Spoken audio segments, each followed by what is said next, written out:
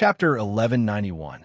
While the candidates for the Saintess of Songdu were in an uproar, somewhere in the celestial fox tribal country was a fork in the road leading to Hu City.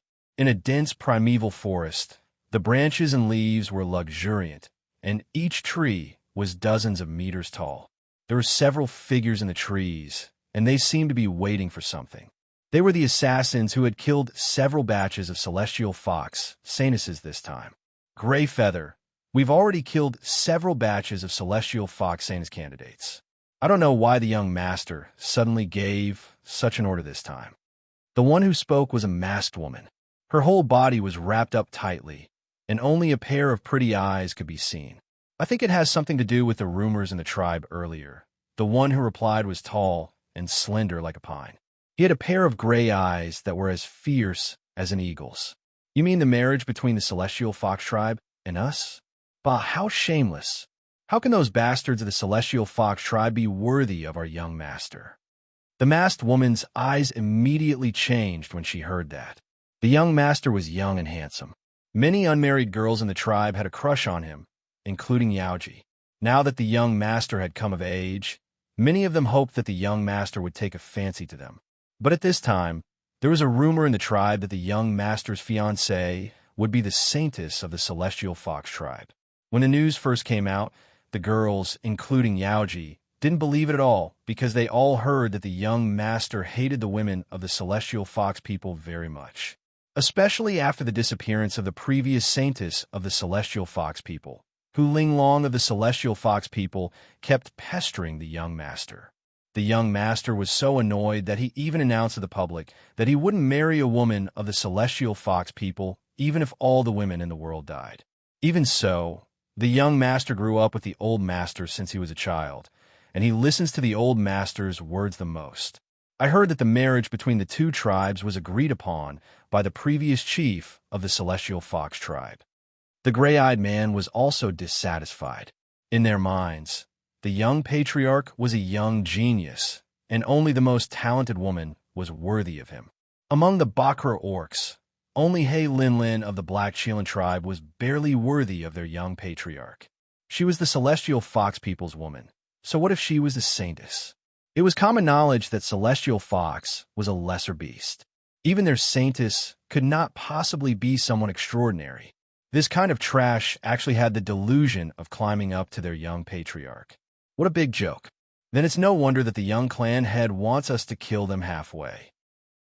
I don't believe that they'll be able to choose a new saintess after killing all of their candidates, the masked woman said, her eyes flashing.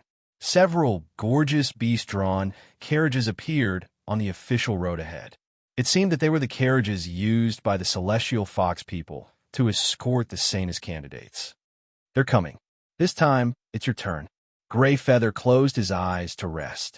Obviously, he did not think highly of the celestial fox people's team. The masked woman, Yaoji, suddenly swayed like a graceful phoenix and was about to attack. But at this moment, a group of masked men suddenly appeared on the official road ahead.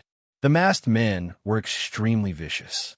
In less than 15 minutes, the heavily guarded celestial fox tribe's convoy was killed. The gorgeously dressed celestial fox people's saintess candidates were pulled down from the beast-drawn carriages. Please don't kill me. I'm from a Sun Mansion in Longdu. If you let me go, I can give you a lot of money. A charming celestial fox people's saintess candidate begged the assassins. These women who went to Hu City to participate in the selection of saintess were all outstanding in appearance and family background. The eyes of the assassins lit up, and they winked at him with malicious intent. He, as expected of a saintess candidate. Her appearance is really outstanding. Brothers, each of us has one. Let's have some fun. The assassins ignored the pleas of the saintess and dragged the celestial fox women aside. Half an hour later, after a few screams, the assassins left. The assassins swaggered away. On the official road, all the guards who were escorting the convoy had been killed. They died miserably. In the bushes, the celestial fox people's women were naked. Their faces were full of knife scars, and they were unrecognizable. What a vicious method. There are people who want to kill the celestial fox people's women like us. Seeing this inhumane scene, Even Gray Feather, who was usually not easily moved, could not help but be slightly moved. Yaoji was so angry that her beautiful eyes turned red.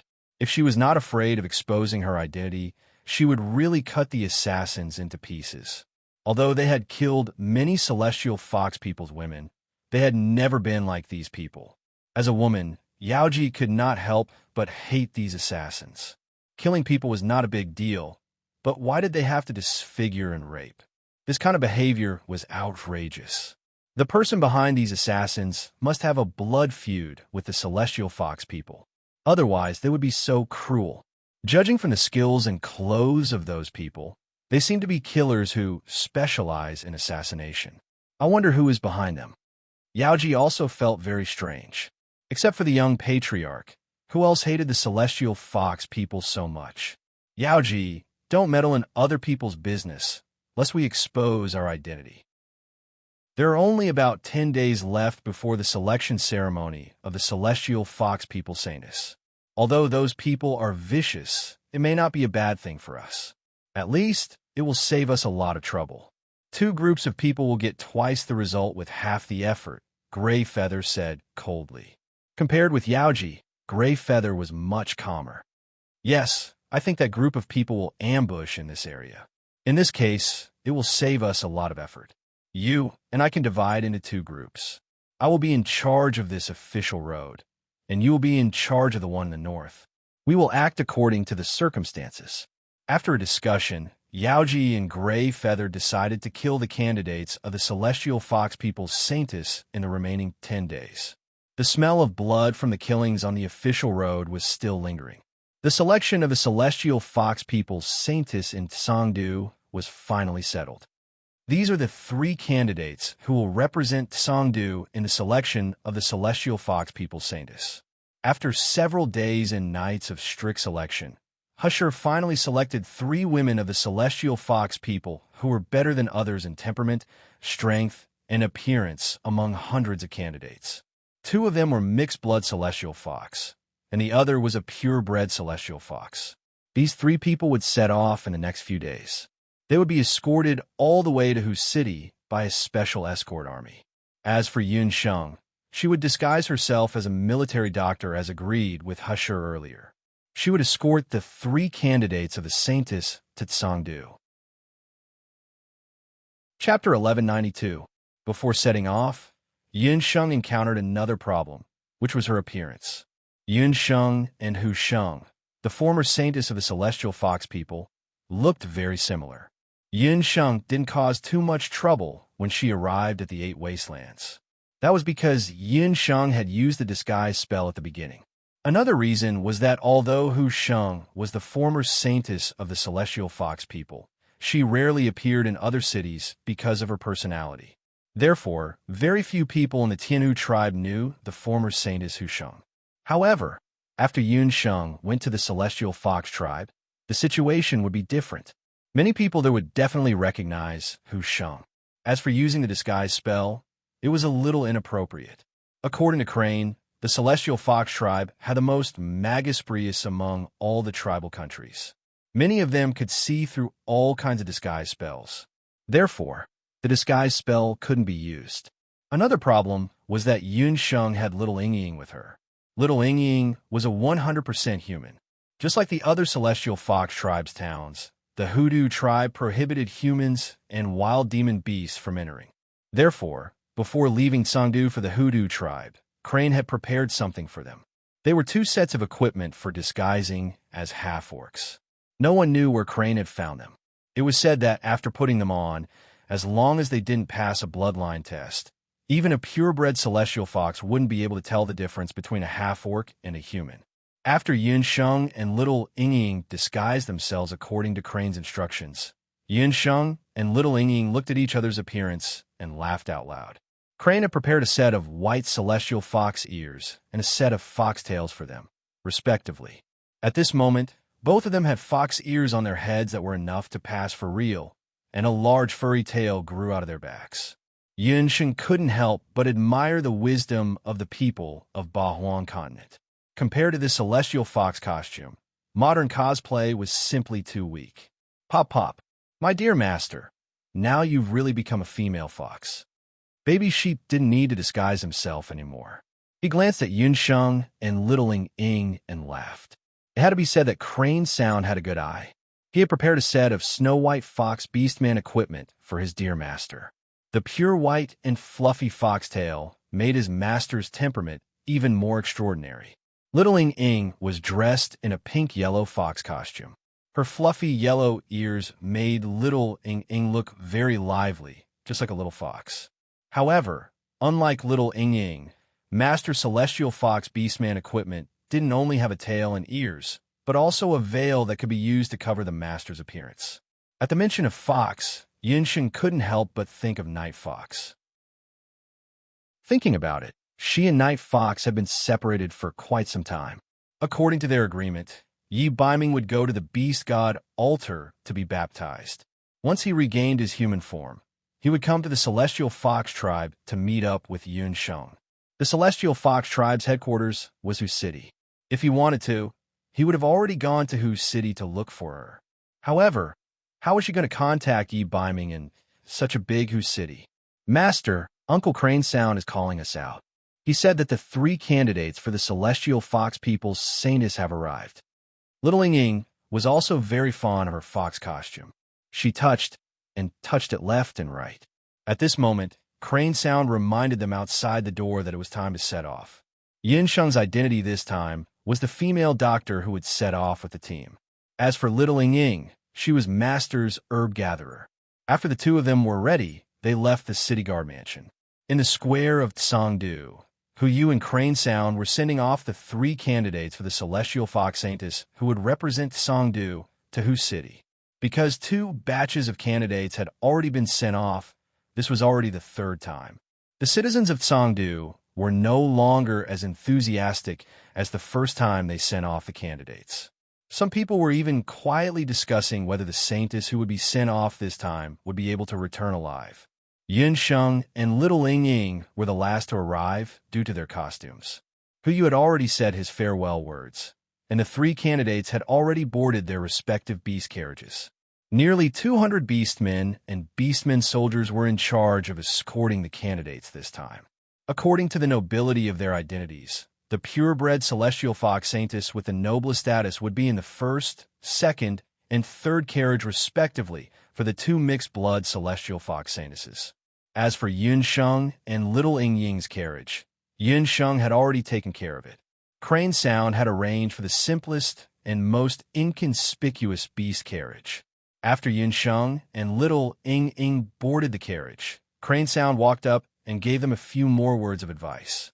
Lord Crane Sound, you don't have to worry. Little Ing and I will definitely arrive at Hu City smoothly. Yunsheng was very grateful for Crane Sound's concern. As the carriages moved on, he watched the carriages leave before she returned to the mayor's mansion with a worried look on her face.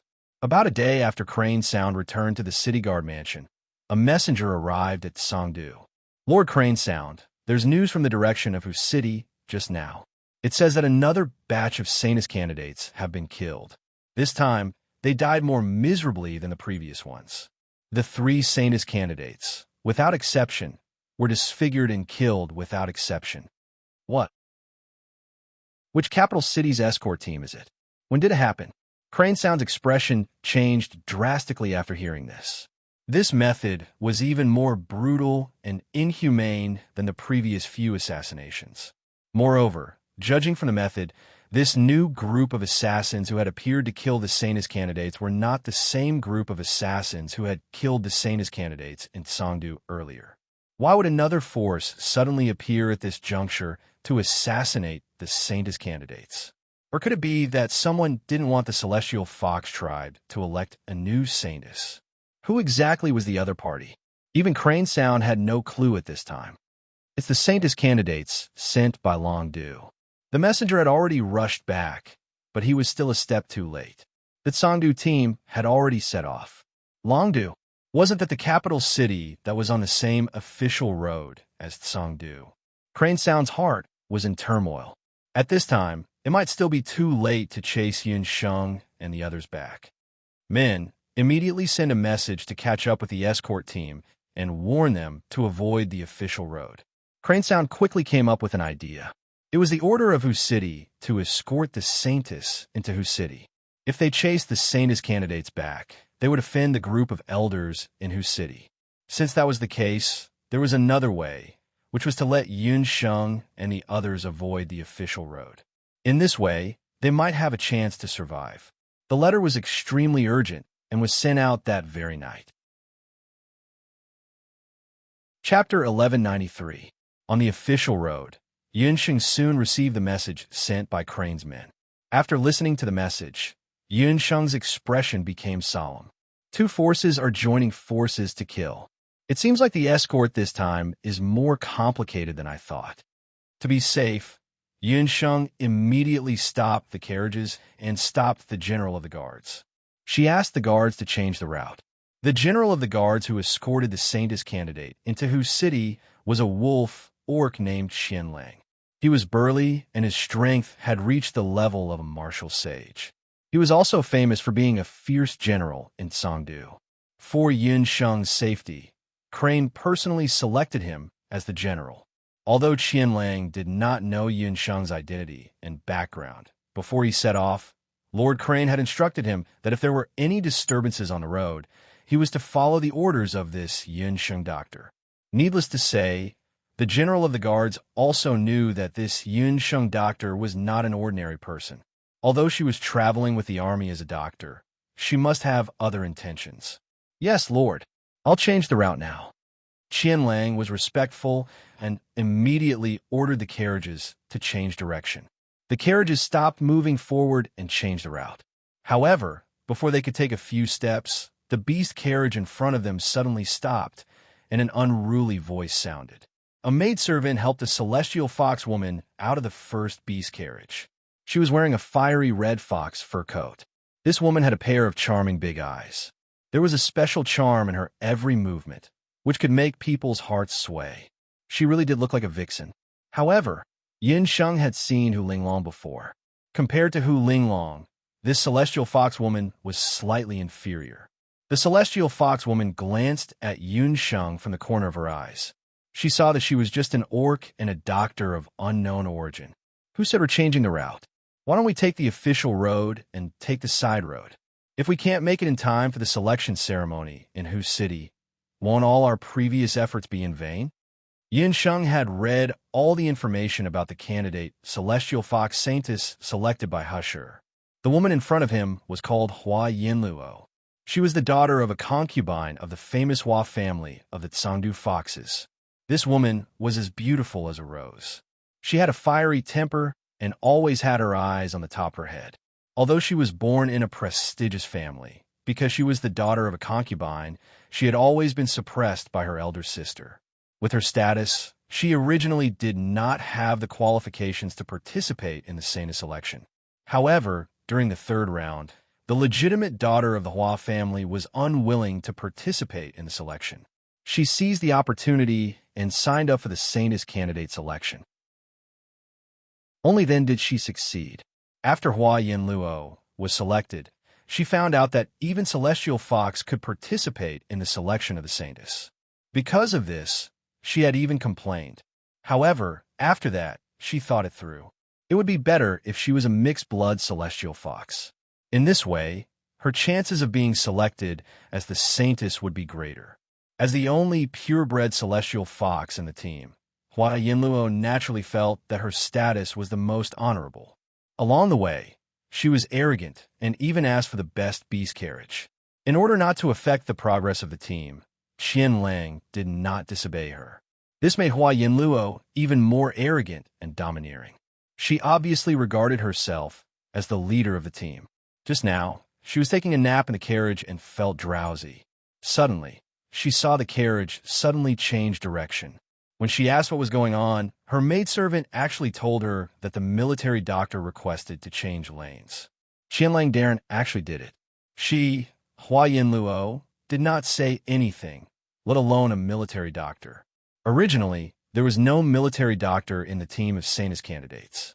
It was Lord Husher who was meddlesome. He said that he was worried that there would be an accident on the road, so he arranged a doctor. Hua Yinluo also asked around. The military doctor was not Dr. Tsang Du. It was said that Lord Husher brought her back after he went to Crescent Spring Town and discovered that she had excellent medical skills. How good could a military doctor who had not even led an official or clinic be?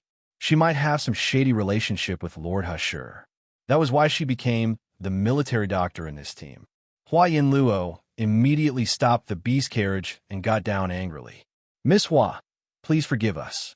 Lord Husher sent a letter saying that the official road is not safe and suggested that we take a small road. Although the small road is a little winding, it is hidden and safer. Moreover, I am very familiar with this area. I am 90% sure that we can reach Hu City on time and not delay your important matters. The general knew Hua Yinluo's temper and could only persuade her patiently. Where is Lord Husher's letter? Unexpectedly, after Hua Yinluo heard it, she was still like a peacock and refused to give in. Lord Husher sent a verbal message, not a letter. The general looked at Yun Sheng awkwardly. The situation was urgent, and Lord Husher did not have time to write a letter. Moreover, Hua Yinluo also said that Lord Husher sent a verbal message. In other words, this half-human military doctor said these words casually. Since there is no letter, it is very likely that she made it up. I think her origin is unknown. Perhaps she is a spy sent by other cities to deliberately isolate us. I said, don't turn, or else I will not leave. Hua Yinluo looked rude and unreasonable. She really stood there and did not move. Qian Lang's face darkened. Yun Sheng also looked indifferent. The team was in a deadlock on the official road. They did not move forward or backward. The commotion also alarmed the Saintis candidates in the other two beast carriages. Two women also got down from the second and third beast carriages. They were mixed-blood celestial fox women. Each of them had their own characteristics. A short-haired woman got down from the second carriage. She looked very shrewd. She was not like Hua Yinluo, who was gorgeously dressed. She was just dressed like a horse. When she got down from the carriage, there was no smile on the woman's face. She had a cold temperament, and her eyes were like cold stars. She was a member of the Feng family in Tsangdu. Her name was Feng Lian. A mixed-blood celestial fox woman also got down from the third carriage. Her face was like a full moon, and her beautiful eyes were dazzling. She looked very graceful and luxurious. Her name was Qinyu. After the three women got down from the carriage, they stood together as if they were in a beauty contest. Each of them had a different style. In an instant, people were dazzled by them. Yunsheng looked at them and could not help but sigh. The celestial fox people were really beautiful. These three women were really comparable in terms of appearance. However, at a glance, the three of them were not easy to deal with. Sister Hua, who made you so angry? It was Qin Yu who spoke. She was tactful and good at dealing with people. Unfortunately, Hua Yinluo did not appreciate it. Who is your sister? We're the same age. You speak as if I am very old. Hua Yinluo could not stand such a pretentious woman like Qin Yu. She was angry at her again. Qin Yu's smile froze on her face. Chapter 1194. The sun was getting higher and higher, and the scorching sun made people's eyes hurt. On the official road, hundreds of people and dozens of beast carriages had been standing still. Ladies, I just got the news that another Saintis candidate was assassinated on the official road. And this time, the situation is very bad. For the sake of your innocence and safety, Lord Hesue sent a message and asked us to change the route. Miss Hua Yinluo is worried that we will delay the journey, so she is unwilling to change the route.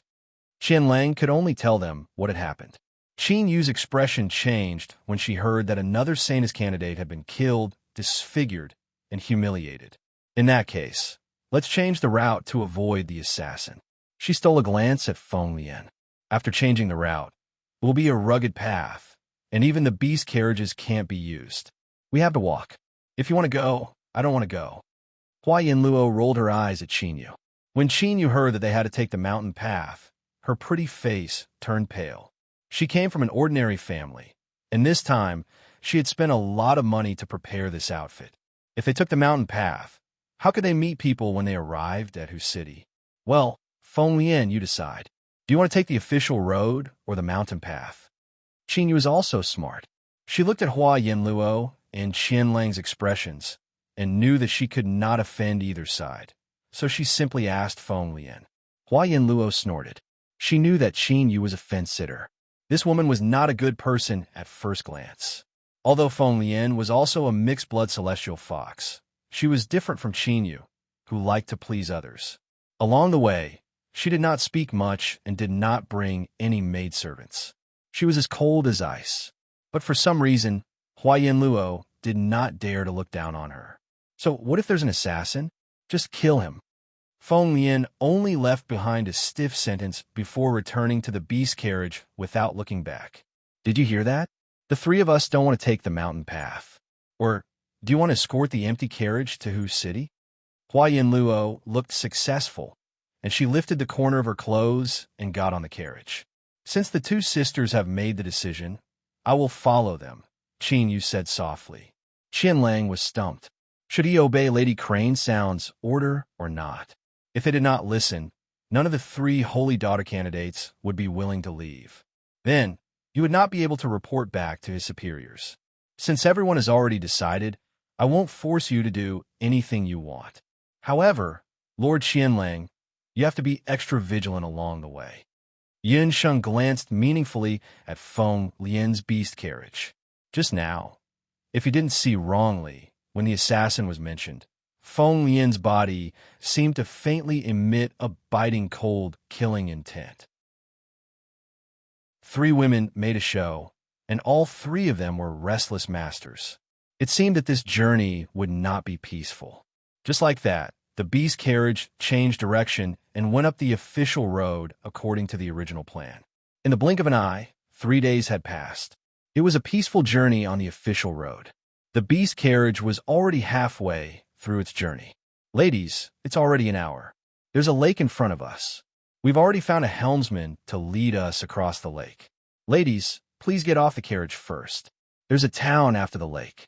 Tonight, we'll spend the night in the town. Qian Lang glanced at the wide lake. There were only a few merchant ships on the lake. There was nothing at all.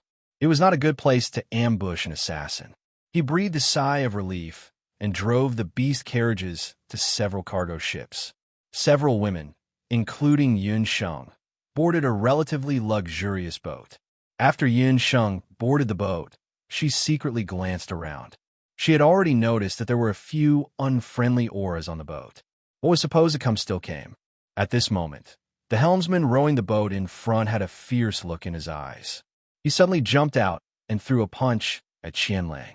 The biting, cold, killing intent was like lightning, causing Qian Lang's heart to tremble. He suddenly took 2 steps forward, and with 2 popping sounds, his hands turned into wolf claws. Bang! The two of them punched each other across the air, and the whole boat shook. There are assassins protecting Yunhua Hospital's daughter and the 3 holy daughter candidates. As soon as Qian Lang finished speaking, the half-orc warriors on the boat had already spread out to protect the women. Beside them, Hua Yinluo and Qin Yu were so angry that their noses were almost crooked. Is there something wrong with Qian Lang's brain? How dare he say that he wants to protect Yunhua Hospital's daughter? How can that lowly half-orc female doctor be compared to us?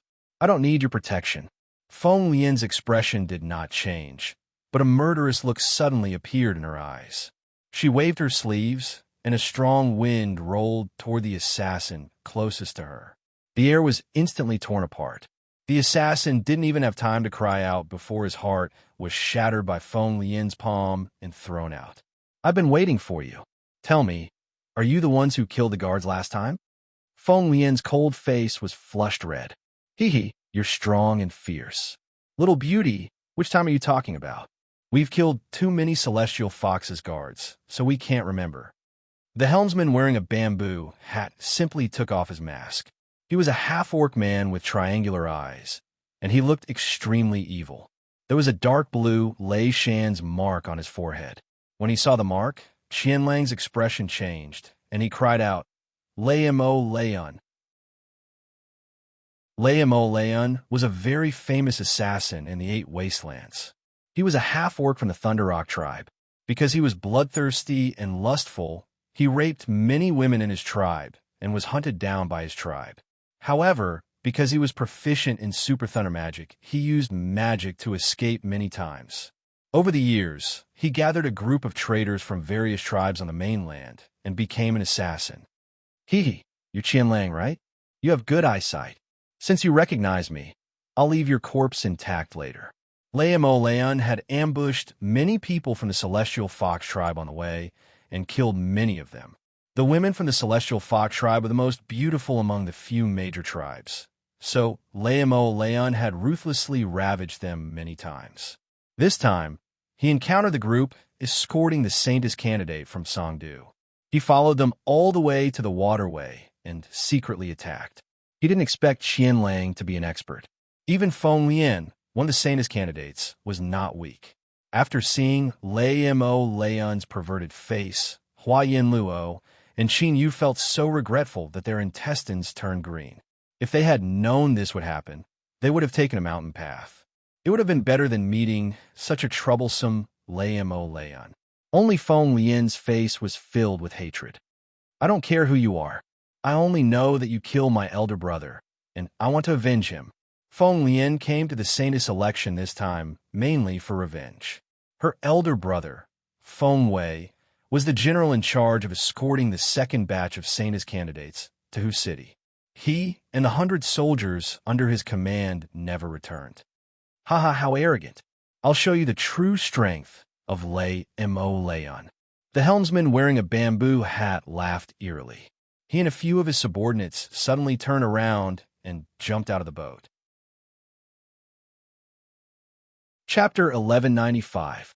Layman Laimo and his men suddenly abandoned the ship and left. This sudden turn of events stunned everyone on the ship. Ying, no matter what happens later, hold on tight to Master. Yun Sheng, who had been watching coldly from the side, carried Ying. At this moment, the ship began to shake violently.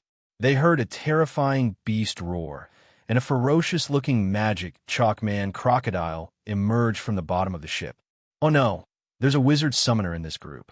Everyone, jump off the ship and leave immediately. It was only at this moment that Qianlang realized that the thunderous demon scholar and the others were clearly planning to exterminate them. They must have seen that Songdu had a large escort team this time, so they deliberately delayed until they reached the waterway. They ambushed the magic crocodile underwater and set up an inescapable trap before they took action. Most of the Songdu guards were not good at swimming. Their strength would undoubtedly be greatly reduced on the water. Moreover, Qianlang had divided the soldiers into several groups to cross the lake. At this moment, there were only 50 soldiers on the ship. The waterway was 10,000 times more dangerous than the land route. The chalkman crocodile was a few meters long. It had ugly, grayish-green skin with rock-like barbs on it. As soon as it emerged from the water, it swung its stiff tail toward the bow of the ship. The beams on the ship were instantly sent flying. Countless wood shavings fell to the ground. A few Saintess candidates exclaimed.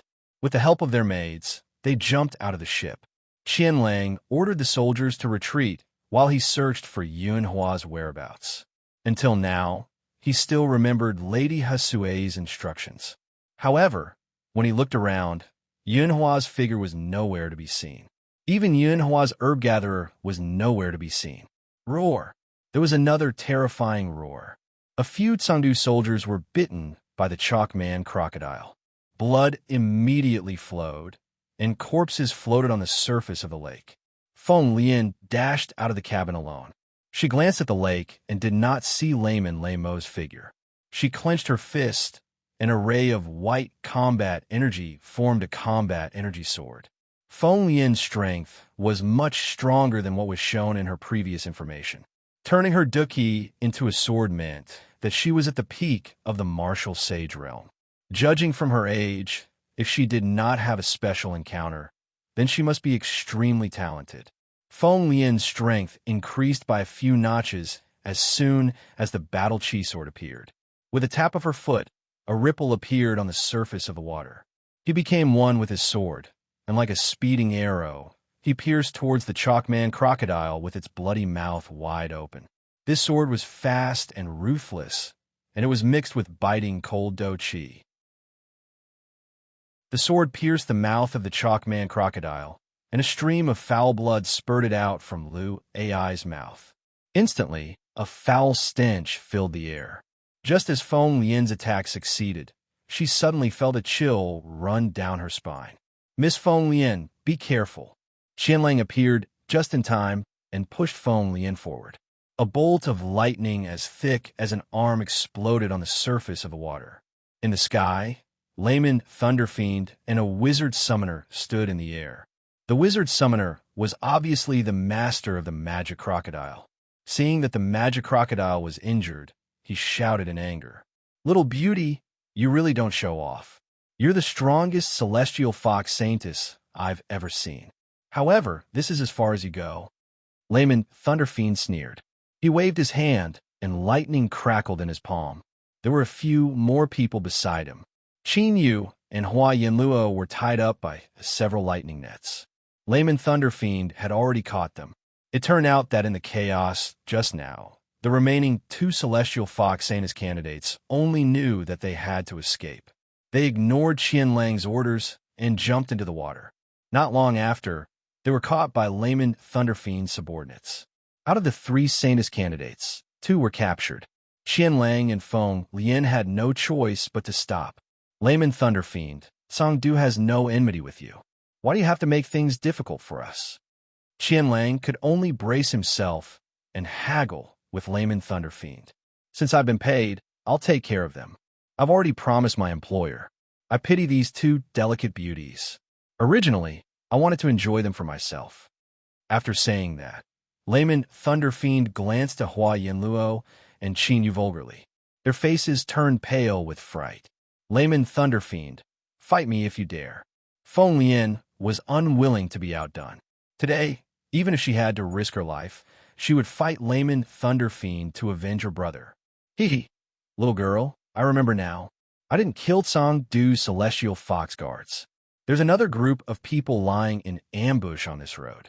Your brother should have been killed by her. Let me give you a piece of advice. Give up. That person's strength is comparable to mine." Layman Thunderfiend glanced at Feng Lian's pretty face with bloodshot eyes. He wasn't a good person, but he didn't want to be the scapegoat of others. He had killed several groups of Saintess candidates from other cities, but this was the first time he encountered a group from Songdu. "If one comes, I'll kill one. If 2 come, I'll kill both. Today, I'll take your life first." Feng Lian snorted coldly. Her figure flashed, and she was already closing in on Layman Thunderfiend. The battle chi sword in his hand let out a long hum and left his hand. Boom! After the battle, Chi's sword left his hand. It charged toward Layman Thunderfiend's heart. Accompanied by a terrifying explosion, a wave of water wolves rolled on the surface of the lake. Everyone only heard a ringing sound in their ears. Layman Thunderfiend's chest was pierced by the battle chi sword. He quickly retreated and almost fell from the sky. At this moment, Qin Yu and Hua Yanluo, who were originally caught by Layman Thunderfiend, had a change of expression in their beautiful eyes. They took out their magic weapons almost at the same time. A dagger and a scimitar nimbly pierced through the magic lightning net and nailed Layman Thunderfiend's chest. Qianlang let out an explosive roar and charged forward. With a single palm strike, he shattered Layman Thunderfiend's chest. The thunderous demon scholar was attacked from 3 sides. He swallowed his last breath and couldn't get up again. He fell from the sky. The moment Layman Thunderfiend died, the situation instantly changed.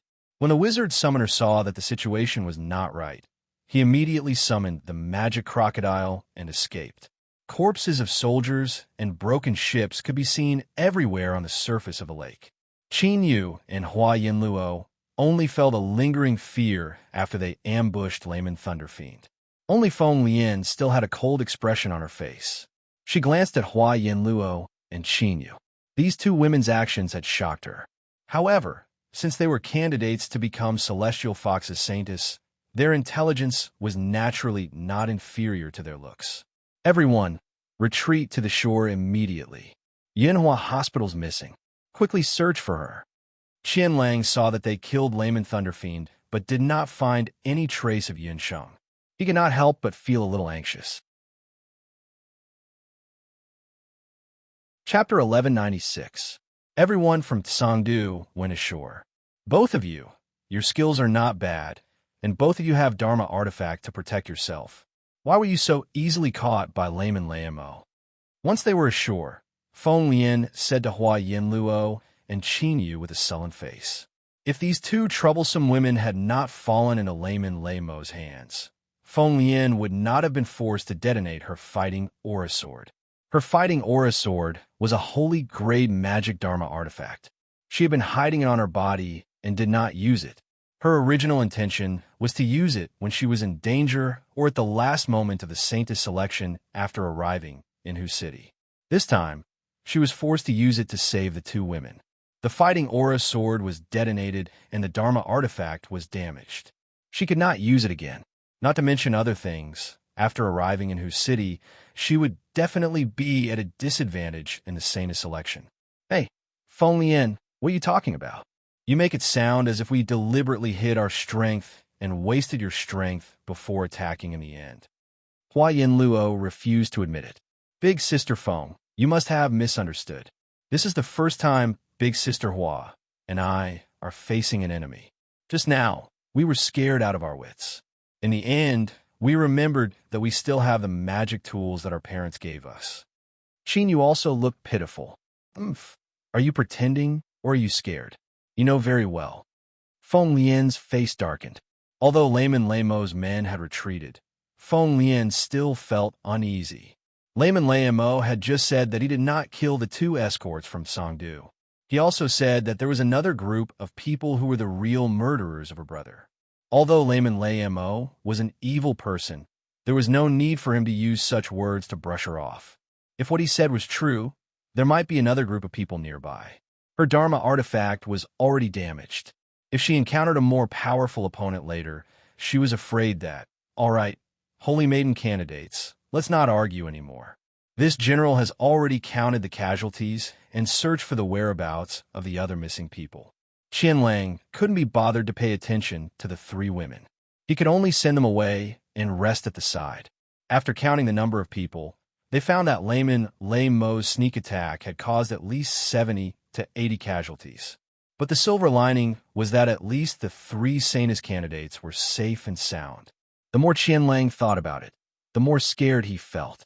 This time, if it weren't for the three women's quick wits and Feng Lian suddenly using a surprise attack at the last moment to heavily injure Layman Thunder Fiend, the guard would have suffered even more casualties.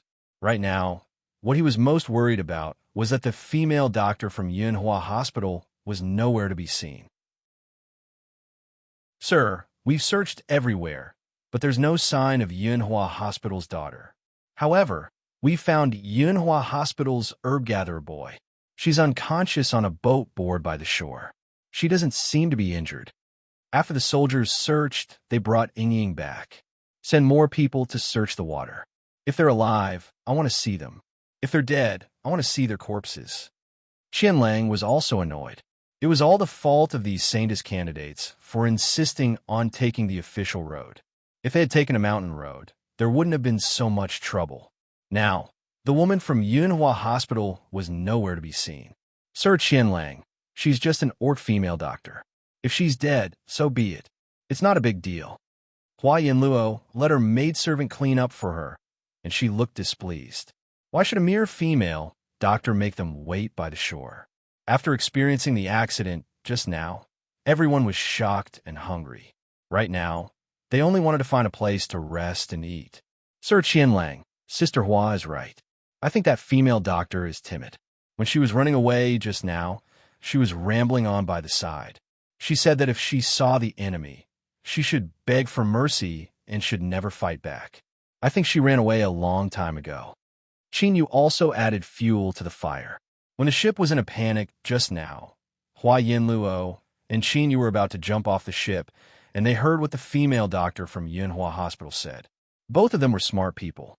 When they heard what the female doctor from Yunhua Hospital said, they had an idea in their hearts. Hence, although the two of them were strong enough to fight against Layman Thunderfiend's subordinates, they did not fight him head-on. Instead, they pretended to be captured by Layman Thunderfiend. After the two of them were captured, they took advantage of the opportunity. After Feng Lian attacked, the two of them used their artifacts at the same time. Only then did they succeed in their surprise attack. Of course, the two of them were secretly feeling lucky for their little cleverness. No one would have thought that it was the words of the female doctor with the surname Yun that enlightened them. As they could not find the whereabouts of the female doctor from Yunhua Hospital, Qian Lang could only order someone to wake little Yingying up first. Yingying closed her eyes tightly. After a while, she woke up. She opened her eyes and saw Qian Lang's anxious face. Yingying, where's your master? Master. Master seems to have escaped to the other side of the lake. She said that when it's safe, she will come and look for me. Little Yingying pursed her lips. She looked as if she was about to cry at any moment. I told you that the woman ran away. Look, she even abandoned her herb gatherer. Why did you save such a person? Hua Yanluo scolded by the side. Feng Lian narrowed her eyes and looked at the other side of the lake. On the other side of the lake was a vast forest. It was almost dusk. At this time, if they forced their way across the lake, even if they reached the other side, it would already be dark. It was undoubtedly very disadvantageous to search for people at this time. Moreover, the forest was vast. They did not know if there were ferocious demonic beasts in it. Qian Lang pondered for a moment. Then, he looked at Hua Yanluo and Qinyu, who kept complaining. He could only frown and order them to set up camp by the river. They would cross the lake to look for people at dawn. Master, I did as you said. You have to come back soon. Little Yingying looked at the other side of the lake and stuck out her tongue. On the other side of the lake, there were layers of green and dense forest. Yaoji and a few of her clansmen were standing in the forest. They all saw the chaotic battle on the other side of the lake. I didn't expect Layman Lei Mo to be killed. Yaoji was surprised. She and Layman Lei Mo's group lurked in this area. Because of Layman Lei Mo and his group, she did not have to do much. In the past few days, most of the candidates for the Saintess of Celestial Fox who passed by this area were killed. Only this group of guard from Songdu were lucky enough to survive. However, after going through such a chaotic battle, the few experts in the opposing team are already physically and mentally exhausted. You are unlucky to have met me, Yaoji. I'm not a scum like Layman Lei Mo, Yaoji said in a crisp voice. Haha, is that so? That's not necessarily true. An abrupt voice suddenly broke into Yaoji's ears. She trembled and looked in front of her in disbelief. She saw a woman leaning lazily on a spruce pine a few feet away.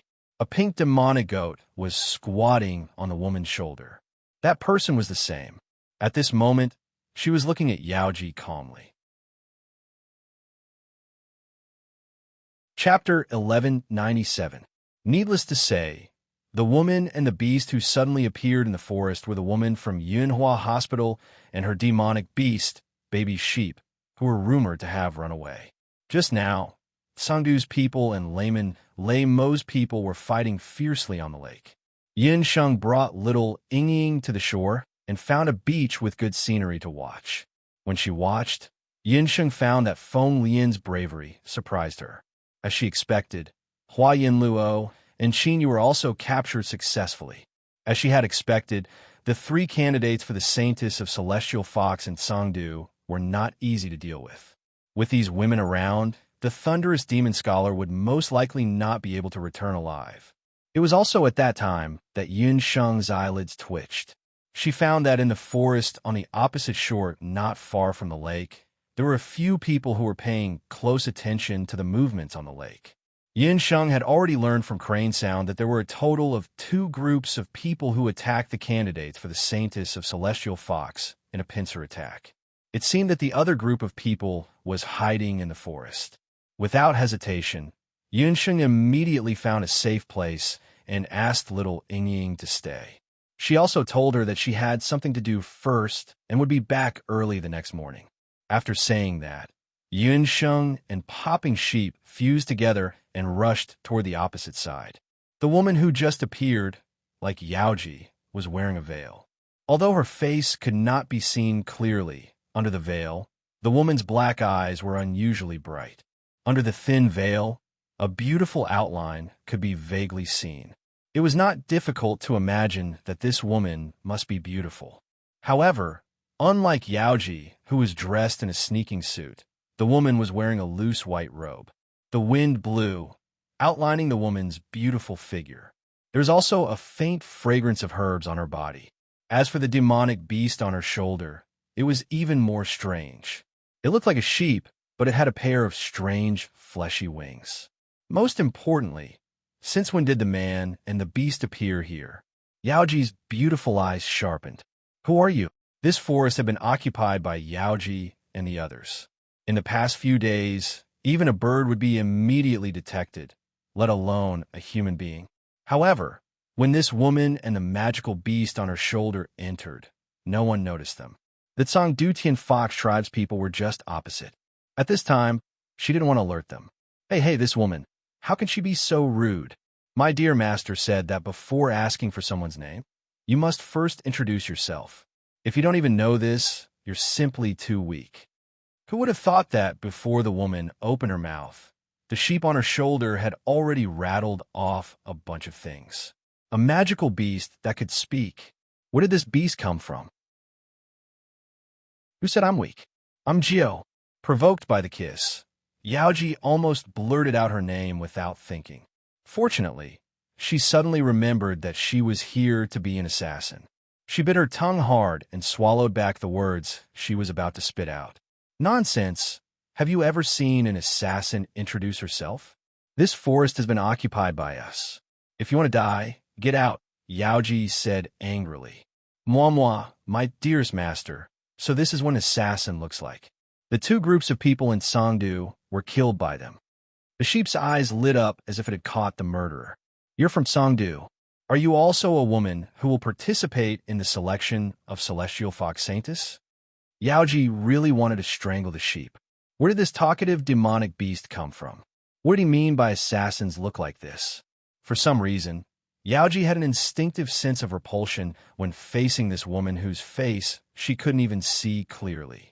It seemed that this woman made her feel a strong sense of danger subconsciously.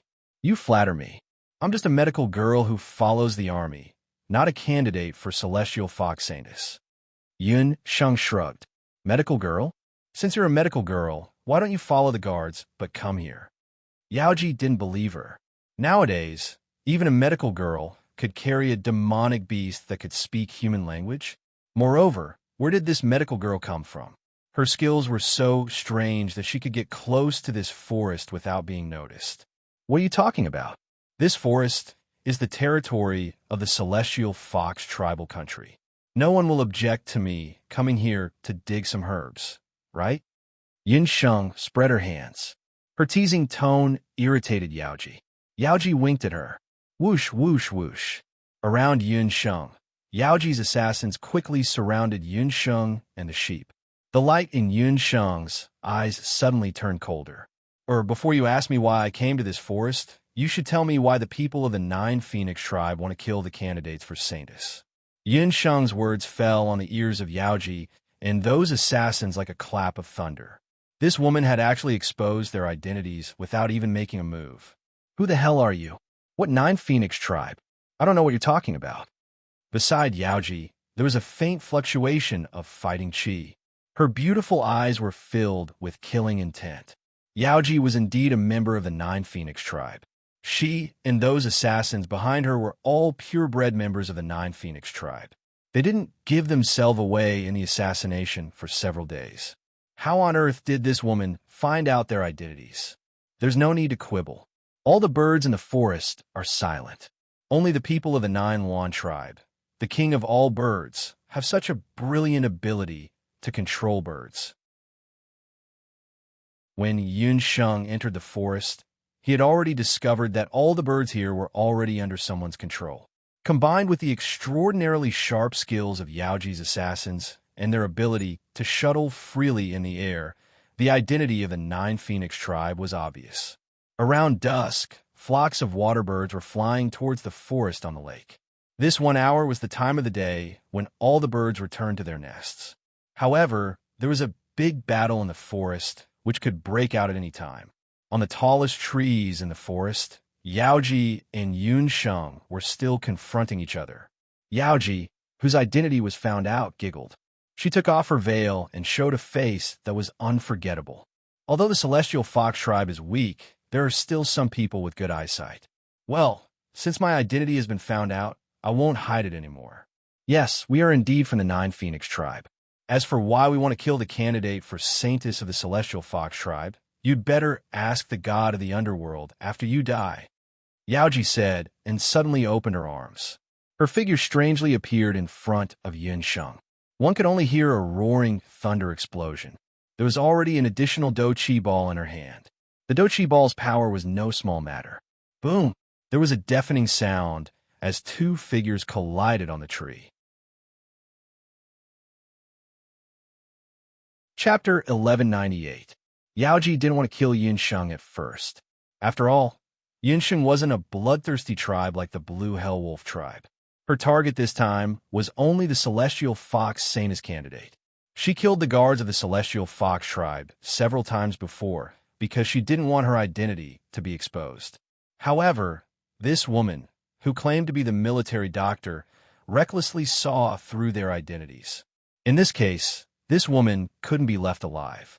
Since Yaoji wanted to kill her, she used a killing move as soon as she attacked. However, to Yaoji's surprise, the Celestial Fox people's military doctor who was in front of her didn't dodge when she attacked. Sizzle! A strange sound was heard.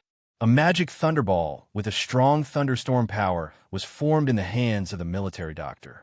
Yunsheng's strength was several times stronger than before. She was the first to comprehend the profound magic. When she used the profound thunder vortex, she almost used up all her magic power. However, she was familiar with it today. In a flash, the profound thunder vortex was formed. Under the veil, a mischievous look flashed through the woman's black eyes, which seemed to be able to devour everything. How could it be? The other party could also... Before Yaoji could react, the fighting balloon and the profound thunder vortex collided. The strong impact made the people around retreat quickly like the ebbing tide and land on the trees nearby. It was as if a hurricane had passed through the place where the two women had landed earlier. Dozens of trees collapsed with a loud rumble. Many trees were cut in half, and the ground was covered with broken branches and leaves. Hiss! Someone sucked in a breath of cold air. Yaoji was a purebred 9-1.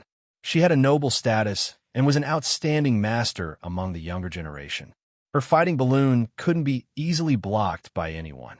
Moreover, the other party was only a Celestial Fox people, and the woman was just a military doctor. When did a military doctor become so powerful? Yaoji's face was as cold as ice. Such a big movement must have alerted the people of the Celestial Fox tribe. It was impossible to launch a sneak attack. Yunsheng furrowed her brows. The 9-1 clan was indeed worthy of being one of the 9-1 beast clans. This girl was extremely strong. Your strength is not bad, but it's a pity that this is as far as you can go.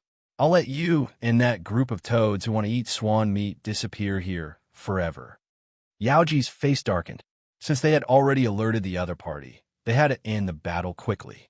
She suddenly let out a cry that sounded like the cry of a swan bird. In the sky, countless flocks of birds flocked towards the forest. An ancient aura that made one's heart tremble appeared in the sky above the forest. Above the forest, all kinds of birds appeared. Among those birds, there were goshawks, sparrows, and many other birds that Yunsheng couldn't even name. Could it be that Lady Yaoji is going to use that terrifying forbidden technique? The assassins of the 9-1 tribe looked towards the sky. This was a technique that would destroy both jade and common stone. Toads want to eat swan meat. Yunsheng raised her eyes and looked at the sky. She was still thinking about the specific meaning of Yaoji's words. In the sky, hundreds of birds returned to their nests and gathered together to form a one bird the size of an empty boat. This was the first time that Yunsheng had seen such a special forbidden technique. After coming to the 8 Wastelands continent, Yunsheng had thought that with her strength as a lord of magic, she could travel unimpeded in the 8 Wastelands continent. However, based on what she had seen and heard over the past few days, Yunsheng realized that she was gravely mistaken. The strength of the Bakra orcs was far stronger than she had imagined. Last time, when she fought against a celestial fox mixed blood fox, she had seen the strange fox venerable descending. This time, when she fought against the female assassin of the Nine Luan tribe, it was the same. This flaming Luan was undoubtedly much stronger than the half-baked fox venerable. My dear master, that's the ancient forbidden technique of the Nine Luan tribe. Assemble. Flame Bath Luan. This big fellow's strength is not to be underestimated. It can spit out countless flames, and everything within a radius of 10 miles will be turned to ashes by it. Popping Sheep looked at the huge Luan in the sky and nervously said, he still wanted to live. He didn't want to be roasted into a lamb by this big turkey. TSK, what a crazy woman. It's just a fight. Does she have to fight so hard? It's like I stole her man. Yunsheng spat. As soon as the flaming Luan appeared, Yunsheng felt a terrifying ancient pressure. The surrounding temperature suddenly rose. She could even smell the burning smell of her foxtail behind her. It seemed that baby sheep was right. The flaming Luan above her head was very powerful. In terms of strength, this flaming Luan was already a demigod-level existence. Looking at the other side of the lake, the sudden appearance of the flaming Luan alerted the celestial fox tribe members who were resting in the camp. The three Saintess candidates, as well as Qianlang and the others, all gathered around the lake. That's the Nine Luan tribe's forbidden technique. Why would the people of the Nine Luan tribe suddenly appear here? Qianlang frowned. The Nine Luan tribe was a superior beast tribe.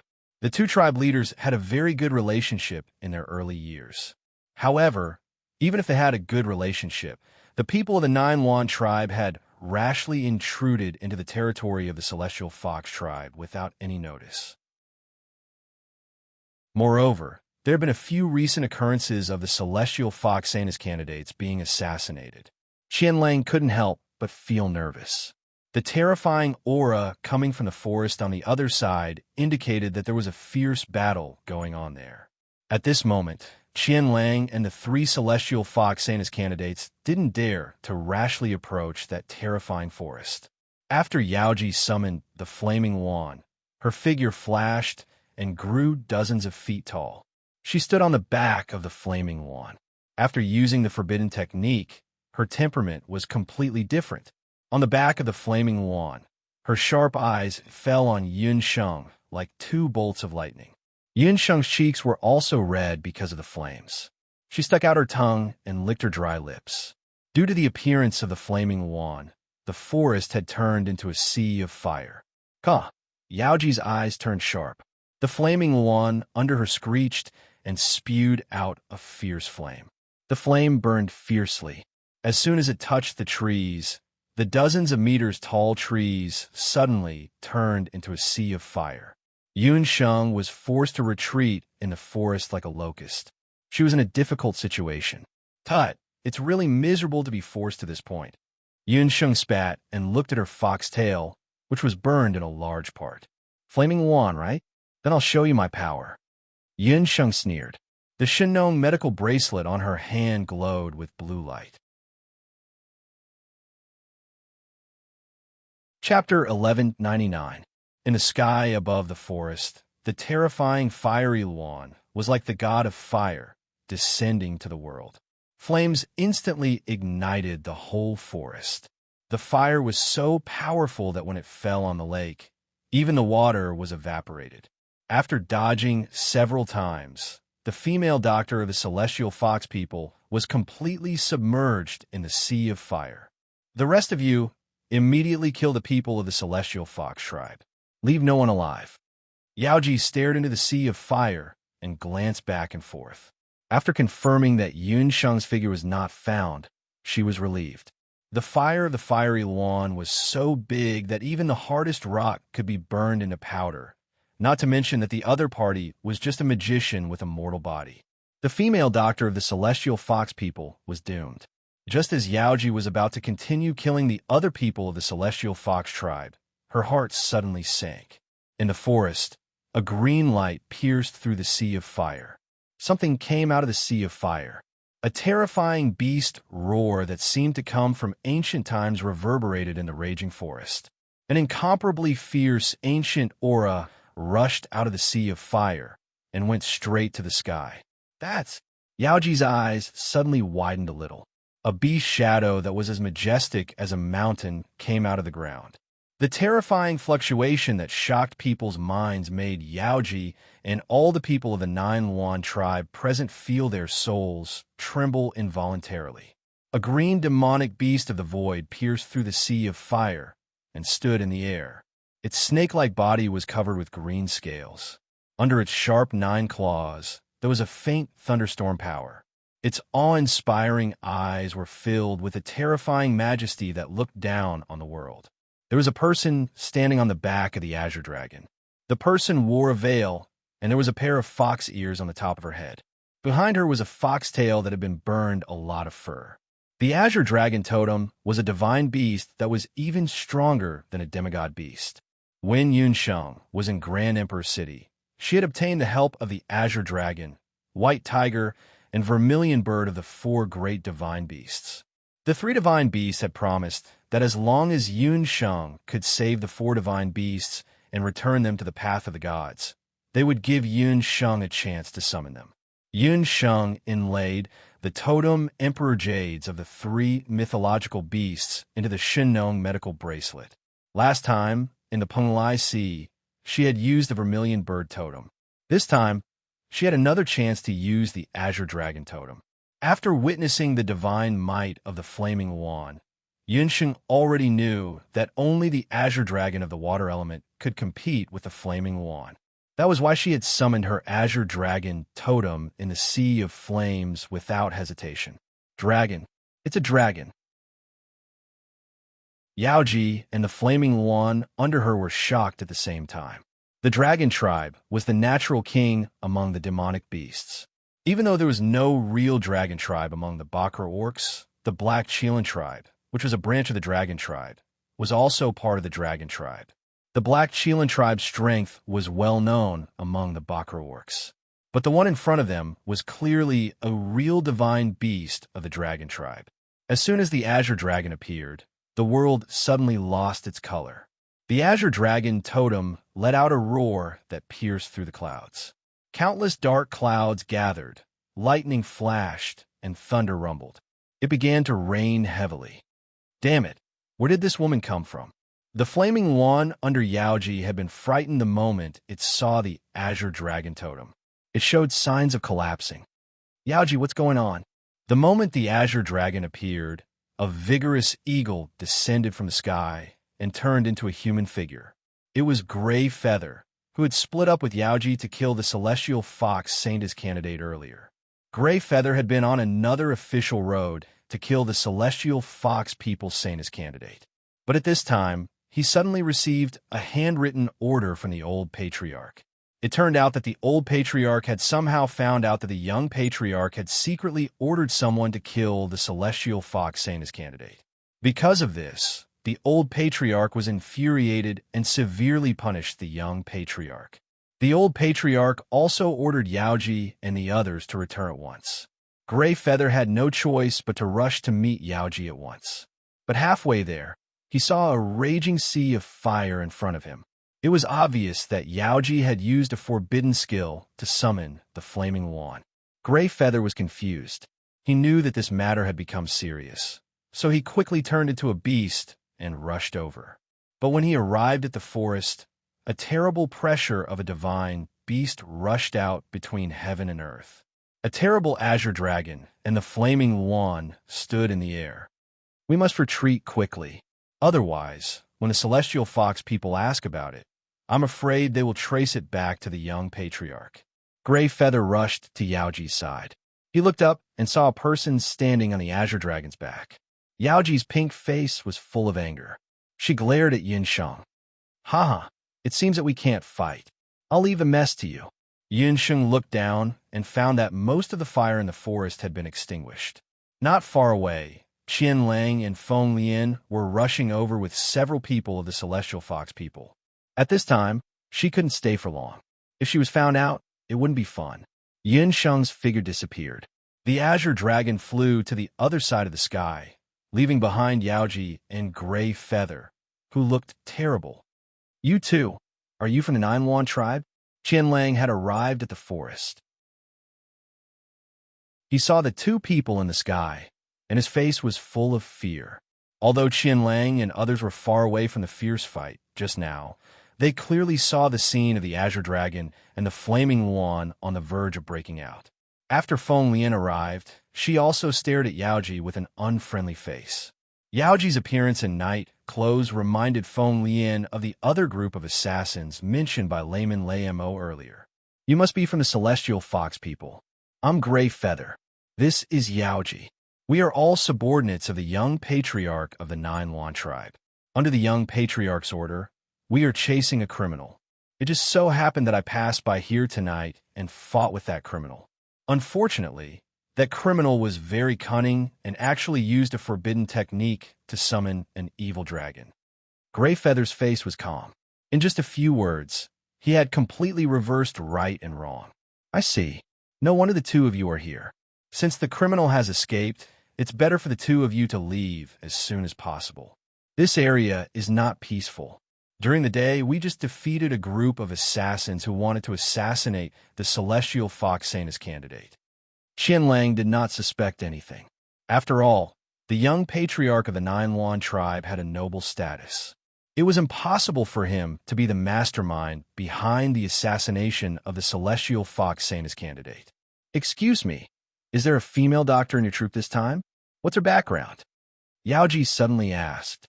Miss Yaoji, are you asking about Yinhua Hospital? Yes, we do have an orc female doctor in our troop this time. However, we were ambushed by Layman Laymo during the day and got separated on the waterway. I'm also looking for the whereabouts of Yinhua Hospital. When he heard about Yun Sheng's whereabouts, Qianlang hurriedly asked. He also learned to be careful and did not say more about Yun Sheng's background. It's just that I saw a woman heading in that direction a while ago. Yaoji did not get an answer from her, but after she was sure that the other party was really a female doctor, she secretly remembered the name Yinhua Hospital's female doctor in her heart. Chapter 1200. The commotion finally ended with the departure of Gray Feather and the others from the Nine Phoenix tribe. Qianlang did not suspect that the assassination was related to the Nine Phoenix tribe. Yaoji and the others also did not pursue Yun Sheng's background. After dawn, Qianlang and the others searched along the burnt forest. Finally, they found Yun Sheng at the outermost edge of the forest. When they found her, she looked embarrassed and said, "Haha, I was scared out of my wits when I saw the chaos, so I hid." After returning, Yun Sheng could not avoid being criticized by Hua Yinluo, Qin Yu, and the others. Feng Lian, on the other hand, stood to the side without saying anything. She only stared at the lake that had been burned dry. No one knew what she was thinking.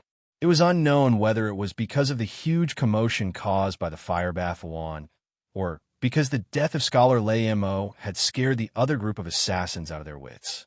In any case, the rest of the journey was peaceful.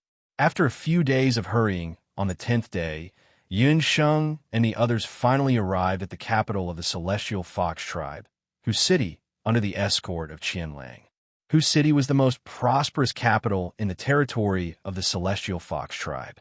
It was an ancient capital with thousands of years of history. The scenery in the capital was beautiful. The streets were paved with blue stone, and trees that were commonly seen in the north were planted along the streets.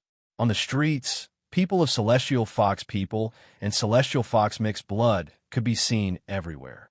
After escorting Feng Lian and the others into the city, Qianlang and the others still had to stay in the city for a few days.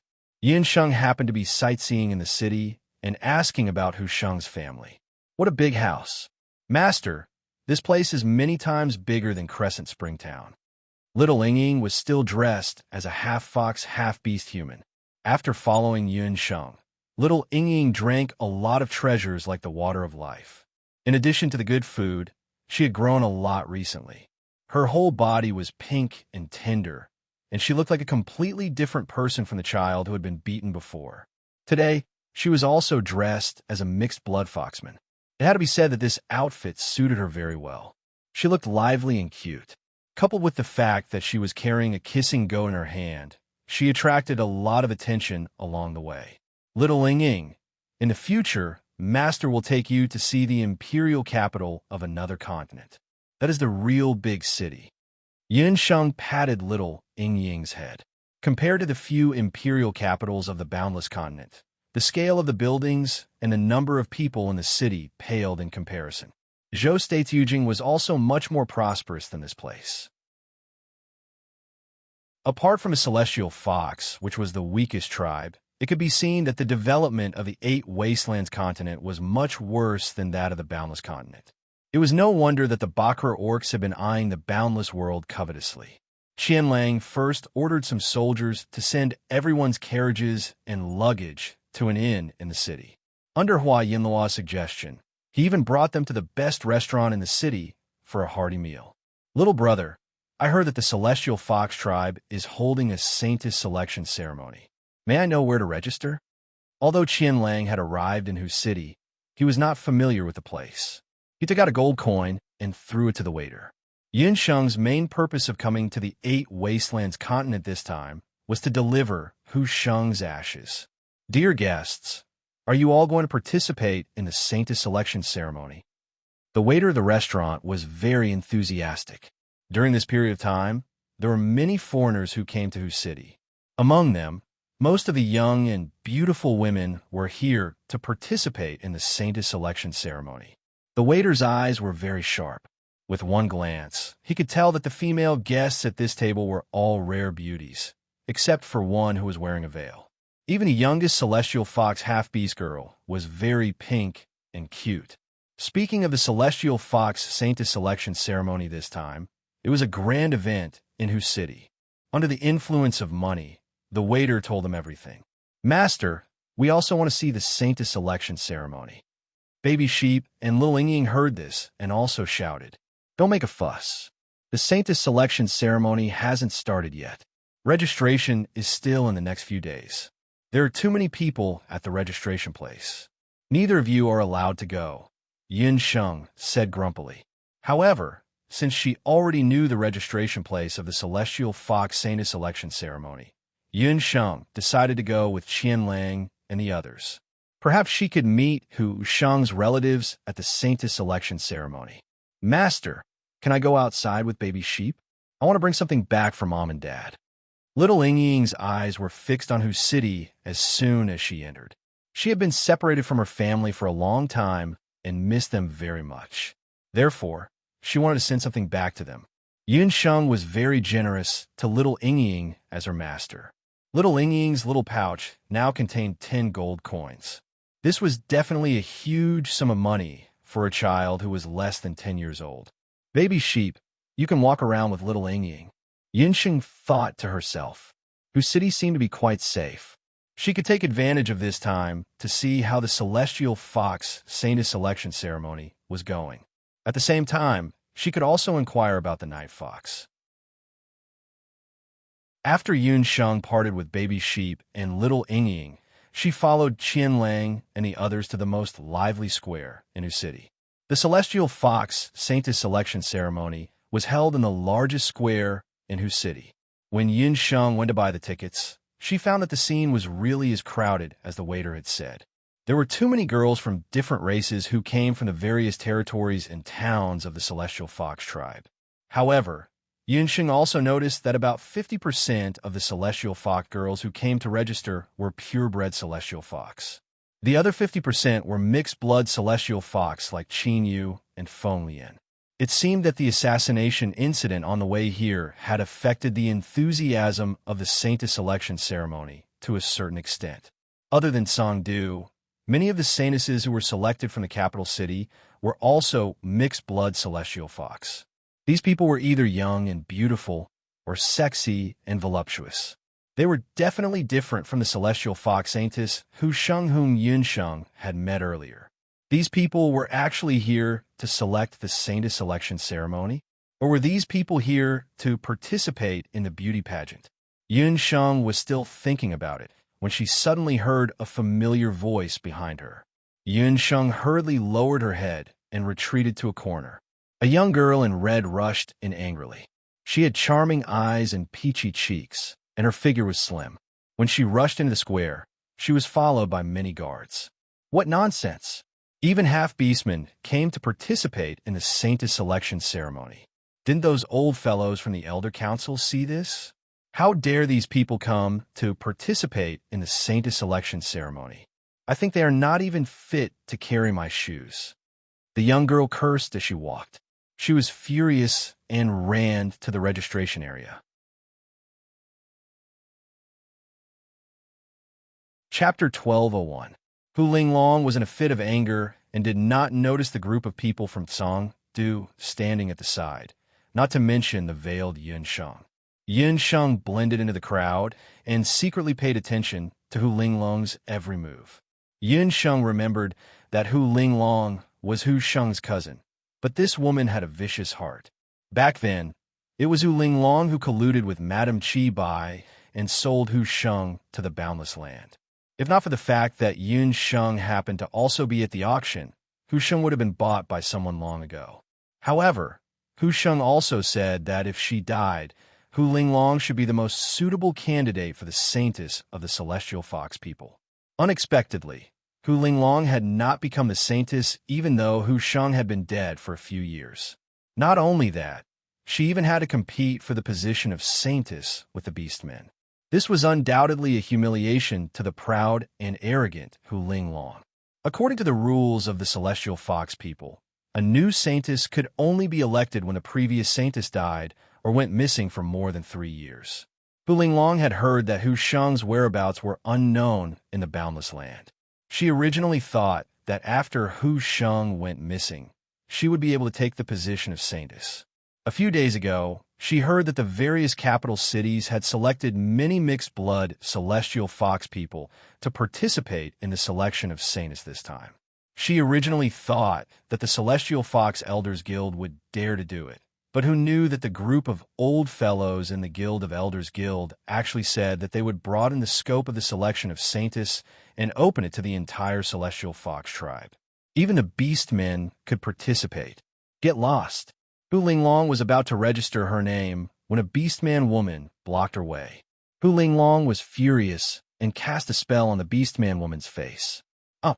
The Beastman woman screamed as a piece of flesh was torn off her face. Instantly, blood and flesh flowed out, making her look very miserable. Lady Linglong, this is an order from the Elders' Assembly. Please cooperate with us. If you injure anyone again, we can only cancel your registration. This is an order from the Elders' Assembly. Please don't make things difficult for your subordinates. The Sky Fox clansman in charge of the life-saving pill felt a headache coming on when he saw Hu Linglong. Although the previous Saintess, Hu, was a good-for-nothing, at least she treated people well. In comparison, although Hu Sheng's cousin, Hu Linglong, was quite strong and had reached the level of a saint-level law emperor in the past few years, she was known for her arrogance and willfulness in the Heavenly Fox tribe. Because her father was the 5th elder of Celestial Fox, no one of the tribesmen in the tribe dared to offend her. Although Hu Linglong was very dissatisfied, when she heard that it was an order from the Elders Guild, she could not flare up again. Those old fellows in the Guild of Elders had the support of clan head Hu Chinchio. Even her father could not do anything. Hu Linglong angrily reported her name and left. When she returned home, she could not help but look for her father. Father, what's going on? How come those assassins we sent out could not even deal with a few women? Now, even beastmen can participate. How am I supposed to face others in the future? Hu Linglong had always been the target of ridicule among the descendants of the 8 Desolation tribe. If the other tribes knew that even beastmen could participate in the Saintess of the Celestial Fox people, even if she was chosen as the Saintess in the future, she would definitely be laughed at. Linglong, this matter is quite strange. Lei Mo and his men actually failed. Hu Linglong's father, who is also Hu Qianqiu's younger brother, Hu Qiansui. Earlier, the ones who hired Lei Mo and the others to assassinate the Saintess candidates were precisely this vicious Celestial Fox father and daughter. Seeing his daughter's angry face, he tried to persuade her. The Guild of Elders did this because you did not find the celestial fox relic. That's why people in the tribe said that you are not qualified to become the saintess of the celestial fox saintess. Hearing her father mention the celestial fox relic, Hu Linglong's face became awkward. Hu Qiansui was a very ambitious person. Back then, because he was a bastard son, he was not able to become the clan head of the celestial fox people. He had always been brooding over this matter. Even the heavens wanted to help him. Hu Qianxiu did not have many children. The only daughter who was tested to be the successor of the celestial fox saintess was a trash who did not know any magic. On the other hand, Hu Qiansui's daughter, Hu Linglong, had been intelligent and beautiful since she was young. If it weren't for the fact that Hu Sheng was the clan leader's daughter, she wouldn't have had a chance to become the saintess of the Heavenly Fox clan. Every time Hu Qiansui thought of this, he would be secretly angry. All these years, on the surface, he had been pandering to Hu Qianxiu and the Guild of Elders, but secretly, he had been doing something. Other than allowing his daughter to secretly suppress and bully Hu Sheng, he had also been trying to rope in the Guild of Elders. His goal was to wait for the right opportunity to replace Hu Qianxiu and become the clan head of the Celestial Fox people. Among them, he had his daughter trick Hu Sheng and banish her from the 8 Desolates continent. His daughter would replace her and become the new Celestial Fox Saintess. This was the first step of Hu Qiansui's plan. Hu Qiansui and his daughter had been painstakingly planning for many years and finally got rid of the thorn in their side, Hu Sheng. He even bribed an elder to recommend Hu Linglong to replace Hu Sheng in the Dutian blood realm and search for the Beast King relic with the other descendants of the 8 Desolates. But who would have thought that Hu Linglong would not be able to find the Celestial Fox relic at such a critical juncture? The loss of the Celestial Fox relic had been criticized by the other elders of the Guild of Elders. When the time came for the new saintess, the elders unexpectedly proposed to hold the saintess selection ceremony for the first time. Hu Qiansui knew that he was in the wrong because of the relic and could only vote in favor. Linglong, don't be anxious. What is yours will be yours. Looking at the entire Celestial Fox tribe, in terms of bloodline, appearance, and talent, no one is more suitable than you to be the saintess. Don't worry, in this selection ceremony, I will definitely let you take first place. At that time, let's see if anyone dares to say that you are not qualified to be the saintess. Hu Qiansui comforted his daughter. So many things had happened in the middle of the Celestial Fox saintess election this time. Even a mixed-blood Celestial Fox had joined in. But this also had its benefits. With Hu Linglong's purebred status and outstanding talent, she would definitely be able to become the saintess of the Celestial Fox saintess. Father, I naturally have confidence in the saintess matter. I also have something to ask you, and that is the matter of the 9 Yuan clan's young leader. I heard that when grandfather was still in power, he had made an agreement with the 9 Yuan clan's old leader that the saintess and the young leader of the 2 clans would become husband and wife once they reached adulthood. Is this true? Hu Linglong would only put away her unruly temper when talking about her crush, Lu. That's right. There was such an agreement between the old leaders of the 2 clans. But according to the agreement, only the saintess of the Celestial Fox saintess can marry the young leader of the 9 Yuan clan.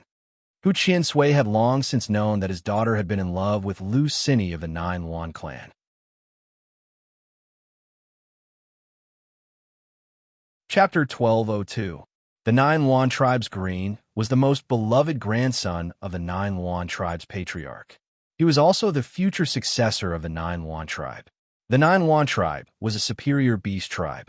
If they could get close to Green, it would be the same as getting close to the 9 Yuan tribe. At that time, the Celestial Fox tribe's status as an inferior beast tribe would be reversed. Hu Qiansui had already made up his mind. He wanted his daughter and Green to be a couple no matter what. Father, don't worry. The Celestial Fox people's saintess will definitely be your daughter. Green, it's mine. Hu Linglong's face flushed red.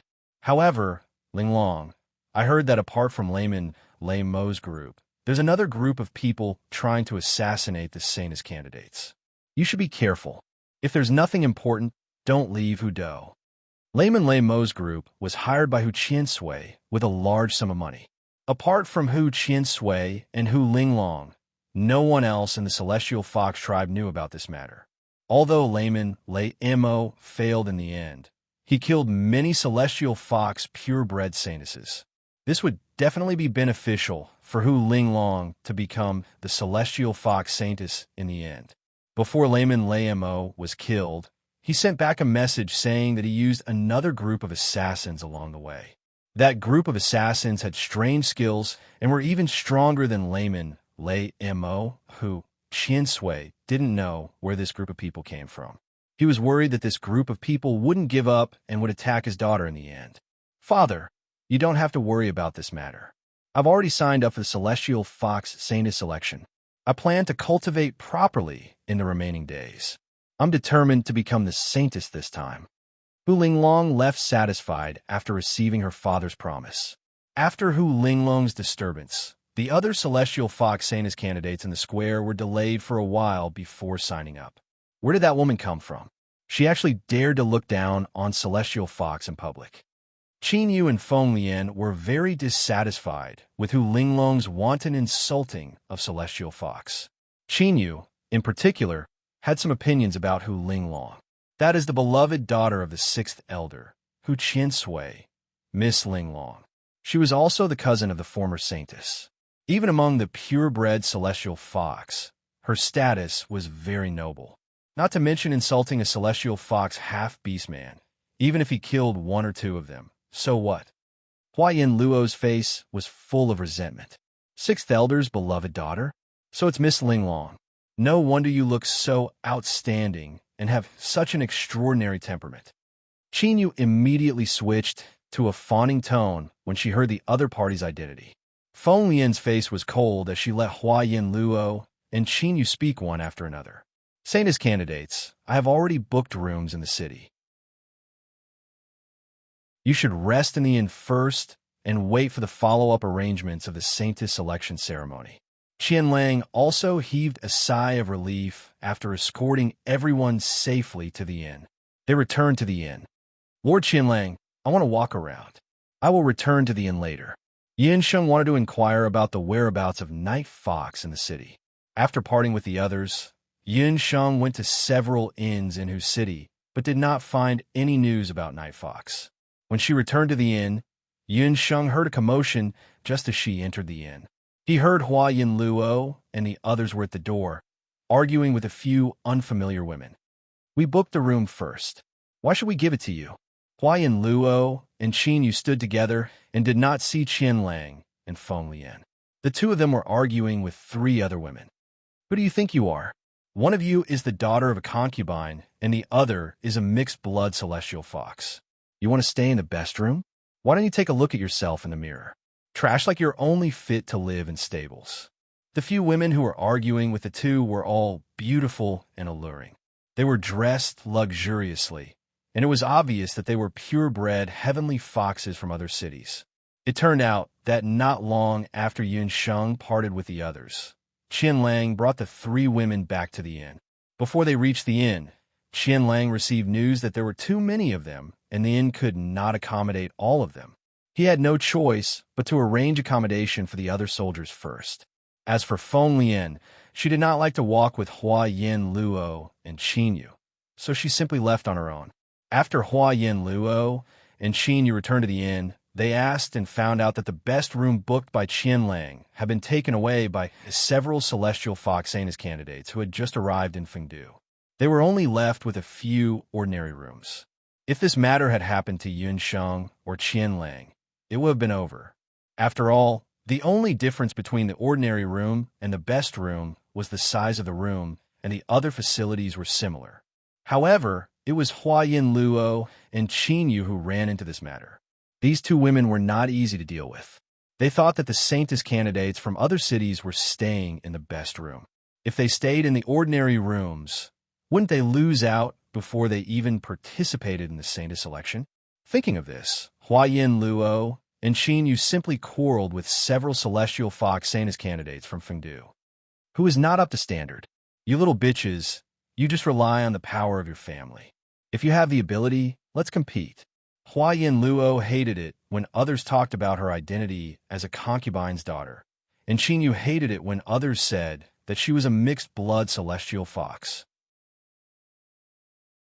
Once the two women quarreled, they did not care about reason or manners. They just looked like shrews cursing in the street. The celestial fox saintess candidates from Fengdu were also not easy to deal with.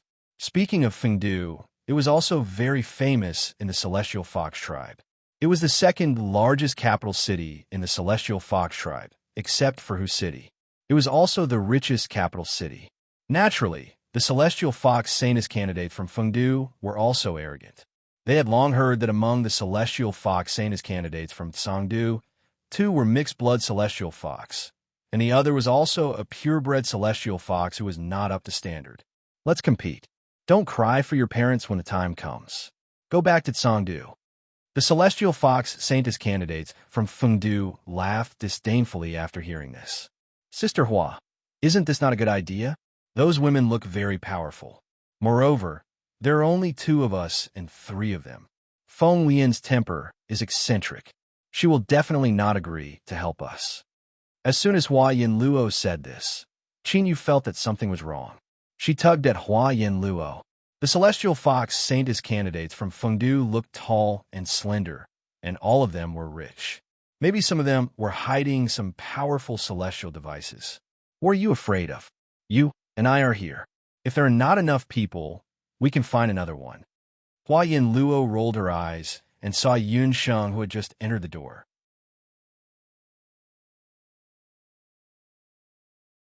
Chapter 1203. When Yun Sheng noticed Hua Yinluo's gaze, she knew that it was not a good thing. However, it was too late for her to back out. She stepped forward, pulled Yun Sheng over, and said in a low voice, "You're lucky. You can temporarily replace Feng Lian and pretend to be the third candidate for the Saintess of Songdu." Miss Yinluo, I don't think it's a good idea. You know that I'm just a doctor. I can grind medicine and refine pills, but I can't fight. Yun Sheng quickly declined. Only a fool would clean up the mess for these vase girls. She was here to deliver the ashes. She did not want to be hated by others before she could even deliver the ashes. Sister Hua, you could have chosen anyone, but you chose her. You know that when Layman Lay Mo came last time, she even left her herb gatherer behind. When Qinyu saw that it was Yun Sheng, she had a look of disdain on her face. When she thought about the last time when everyone escaped from death, this woman hid somewhere. Qinyu felt frustrated. If Qianlang had not been polite to Yun Sheng along the way, Qinyu and the others would have chased Yun Sheng away. In her opinion, even a random passerby would be 100 or 1,000 times better than this so-called woman from Yunhua Hospital. This woman would probably be beaten to death in just one round. I already said that I'll replace her. We don't know where Feng Lian went. How can we find her in such a short time? Besides, there are three of us on each side, and we'll win 2 out of 3 rounds. As long as the two of us compete first and win 2 rounds in a row, she won't have to go up and embarrass herself. Hua Yinluo was not stupid. She knew her own strength very well. As for Qinyu, although she looked weak and fence-sitter when she attacked Layman Lay Mo that day, Qinyu's reaction was faster than hers. In other words, this woman was also a person who hid her strength. Since both of them were quite strong, it meant that they only needed one more person. Even if the third person was not very strong, as long as she and Qinyu won, it would be considered a victory. The third person did not even need to go up. They only needed to go through the motions. After the two women discussed for a while, they didn't even give Yun Sheng a chance to refuse and directly pulled Yun Sheng out. Yo, here comes another celestial fox hybrid, and it's a half-orc that can't even control its fox form. Isn't that so? There aren't even any decent purebred celestial fox or half-beastmen in such a big city. It's really going to kill me. Seeing that Yun Sheng still had her fox ears and tail, the candidates of the Saintess of Fengdu all laughed out loud. In particular, they noticed that for some reason, Yun Sheng only had half of her foxtail left, and she had a strange expression on her face. She wore a veil. Even if they were all half-beastmen, there were still differences.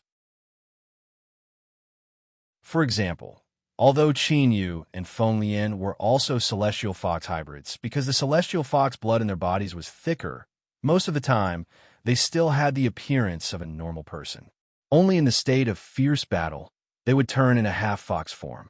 There was another kind, although they were also celestial fox hybrids, because the celestial fox blood in their bodies was less, most of the time, they maintained the appearance of a half-fox.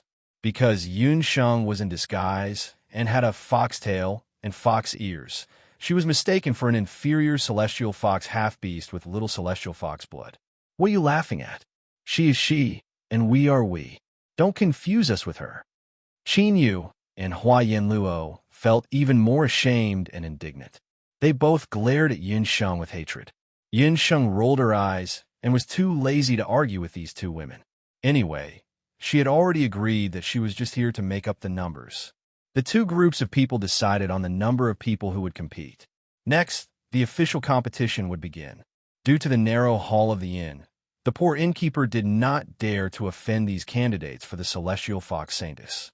He could only brace himself and give up the backyard of the inn as a venue for the competition.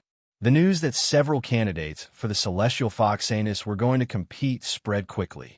The inn was immediately surrounded by people, and not even a drop of water could leak out. Just as the candidates for the celestial fox saintess were quarreling endlessly, in a superior room of the inn, there were 3 lines of sight through an open window. What happened outside was clearly seen by 3 people. Although these 3 people were not dressed luxuriously, if one looked carefully, they would find that their temperaments were very good, especially the elder sitting by the window. At first glance, one could tell that he was a person with great power. These people are the candidates for the celestial fox saintess selection this time? The elder sitting by the window asked. He looked to be in his 40s, with a hooked nose and deep eyes. His eyes were full of wisdom, but they revealed the identity of this old man. He was definitely not as simple as he looked. Master, it should be right. It is said that this inn is filled with the candidates for the celestial fox saintess from all the major cities. The tallest man among the 3 said. If I'm not mistaken, among the noisy women just now, some of them are mixed-blood celestial fox. Master, even a mixed-blood celestial fox in the celestial fox tribe can become the saintess. Isn't this too negligent? After all, the selected celestial fox saintess will marry the young patriarch in the future. Another man could not help but say. Among the Bakra orcs, there were still some opinions about purebred and mixed blood. In particular, the other party could be the future wife of their noble young patriarch. These 3 people were the old patriarch of the 9 Phoenix tribe and his 2 capable subordinates. In the early years, the old patriarch of the 9 Phoenix tribe and the old patriarch of the celestial fox tribe were life and death friends. The old patriarch of the celestial fox tribe had even saved the old patriarch of the 9 Phoenix tribe once, which resulted in his Dharma soul being damaged. Therefore, all these years, the old patriarch of the 9 Phoenix tribe had always felt guilty and secretly helped the celestial fox tribe a lot. He even said in front of his favorite grandson, Lu, that whoever inherited the 9 Phoenix tribe in the future must marry the saintess of the celestial fox tribe. As the young patriarch, Lu had already known about this when he was young. In the beginning, he was very indifferent. Anyway, to Lu, it did not matter who he married. But later, that kid grew up and became more and more disobedient. Especially last time, when he came back from the Duqian blood world, that little rascal refused to marry the saintess of the celestial fox tribe.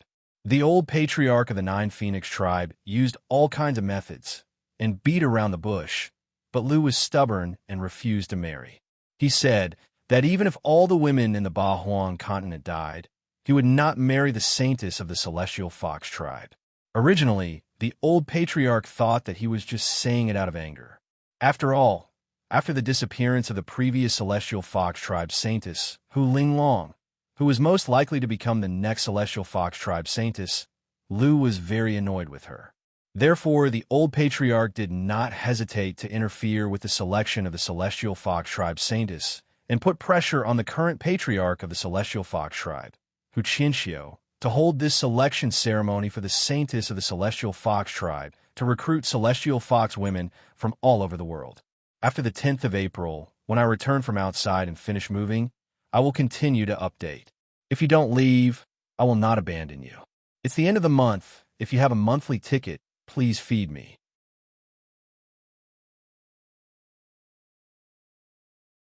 Chapter 1204. The old patriarch of the Nine Phoenix tribe had put in a lot of effort into this. Since Green didn't like Hu Ling Long, he could just pick another one. Although the celestial fox people were weak, the celestial fox tribe was famous for its beauties among the Bakura orcs. The celestial fox women were all gentle and beautiful. There would always be one that his grandson would like. The old patriarch didn't want to have a granddaughter-in-law like Hei Lin Lin or a granddaughter-in-law like Rita from the Beaming clan just because he wanted to find someone powerful.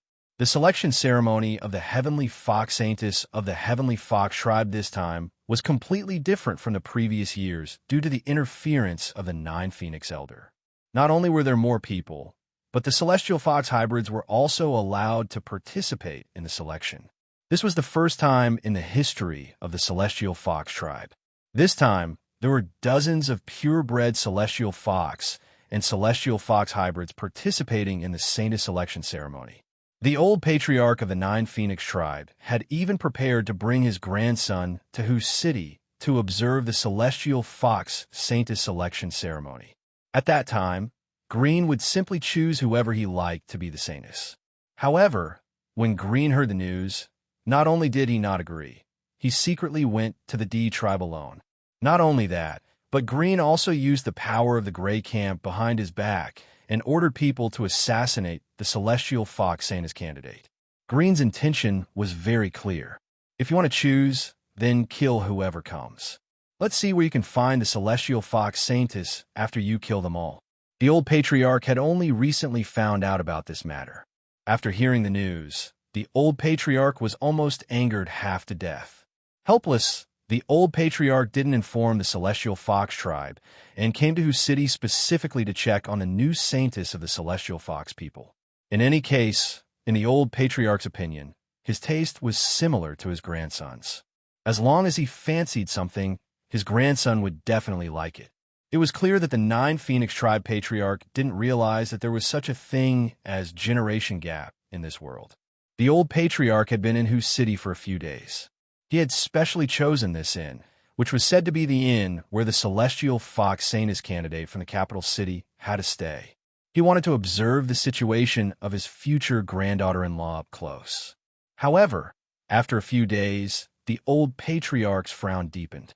These Celestial Fox Saintess candidates from all over the Celestial Fox tribal nation were beautiful, but most of them were just flower vases.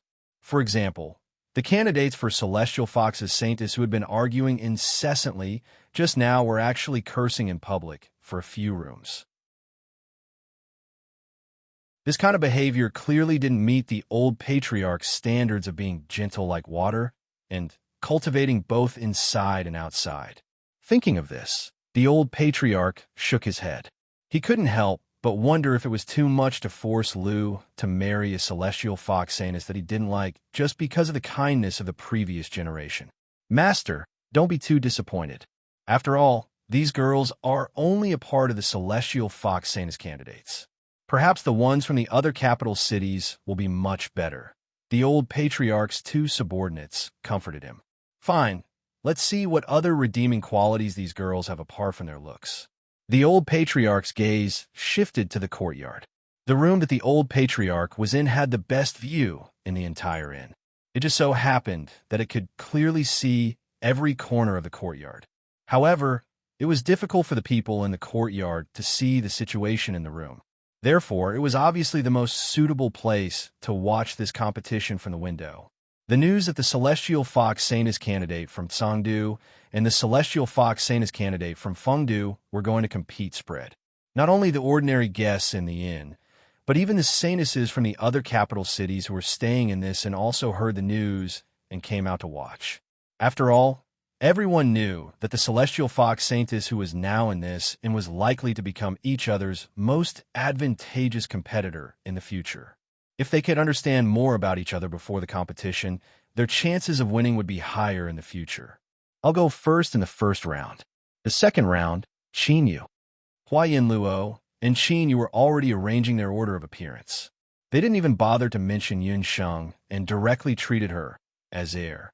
During the time, just now, the two girls had already changed out of their cumbersome dresses.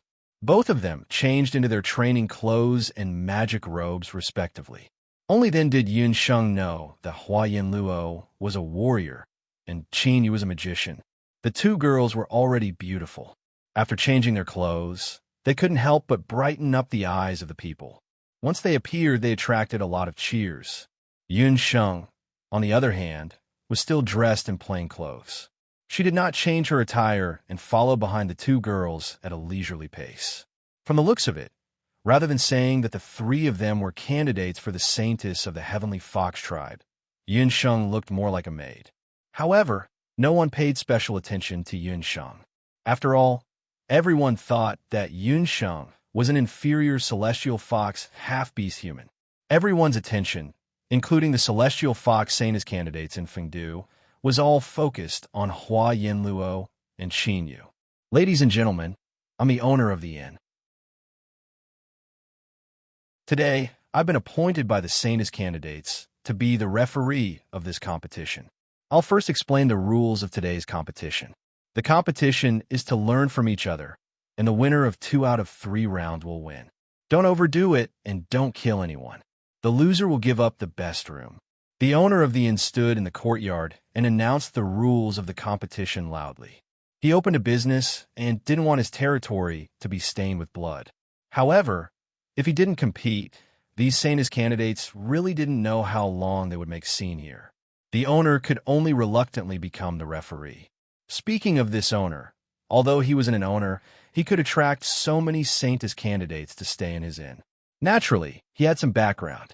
These celestial fox saintess candidates were all people with family backgrounds. He couldn't afford to offend them. But nominally, he was a businessman. Businessmen only care about profits. Even though it was inevitable that they would suffer some losses in a duel, it would still be a good way to boost the reputation of his inn by attracting some attention. The owner was also very happy to have such a competition. Wait, the rules of the competition are correct, but there are some problems with the results of this competition. The loser just has to give up the room. It's too easy for them. As soon as the owner finished speaking, one of the 3 celestial fox saintess candidates in Fengdu walked out. As soon as the woman appeared, the male animals present cheered in unison. The woman had a high-nosed bridge, a little red lips, and a fiery passion. The martial arts suit on her body boldly exposed her belly and long legs, full of exotic charm.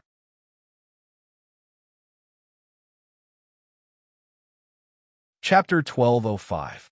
As soon as the saintess candidate from Fengdu spoke, her words shocked everyone.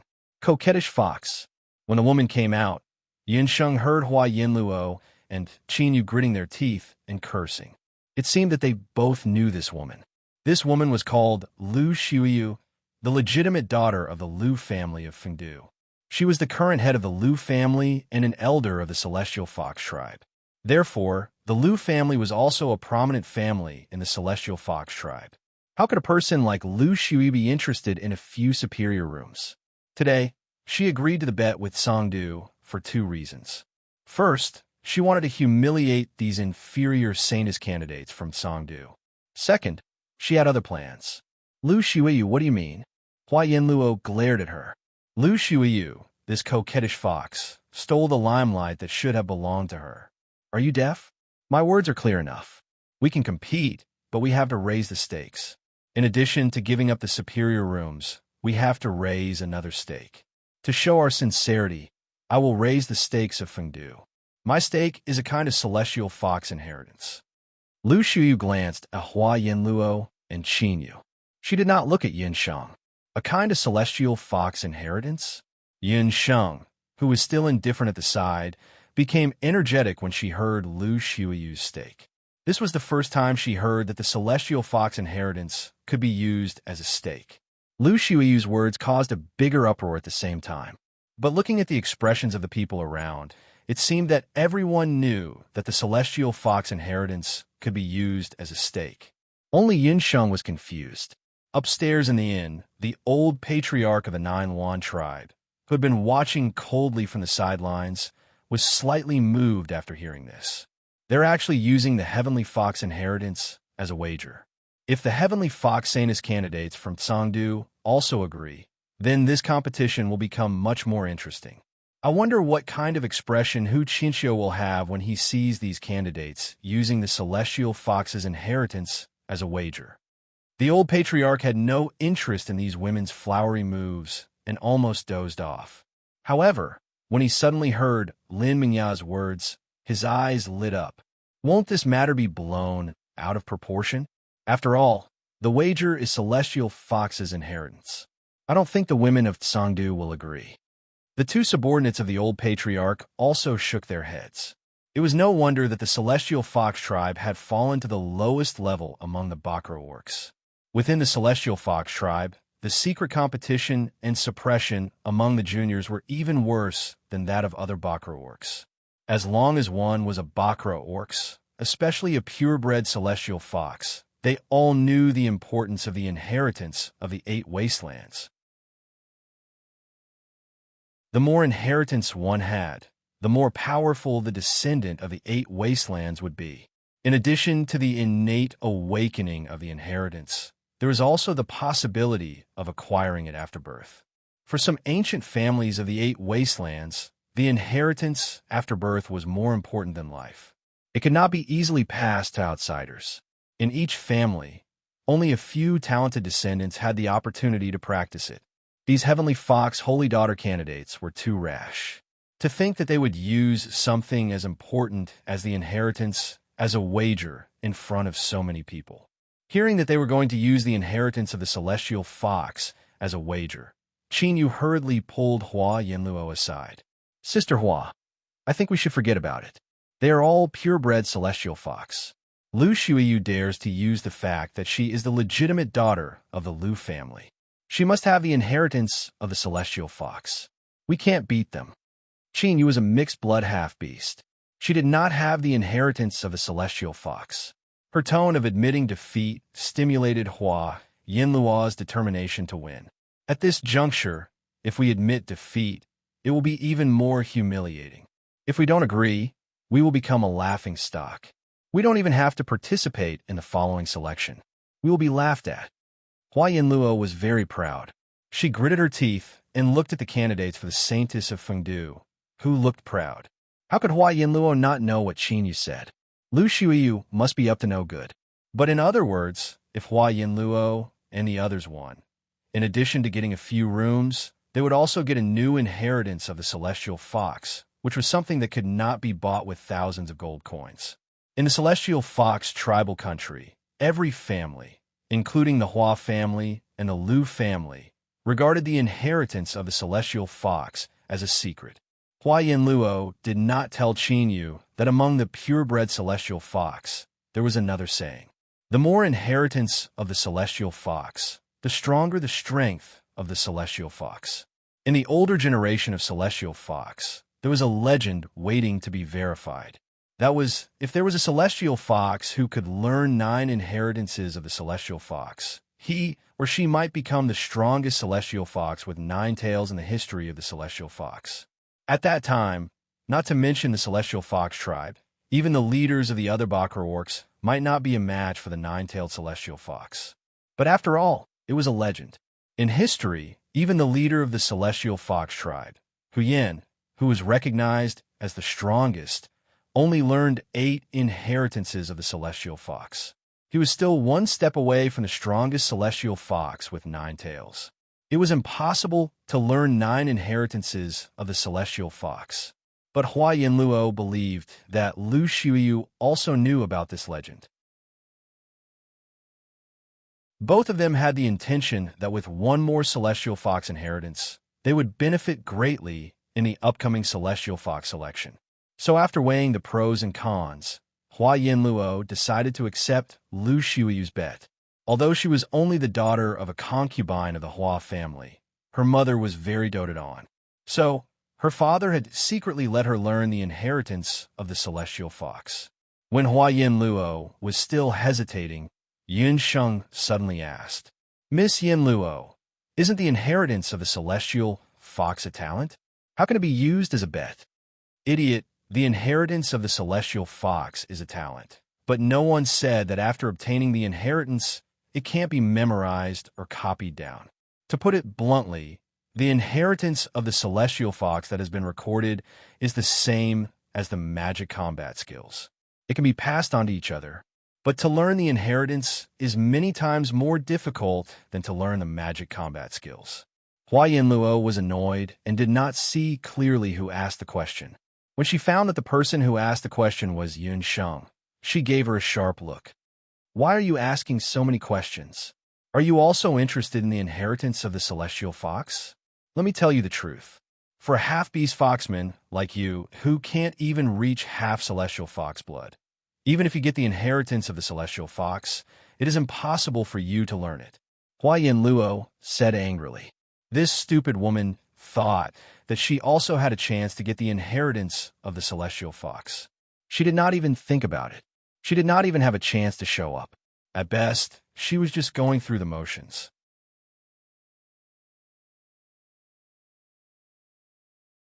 Chapter 1206. Yin Sheng's question reminded Hua Yinluo of something. Furthermore, the two of you, listen carefully. Although the three of us are participating in the competition this time around, there is a certain person who is simply there to make up the numbers.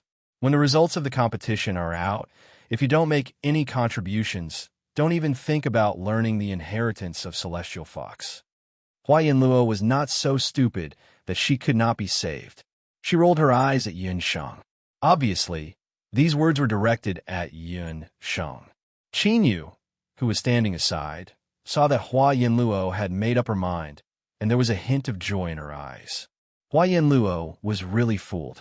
For Qin Yu, if she lost this time, she would just lose some face and sleep in an ordinary room for a few days. However, if she won, she might be able to get the inheritance of Celestial Fox from Lu Xiuyu. For Qin Yu, who did not even know the inheritance of Celestial Fox, this was undoubtedly a good thing, like losing a sesame seed and picking up a watermelon. Even if she could not get the throne of Celestial Fox's saintess in this competition, just by getting the inheritance of Celestial Fox, her status in the family would rise when she returned at Songdu. Yun Sheng saw through Qin Yu's and Hua Yinluo's thoughts. Yun Sheng shrugged and thought to herself that she would let these women fight among themselves for the time being. She would watch from the side for the time being. What? After discussing for so long, do you agree or not? Or is it to say that there isn't even a single person with the inheritance of the heavenly fox in this ragtag army of yours? Lu Xiuyu and the others roared with laughter again. The harsh laughter made Hua Yinluo and Qin Yu even more annoyed. Who said there is no one? I'll use the inheritance of Celestial Fox from our Hua family as the wager. In addition to those rooms, the winner will also get the inheritance of Celestial Fox from the other party. Hua Yinluo did not show any weakness. For the sake of fairness, the two of them each asked for a piece of paper and a brush. They wrote down their respective successions and handed them to the innkeeper. The innkeeper ordered his men to bring 2 boxes and locked the 2 pieces of Celestial Fox's inheritance. Saintess candidates, the stakes have been decided. You can start the official competition now. The innkeeper said calmly when he saw that the situation had escalated to the point of Celestial Fox's inheritance. He gave a look to a waiter beside him, and the waiter quietly blended into the crowd and ran out of the inn. Soon, the order of the 2 sides was arranged. Songdu's order was Hua Yinluo, Qin Yu, and Yun Sheng. As for the Sacred Lady candidates from Plentiful City, the order of the Sacred Lady candidates was Chun Qi, Lu Yunshuang, and Lu Xiuyu. When the order of the competition came out, Hua Yinluo and Qin Yu's faces showed obvious joy. On the other side, Lu Xiuyu and the others had calm expressions, as if they were used to this kind of preliminary competition order. Lu Xiuyu was the last to compete. In terms of strength, Lu Xiuyu was clearly the strongest. Although Hua Yinluo was stubborn, she was unwilling to face Lu Xiuyu directly. As for Qin Yu, it was needless to say. With this arrangement, Lu Shuiyu was the last to compete. Her opponent was that useless Yin Sheng. Yin Sheng had no chance of winning against Lu Shuiyu, even if she used her toes to think. She would lose without a doubt. What Hua Yin Luo and Qin Yu had to do was win 2 rounds in a row. Whether that useless person won or lost the 3rd round, even if she was beaten to death, it had nothing to do with them. In the courtyard, a simple arena that was usually used for banquets and theatrical performances had been temporarily set up. The first round of competition, Hua Yin Luo versus Chun Chi. Hua Yin Luo's feet touched the ground, and she landed on the arena like a graceful swan. The young girl's heroic bearing, her red dress fluttering in the wind, was very beautiful. Chun Chi of Plentiful City, like a swallow returning to its nest, stood on the arena. She was also a martial artist, and her appearance was similar to Hua Yin Luo's. Boom boom! In front of Chun Chi, a fog-like icy white dough chi filled the air. Hua Yin Luo took a step forward, and a red light flashed in her sleeve. It was a short sword, the same one that Hua Yin Luo used to sneak attack Layman Thunderfiend. The short sword was full of killing intent, and it was a divine-grade celestial artifact.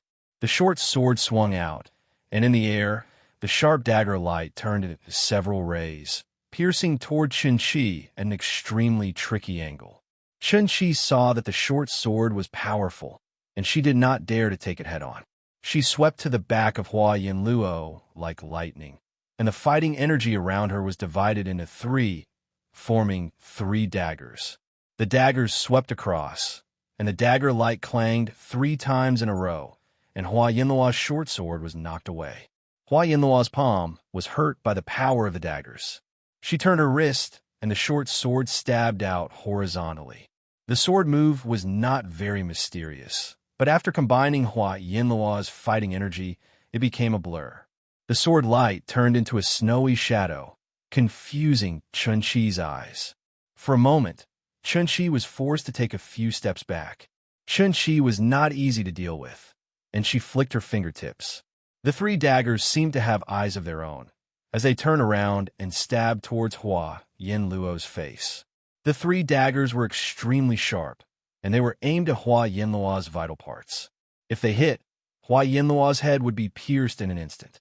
Qin Yu, who was watching from the side, could not help but exclaim softly.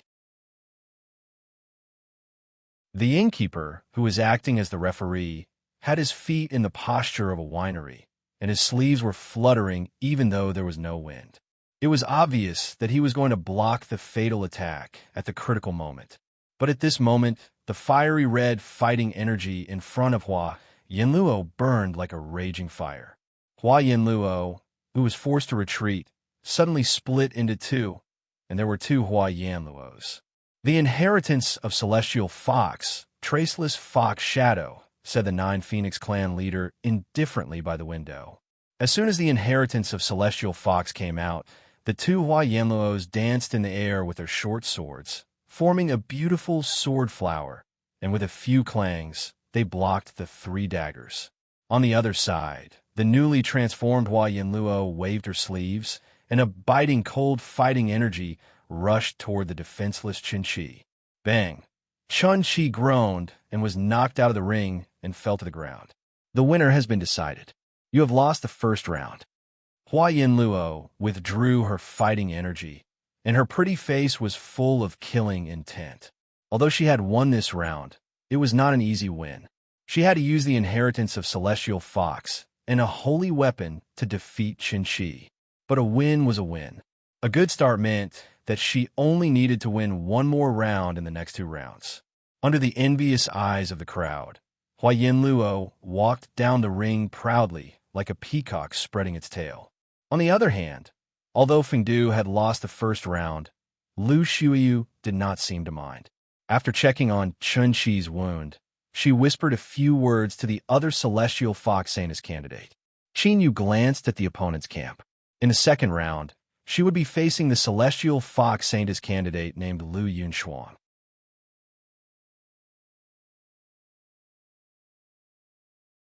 Chapter 1207.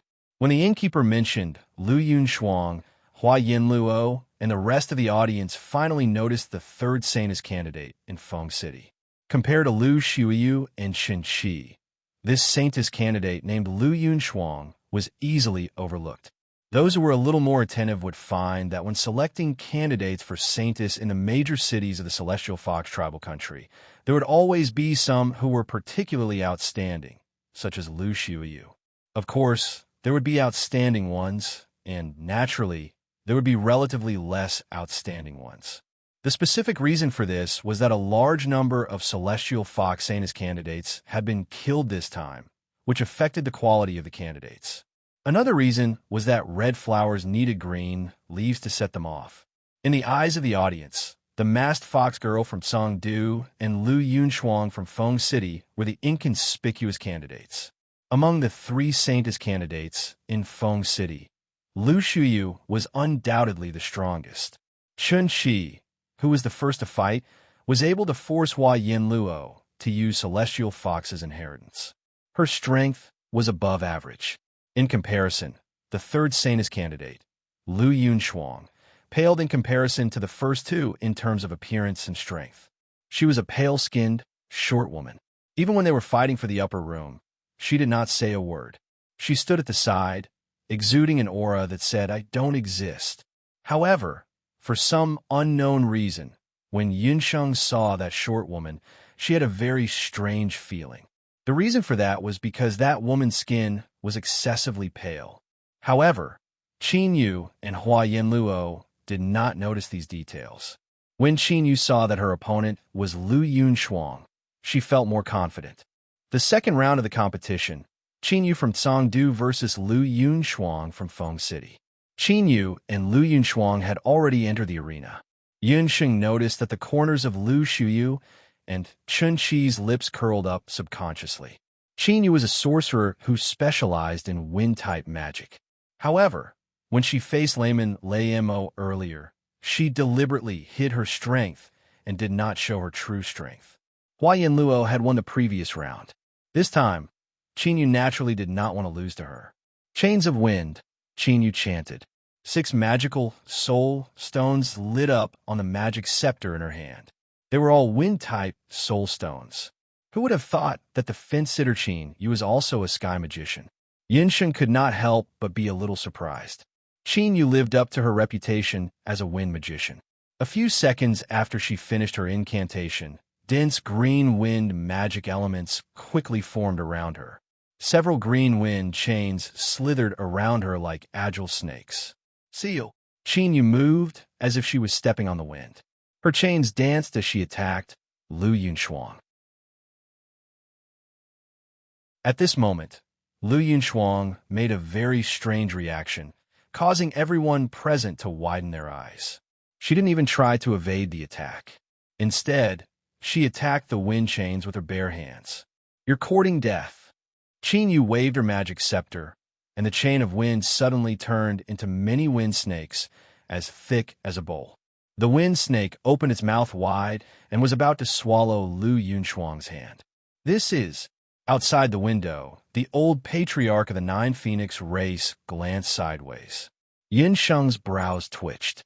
Lu Yunshuang's hand had already touched the wind snakes, transformed from the chain of wind, but the wind snakes did not swallow Lu Yunshuang's hand.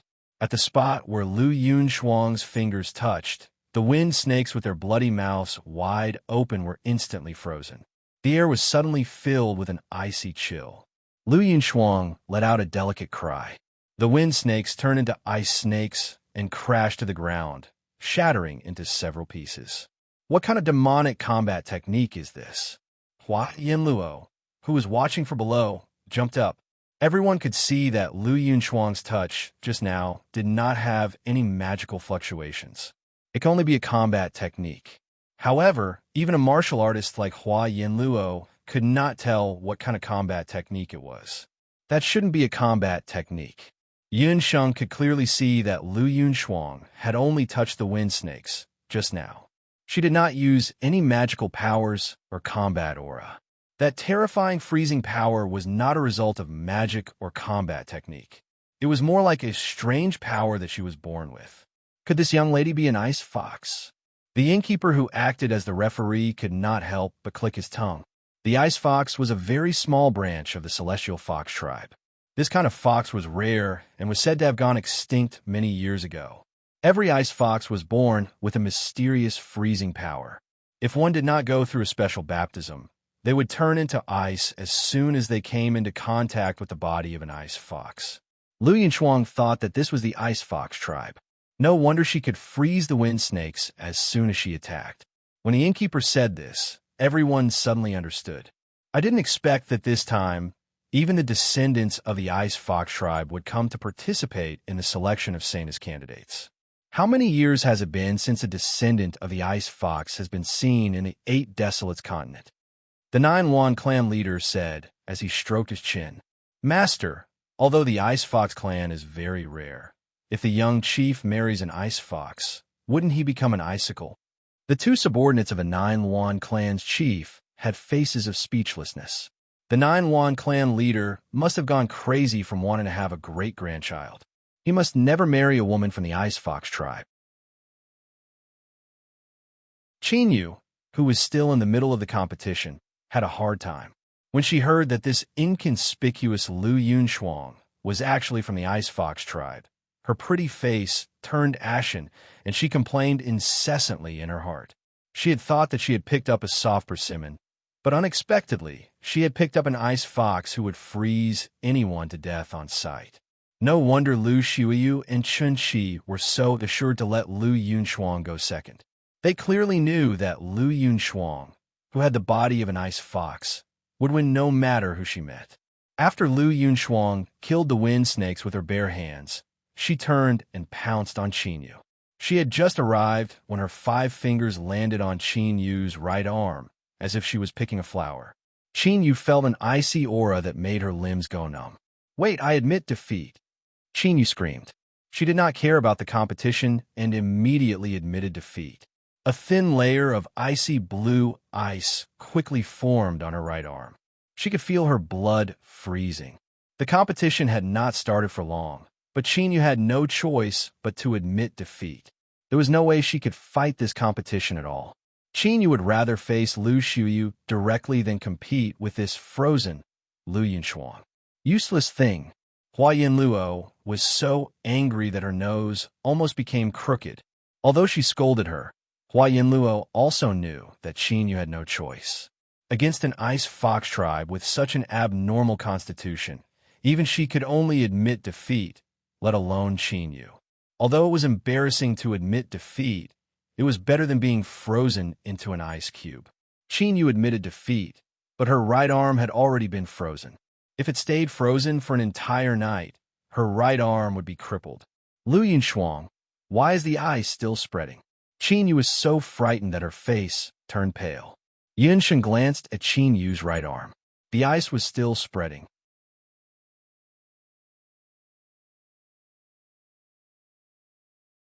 Chapter 1208. Seeing that the freezing aura had quickly spread to Qin Yu's entire right arm and was even showing signs of spreading to the other parts of her body, Yunsheng pulled out a few needles from her hand. Although she did not like Qin Yu, they were in the same boat now. She could not leave her in the lurch. Under the influence of the freezing aura, Qin Yu's expression turned increasingly ugly. Her originally red lips had turned pale. If this continued, in a few hours, she would completely turn into an ice woman. Qin Yu stopped Lu Yunchuang. There's no solution. Lu Yunchuang walked past Qin Yu, showing no intention of saving her. It was not that Lu Yunchuang was unwilling to save Qin Yu, but the Frost Fox's cold constitution and the usual water-type ice magic were something that even Lu Yunchuang herself had no way of dispelling. Let me take a look. Just as Qin Yu was about to cry, Yunsheng walked up to her. What are you doing? Qin Yu screamed. All she saw was Yunsheng pulling out a few needles as if she was performing a magic trick. Yunsheng's pupils shrank. A golden light flashed in her dark eyes. Qin Yu's hand was magnified countless times before her eyes. Her clothes, skin, muscles, and blood vessels were magnified inch by inch. Yunsheng saw a few streaks of icy blue cold aura on Qin Yu's arm, which were spreading to other parts of her body. Qin Yu's vision blurred. She felt a stinging pain on her arm, as if she was being stung by bees. The needles in Yunsheng's hand had already pierced into several major acupuncture points on her arm. Strangely enough, as soon as the needles entered Qin Yu's hand, the ice on her arm melted at the speed of snow melting. Her skin gradually returned to its normal color, and her hands became more nimble. "Ah, it's done. Thank God. I really thought I was going to die this time." Qin Yu felt the sensation in her arm return, and the color of her lips returned. Only then did she smile again. Yunsheng's needles looked ordinary, but when she inserted them just now, she had already infused them with the power of karmic fire. Although the Ice Fox clan's frost physique was very strong, under the effect of the divine lotus hellfire, the frost physique was easily dispelled. When Lu Yunchuang saw that Yunsheng had dispelled her freezing effect with a single move, her expression did not change at all from the start of the match until she won. However, a rare ripple of emotion appeared on her face. The old patriarch of the Nine Phoenix tribe also raised his eyebrows. When Yunsheng applied the needles just now, her technique was very fast. Even a Nine Phoenix old patriarch did not see it carefully. Everyone looked over and thought that it was Yunsheng's medical skills that dissolved the freezing effect. The outcome of the second round has been decided. Do you still want to continue? Lu Shuyu walked out and said arrogantly, "One win and one loss." Such a result meant that there was still a need for a third round. Only then did Huayin Luo and Qin Yu understand that the three candidates for the Holy Maiden of Plentiful City were deliberately arranged in this way. In the first round, they sent out the weakest one. They had already planned to win 2 rounds in a row in the next 2 rounds. Lu Yunchuang was their hidden trump card. Whoever met her would lose. I can't believe there's still a third round. What a blunder. Huayin Luo was very depressed. I think you should just admit defeat and hand over the inheritance. That piece of trash wants to compete with me. Inferior half-beastmen are inferior half-beastmen. Mixed blood hybrids will never be able to win against purebred half-beastmen. Although Lu Shuyu saw Yunsheng's medical skills were just medical skills. So what if she was a half-beastman with a skill? She was still a lowly half-beastman. Anyone could see that the veiled woman who still retained her half-fox human form was the weakest among the 3 candidates in Songdu. We admit, Huayin Luo bit her lip, unwilling to admit defeat. So what if she's a mixed blood? I'll let you know today. A mixed blood can still defeat a purebred. Yunsheng said softly as she lifted her veil gently. It was a soft sentence, but it clearly spread throughout the courtyard. It was as if a rock had broken through the heavens. It made everyone present, including the Nine Phoenix old patriarch and the others who were coldly watching from upstairs, stunned. Some people even had the urge to dig their ears to see if they had heard wrongly. Just now, that beast human had dared to provoke Lu Shuyu. The Nine Phoenix clan leader glanced at Yunsheng with interest. "What did you say? I dare you to say it again." Lu Shuyu had never been humiliated by a beast human. "I say, Huayin Luo, you've said before that you'll be rewarded according to your efforts. Does it still count?" Yunsheng deliberately ignored Lu Shuyu's question. Instead, she turned around lazily and asked Huayin Luo. Lu Shuyu was furious. If not for the fact that everyone was watching, Lu Shuyu would have killed this celestial fox beast human on the spot. "You want to participate in the third round? Your opponent is Lu Shuyu." Huayin Luo had an illusion. Could it be that Lu Yunchuang had not frozen Qin Yu's right arm, but this cowardly ghost doctor's head? This woman's brain was obviously not working well. Not only did she want to participate in the competition, but she also spoke arrogantly and provoked Lu Shuyu. "Of course it counts. You still have the mood to ask this at a time like this?" Huayin Luo stammered. "It's good that it counts. If I win the third round by luck, does that mean that I'll also be able to learn from the Celestial Fox's inheritance that I won?" Yunsheng asked again. "Are you kidding me? How can you possibly defeat her?" "If you defeat her, not only will you win the inheritance, I will also pass on my inheritance to you." Huayin Luo snorted and blurted out without hesitation. Huayin Luo would never believe that a lowly beast human who only knew how to run away could defeat Lu Shuyu. a purebred celestial fox. What a joke, Hua Yin Luo. This lowly beast human's brain is not working well, and you're not working well either. She won't be a match for me, even in her next life. A thin layer of anger floated on Lu Xiuyu's face. 3 moves. Yun Sheng's figure flashed, and the crowd only saw a blur before she was already standing in the arena. 3 moves? Everyone's face was filled with shock. I can defeat you in just 3 moves. Yun Sheng's words caused the entire courtyard to erupt into an uproar. This woman, is there really something wrong with her brain? She actually said that she can defeat Xiuyu in 3 moves? Chun Qi whispered into Lu Yunshuang's ear, especially from Fengdu's side. Not necessarily. Lu Yunshuang, who had always been a woman of few words, glanced at Yun Sheng in the arena and spat out these 2 words. Lu Xiuyu's eyeballs protruded slightly from anger, and her body trembled slightly from embarrassment. Under Lu Xiuyu's sleeves, her originally delicately manicured fingernails had strangely grown a few inches. Strange patterns had appeared on her fingernails. This damned lowly beast human had actually dared to humiliate her like this. No one could come out unscathed after humiliating her. Lu Xiuyu. 3 moves, right? All right, just 1 move, and she, Lu Xiuyu, would kill this lowly beast human.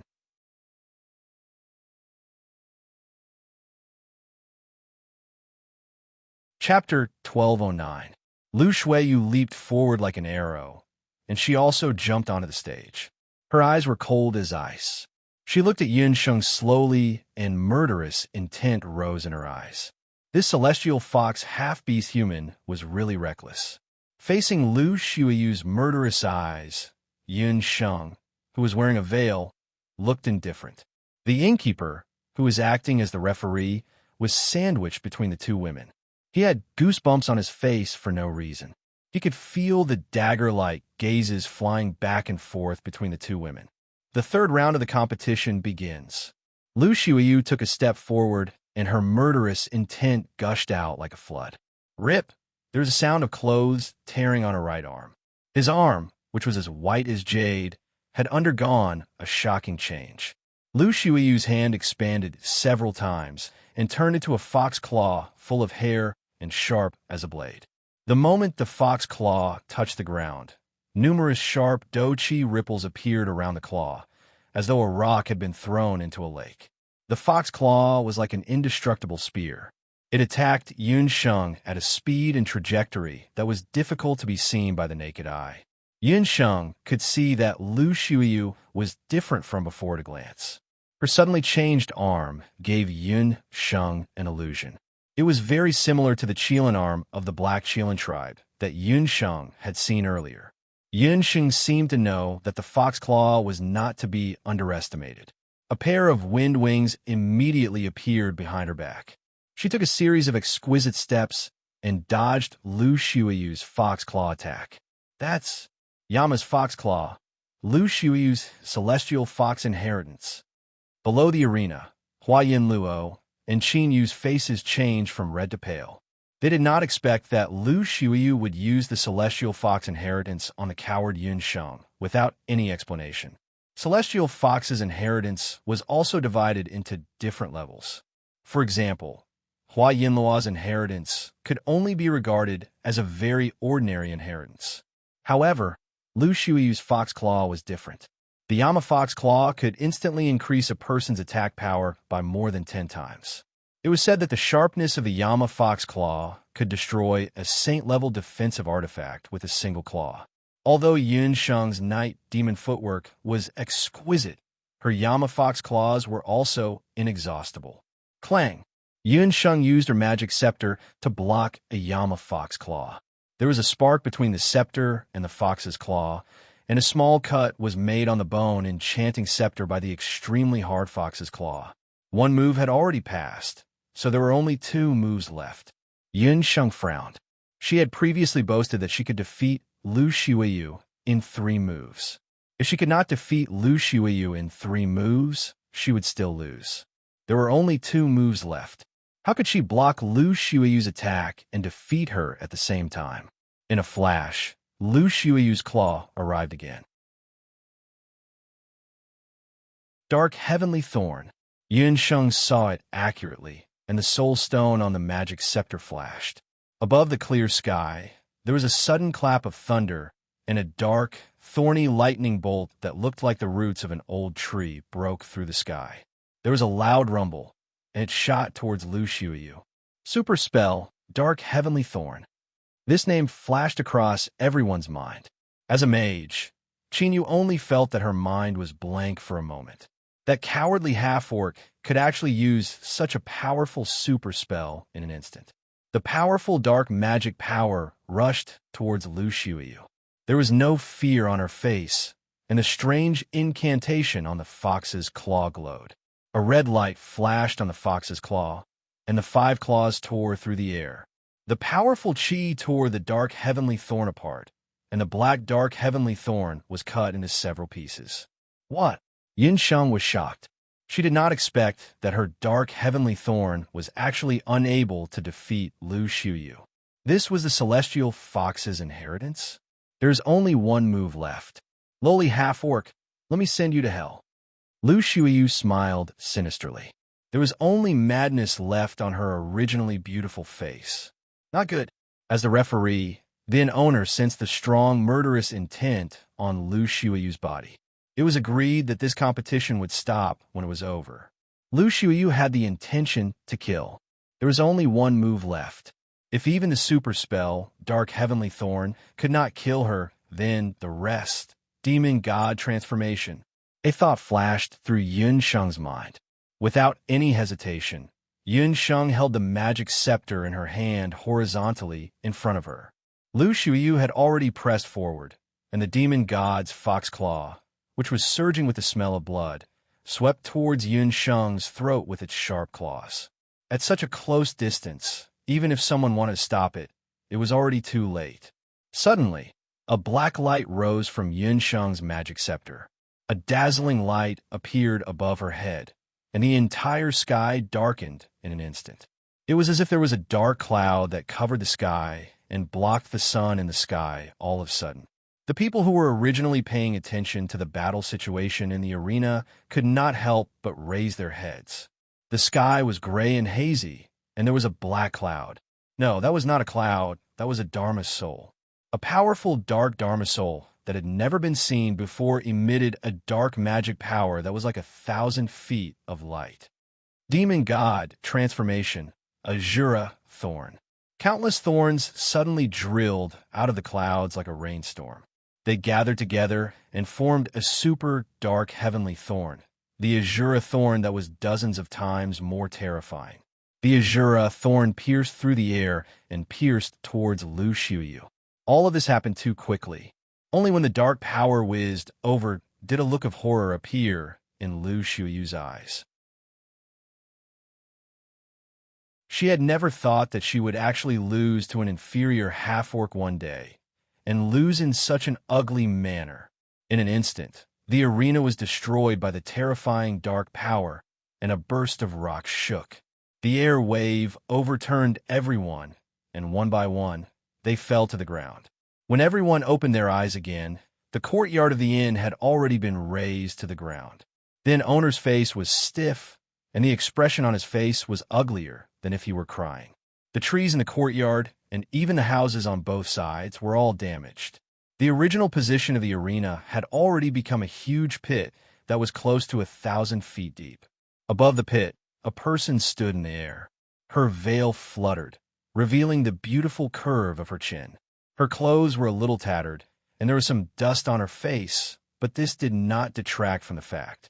Songdu's Saintess candidate had won. Songdu's inferior half-orc celestial fox Saintess candidate had defeated Fengdu's Lu Xiuyu. At the bottom of the pit, Lu Xiuyu was like a piece of trash, charred black. Her clothes were tattered, and her appearance could not be seen clearly. I said it would only take 3 moves. Yin Sheng spat out a sentence. At that moment, in everyone's eyes, this unknown Songdu Saintess candidate was like a god. Her black eyes shone like the brightest stars in the sky before dawn.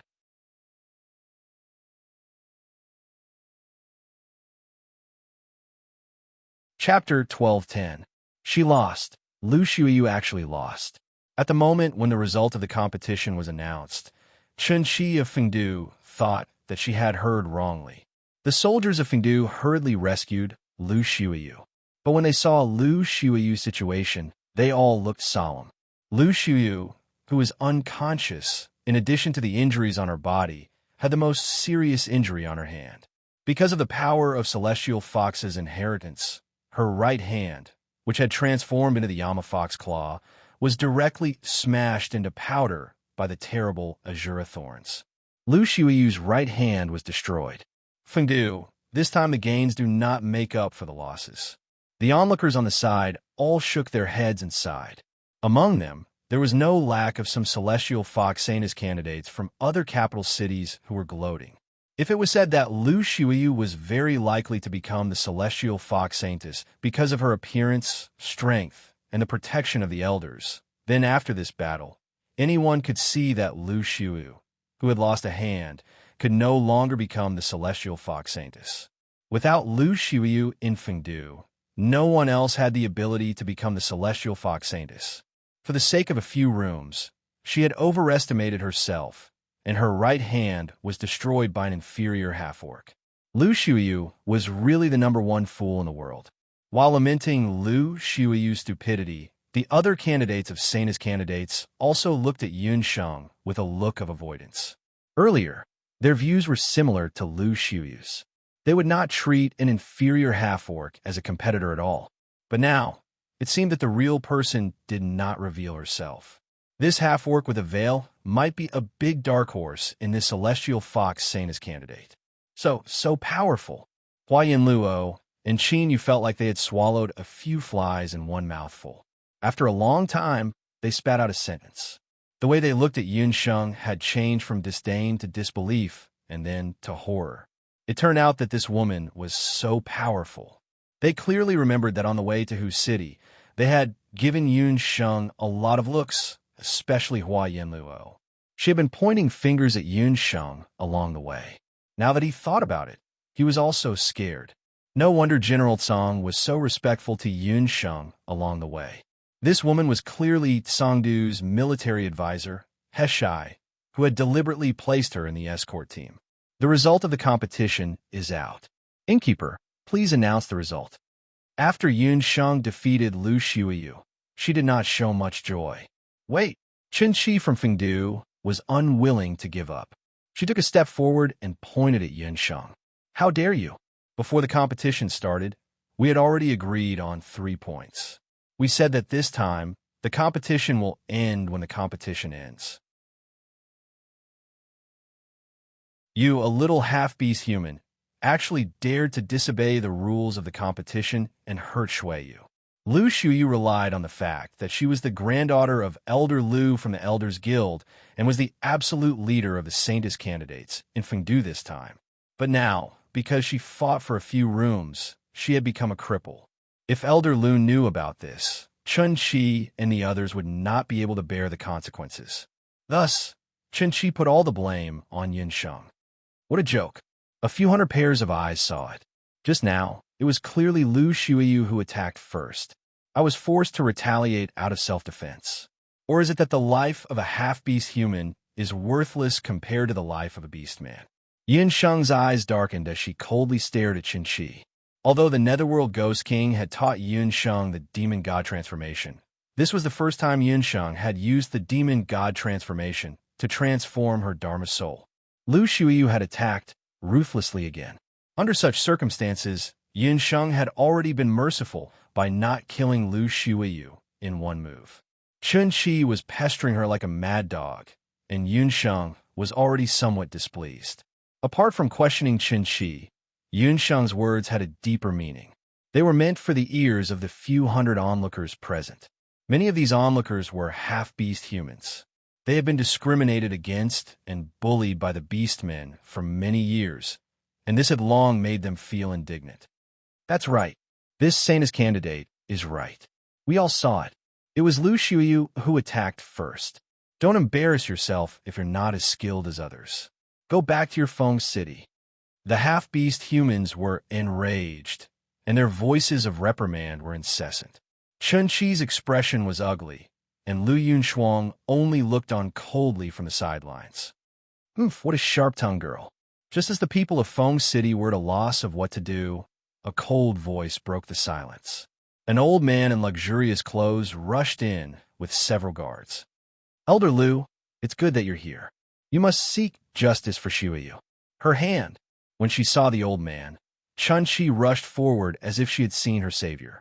As she spoke, Chun-Chi began to cry. When they saw the members of the Celestial Fox Tribal Nations Elders Guild appear, the half-beast humans who had been making a racket earlier all fell silent. Their gazes on the people of Song do change from initial support to sympathy. Everyone knew that in whose city, other than the clan leader, the Elders Guild had the most power. Today's competition had actually alarmed the Elders Guild.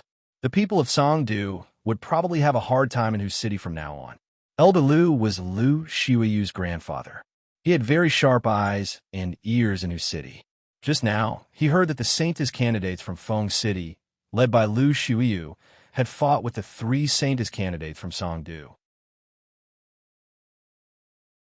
Elder Lu did not take this matter to heart at first.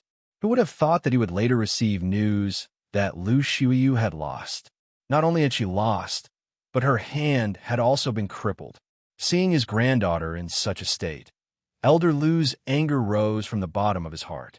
He glanced viciously at Yun Sheng, Hua Yin Luo, and Qin one by one.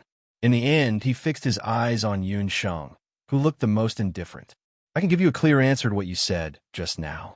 In whose city, a dirty half-beast human like you is not allowed to behave atrociously. Elder Lu noticed Yun Sheng's fox ears and fox tail. A lowly half-beast human dared to hurt his precious granddaughter. He glared angrily, and his figure shot out explosively.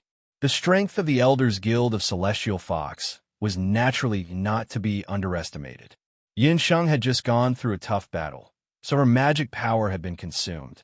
She was shocked and was about to summon the king of evil spirits. Elder Lu, wait. At this moment, a loud voice, accompanied by a figure, suddenly appeared in front of Yin Sheng. Elder Lu's hand was blocked by someone. There was actually someone in whose city who dared to stop Elder Lu. An amiable old man stood between Yun Sheng and Elder Lu. When he saw the old man, Elder Lu's face twitched as if he had seen something unbelievable. You? Why are you here? It's the last day of the month. The monthly ticket will be invalid. Please knock me out.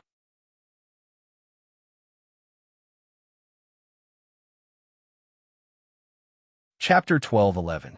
Elder Lu's attack just now had the intention to kill. So what if he killed 8 or 10 half-beastmen in whose city?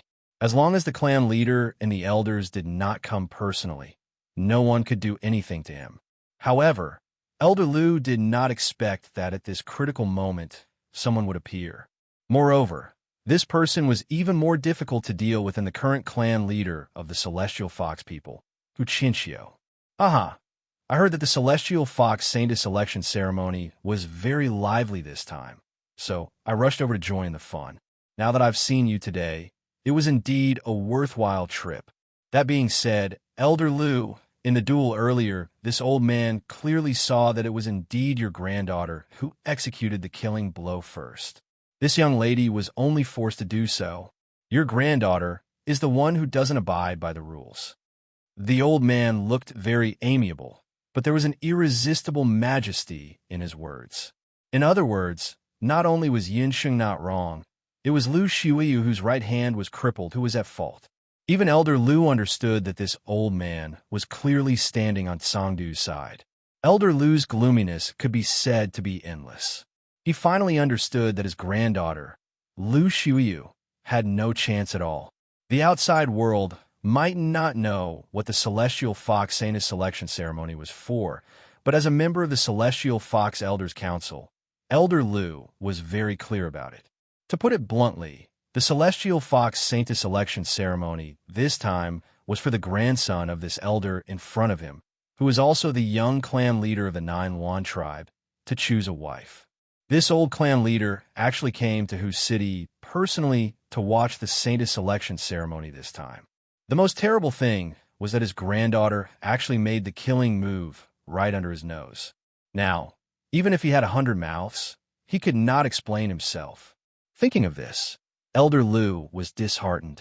At the same time, he hated the culprits who had caused this situation, Yun Sheng and Song Du's people. He thought to himself, Song Du, don't be too complacent. When the Celestial Fox Saintess selection ceremony officially begins, I'll teach you a lesson. Since you can testify, then there must be something wrong with Shuiyu. This old man apologizes on behalf of my granddaughter, Shuiyu. Elder Lu's attitude had undergone a 360-degree change. This stunned Song Du, Feng Du, and everyone else present. When had they ever seen Elder Lu of the Council of Elders bow his head and apologize to someone? Elder Lu apologized with his mouth, but there was a knot in his chest. After apologizing, he ordered people to take Lu Shuiyu and Feng Du away in a sorry state. A soul-stirring competition came to an end just like that. Yunsheng looked at the old man curiously. She saw that the old man's sideburns were gray, and he looked very old. However, his pair of old eyes were 30% benevolent and 70% wise. One look, and she knew that he was not a simple person. Even the people of Celestial Fox's Council of Elders had to be courteous to him. Who exactly was this old man? You're Tsang Du's Celestial Fox Saintess candidate? You're a dark magician? The Nine Phoenix Clan leader rushed out when he saw Elder Lu making things difficult for Yunsheng. Even the Nine Phoenix Clan leader did not detect the demon god transformation that Yunsheng used just now. He only knew that Yunsheng was a gifted dark magician. Unlike the prejudice against dark magicians in the Boundless Land, in the 8 Wastelands continent, dark magicians were the same as other magicians. As long as their strength was tyrannical, they would be respected. Previously, the Nine Phoenix Clan leader saw that Yunsheng's medical skills were not bad. Then he saw her shockingly powerful dark magicians and had some impression of her. Unfortunately, that eyesore of a veil blocked the clan leader's eyes. He could not see Yunsheng's specific appearance clearly. The clan leader felt a little regretful. This old man's gaze looked so gossipy. Yes, I am from Songdu. Thank you for your help just now. Yunsheng was a little embarrassed by the Nine Phoenix Clan leader's stare. She could only lightly cough a few times. You're welcome, you're welcome. This old man hates pure-blooded beastmen the most. Don't worry, this old man and this old man's grandson do not discriminate against beastmen at all. The Nine Phoenix Clan leader did not mind Yunsheng's Celestial Fox Beastman identity at all. So what if she had a pair of fox ears and a fox tail? It looked pretty good. How should I address you? Yunsheng was confused. She was just thanking him. What did it have to do with his grandson? You can call me old man. I say, young lady, what's your name? How old are you this year? Where do you live? Do you have parents, brothers, and sisters at home? The Nine Phoenix Clan leader's questions were asked in one breath, without even a pause. Fortunately, there was still a veil on Yunsheng's face. Otherwise, the Nine Phoenix Clan leader would have found that Yunsheng's face had been frozen. Master, it's getting late. You also promised to attend a banquet. The two people of the Nine Phoenix Clan on the side really could not stand it anymore. The gaze of their old clan leader was as if he had already regarded this Celestial Fox Beastman, whose appearance was not even clear, as his future granddaughter-in-law. If the young clan leader saw this scene, he was afraid that his brain would be congested with blood. The two people pulled the gossipy Nine Phoenix Clan leader away. Little girl, you have to work hard.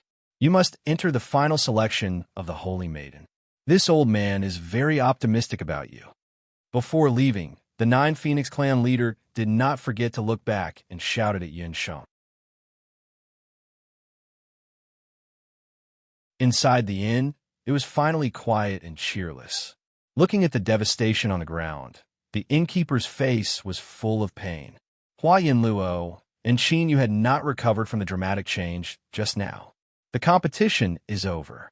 According to the agreement just now, 2 Celestial Fox inheritances. Yunsheng walked in front of Hua Yinluo. Hua Yinluo suddenly remembered this matter. Earlier, she had made a promise in front of Yunsheng, saying that as long as she defeated Lu Shuiyu, she would at this time while Yinluo's intestines were green with regret. She really wanted to give herself a few hard slaps. She had risked her life and even put her only celestial fox inheritance on the line. But in the end, she had made a wedding dress for someone else. Lu Shuyu's celestial fox inheritance and the celestial fox inheritance that she only remembered, in the end, would all be given to Yunsheng. You, take it. I don't believe that you can learn it. Hua Yinluo was furious, but after seeing Yunsheng's strength, she did not dare to disobey Yunsheng. She could only stomp her feet and stare at Yunsheng. According to the agreement, Yunsheng finally received 2 celestial fox inheritances. Qinyu, who was standing at the side, was also unwilling. She looked at Yunsheng enviously as she took the 2 boxes with the celestial fox inheritances from the innkeeper.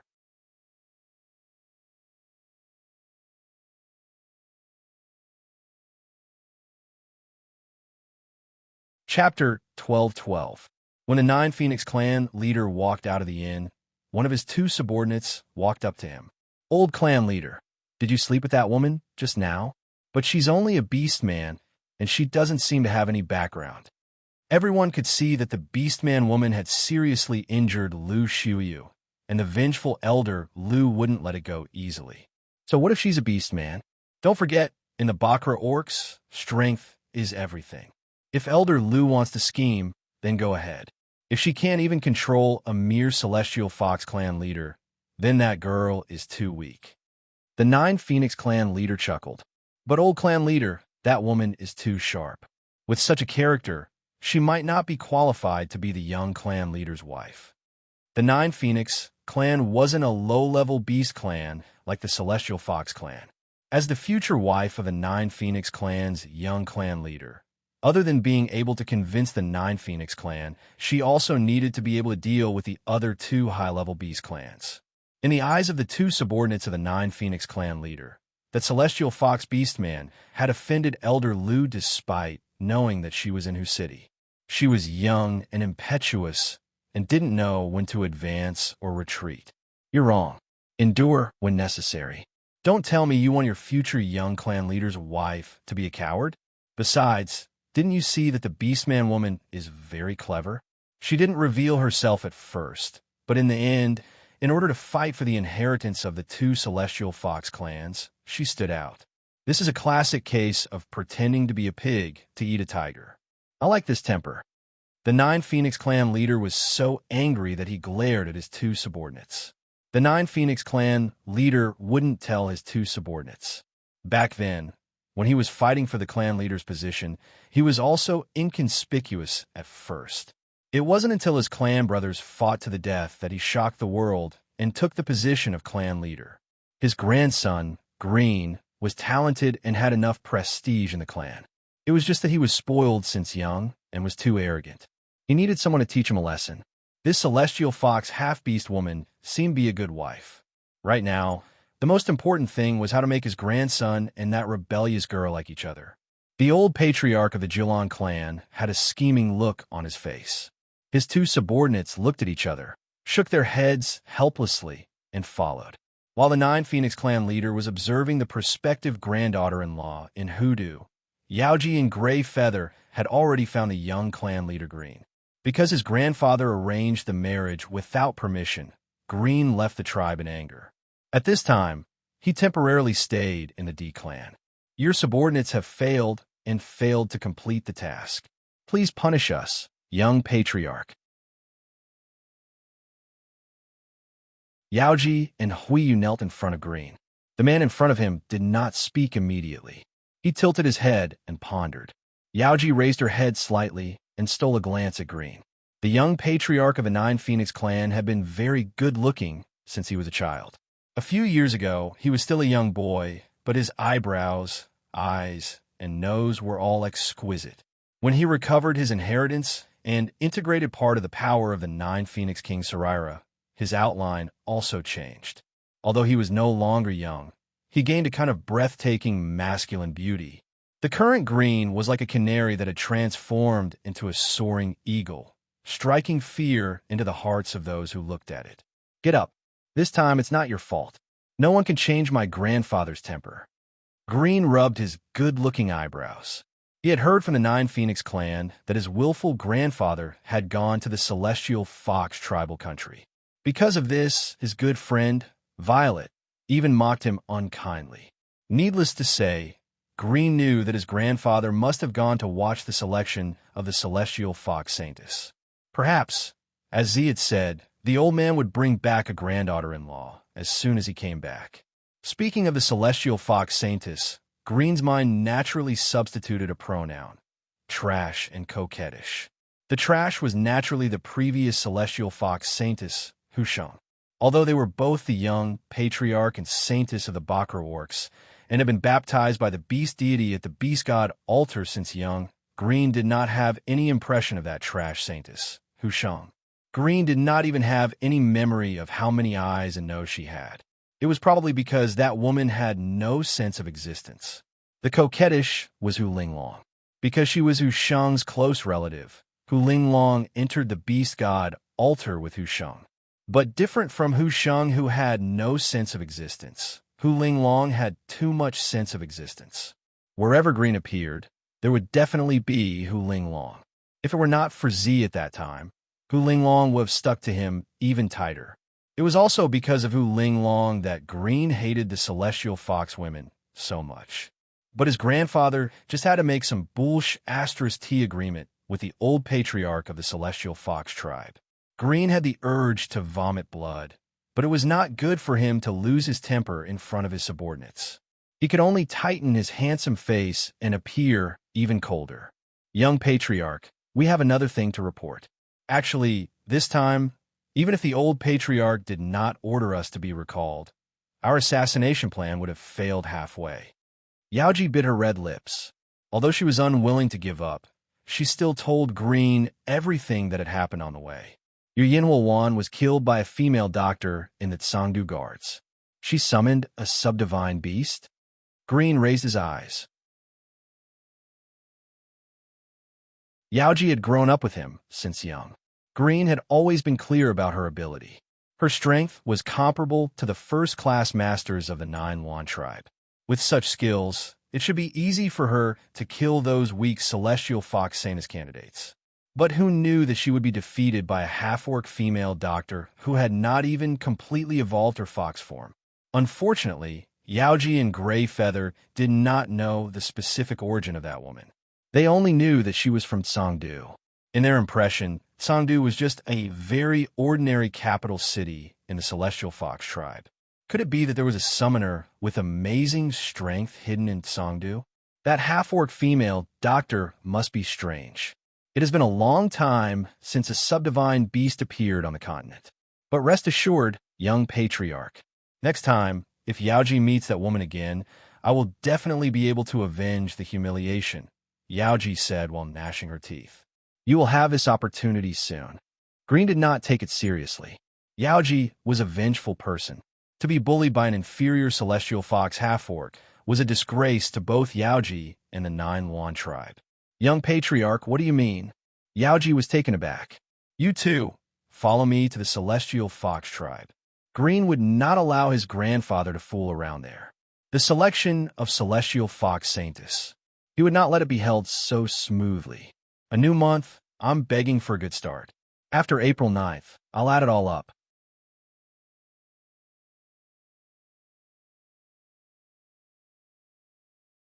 Chapter 12-13.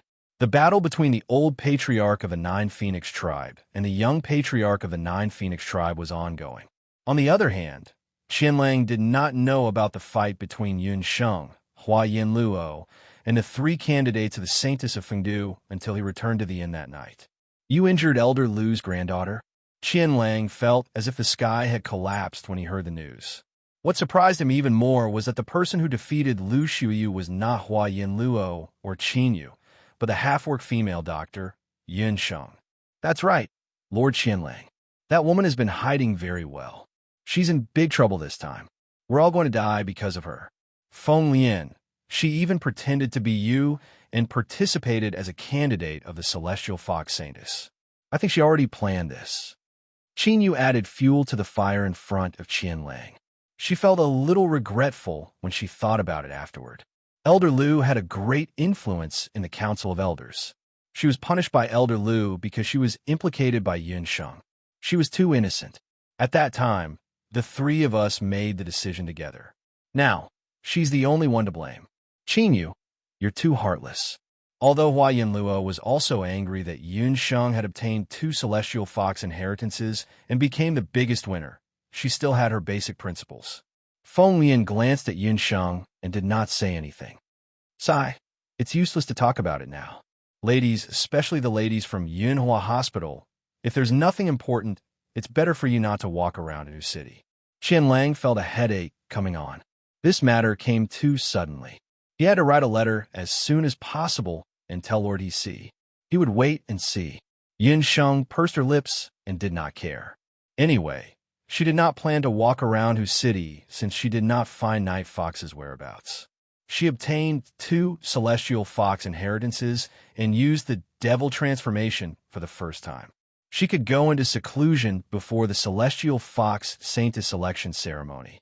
However, after this competition, Hua Yinluo and Qin Yu's attitude towards Yunsheng had changed a lot.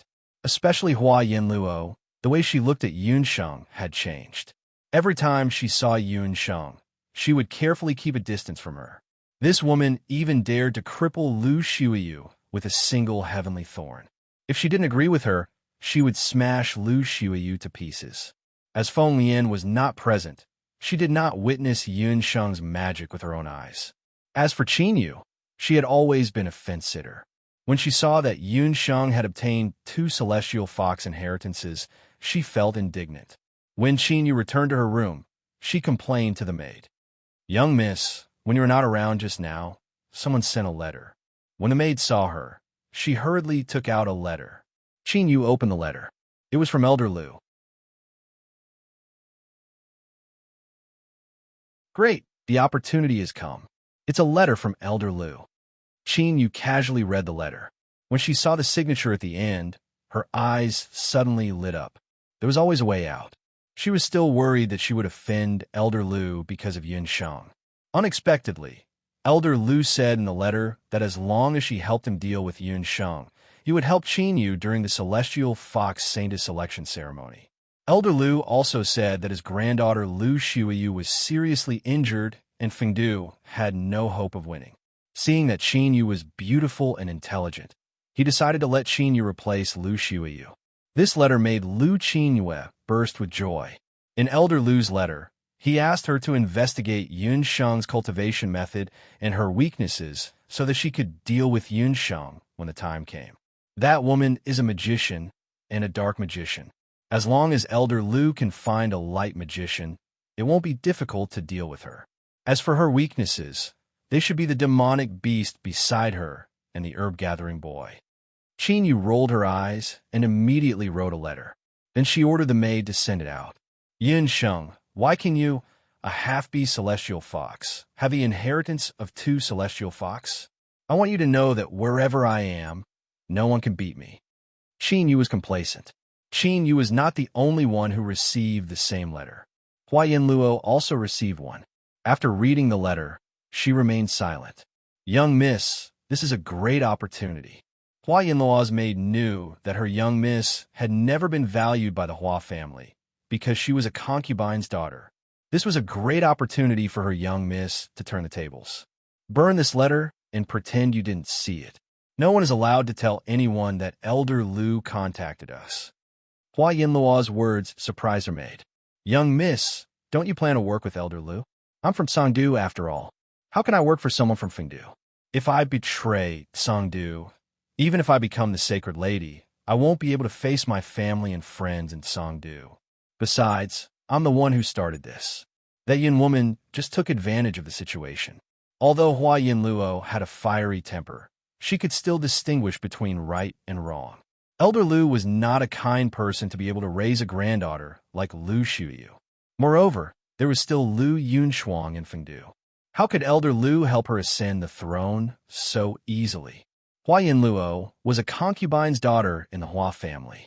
She had seen many such tricks in the Hua family. If she worked with Elder Lu, she would not even have a single bone left. Hua Yinluo was not stupid enough to do that. Elder Lu is such a sly old fox. How could he only contact me? If I'm not mistaken, that fence-sitter Chin, you must have received this letter as well. Who knows? She might even think that this is a great opportunity. Hua Yinluo snorted and burned the letter. In Yun Sheng's room, baby sheep and little Ying, who had been playing outside the whole day, were so tired that they had fallen asleep. In order not to cause too much commotion, Yun Sheng simply entered the exquisite beast pagoda and released her Dharma soul. After experiencing the first demon transformation, Yun Sheng's six-elemental Dharma soul had become a dark Dharma soul. The energy waves of her Dharma soul had also become more intense. According to the Phantasm Ghost King, successfully changing multiple Dharma Soul's attributes to a single attribute is only the first step of the demon transformation.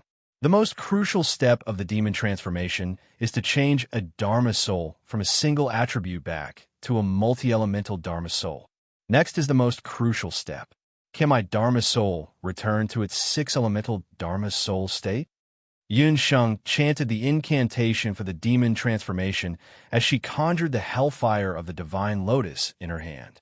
The indestructible hellfire of the divine lotus enveloped Yun Sheng.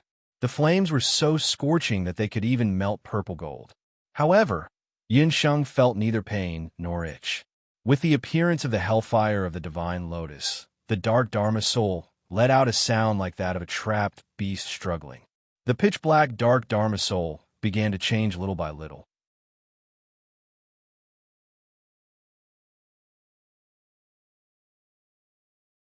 Chapter 12:14.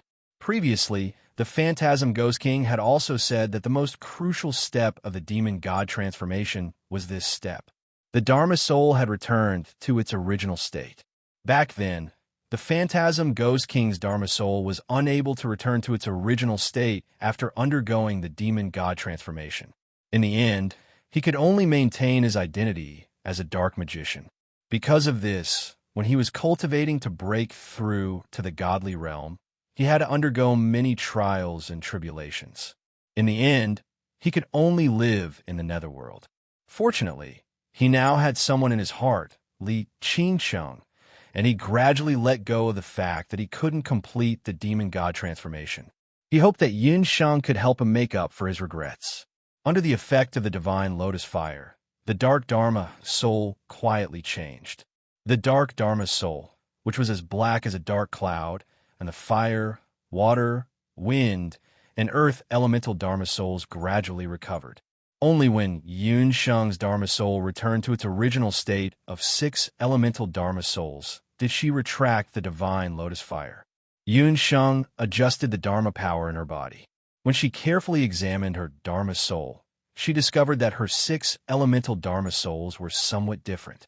Originally, among Yun Sheng's six elemental Dharma souls, the dark Dharma soul had the absolute advantage after absorbing the underworld magic spring. The other four elemental Dharma souls were ranked in terms of strength: fire, wind, water, and earth. The last one was the light Dharma soul that Yun Sheng had obtained from Jiromo. However, after experiencing the demon god transformation, Yun Sheng discovered that the light Dharma soul, which was originally negligible, had expanded by quite a bit. It had already grown from the size of a strand of hair to the thickness of a finger. Could it be that the demon god transformation was also beneficial to the purification of the light Dharma soul? Yun Sheng was pleasantly surprised. This was an unexpected gain for her. Transforming the Dharma soul into the dark Dharma soul is only the first step. Compared to martial artists, the greatest weakness of magicians, other than the strength of their bodies, is that their attributes counter each other. Although dark magicians are very powerful, if they encounter a light magician who is their natural enemy, it will be troublesome. If I can master the demon god transformation in the future, the attributes of my Dharma soul will be able to change freely. When facing enemies, it will definitely be more flexible. Yunxing thought to herself. Even so, practicing the demon god transformation wasn't easy. Besides, Yunsheng had already used it once today, so it wasn't appropriate for her to use it again. Yunsheng withdrew her Dharma soul and took out two more boxes. Those 2 boxes were the 2 types of celestial fox inheritance that she had obtained from Lu Xiuyu and Hua Yinluo today. Yun Sheng had never heard of the legend of the 9-tailed celestial fox, but she adhered to the principle of having more skills. She was very willing to learn more about the celestial fox legacy. If Yun Sheng's thoughts were heard by Hua Yinluo or Qin Yu, they would definitely be furious. In other people's eyes, the celestial fox's inheritance was hard to come by, but in Yun Sheng's hands, it was like a cabbage. He casually opened a box with the words Fox Shadow Traceless written on it. The Fox Shadow Traceless was the most precious inheritance of the Hua family in Songdu. According to Hua Yinluo's paper, the Fox Shadow Traceless could create a celestial fox clone. However, celestial fox clones were also divided into different levels. The worst celestial fox clone could only learn the most basic cultivation methods or magic. However, if a cultivator's comprehension was high enough, they could even create a celestial fox clone that was equal in strength to the cultivator. Equal in strength? Yin Sheng's eyelids twitched when she read this.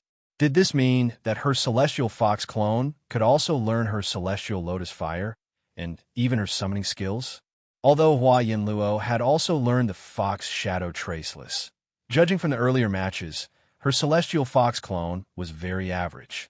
At most, it could only unleash half of Hua Yinluo's strength. If her opponent was not Qin Shi, but Lu Yunshuang or Lu Xiuyu, her celestial fox clone might not be of much use. Yin Sheng was already looking forward to her celestial fox clone. This time, Yin Sheng spent a full 3 days and 3 nights to comprehend and learn. It was not until the 4th day that she stepped out of the room. Miss Yinhua, I heard that you're in seclusion. Judging by your complexion, you must have achieved something, right? When Qian Lang saw Yun Sheng, he greeted her warmly. Feng Lian, on the other hand, glanced at Yun Sheng indifferently. You want to learn a celestial fox inheritance in 3 days? Dream on. Hua Yinluo's face was full of disbelief. Back then, when she had learned Fox Shadow, she had spent an entire year before she could control a sky fox doppelganger that she could control. Haha, I'm sorry, but I've learned it all. Yin Sheng's black eyes sparkled. I told you. You can't possibly. What? You've learned it all? Hua Yinluo's jaw almost dropped. This woman said that she had learned it all. You. Don't tell me you've also learned Lu Xiuyu's Yama Fox Claw? Hua Yinluo could not help but gulp. Oh my god, this must be a dream. Want to try? Yin Sheng raised her eyebrows. Hua Yinluo was so frightened that she took a few steps back. She looked as if she wanted to stay as far away from Yun Sheng as possible. This inferior celestial fox, half-beast human, had actually learned 2 celestial fox inheritances in 3 days. This was too unbelievable, was it not? This kind of thing was rare, even among purebred breeds. Seeing Hua Yinluo's expression as if she had seen a ghost, Yin Sheng only shrugged and went to look for little Ying and Baby. She had been in seclusion for 3 days, and those 2 little guys might have caused some trouble for her. Miss Yun Sheng is indeed a hidden doctor. No wonder Lord Hisui wants me to obey her. At this time, Qian Lang was already convinced by Yun Sheng. Qin Yu looked at them from the side, and her heart was filled with hatred as if a few cat claws were scratching it. Why could this woman obtain 2 celestial fox inheritances in one go and learn them in one go? They were both half-beast humans. Qin Yu naturally thought that it was because these 2 celestial fox inheritances were easy to learn. Even she could learn them in one go. Qin Yu was filled with hatred. That night, she wrote a letter and quietly sent it to Elder Lu. After reading the letter, Elder Lu's expression became even more unpleasant. Grandpa, when are you going to avenge me? Lu Xiuyu's face was full of resentment. Her injuries had almost recovered after Elder Lu's treatment. However, her right hand was destroyed by the terrible power of dark magic. Even the most powerful witch doctor in the Celestial Fox tribe could not treat it. When she heard the news, Lu Xiuyu almost went crazy. Fortunately, Elder Lu promised that he would not let go of that bastard from Songdu, so she regained some rationality. Xiuyu, the Celestial Fox half-beast human, is not as simple as you think. I'm afraid there's a change in our plan. Do you remember how long it took you to learn the Celestial Fox inheritance, Yama's Fox Claw? Elder Lu was still holding the letter in his hand, and his face was livid.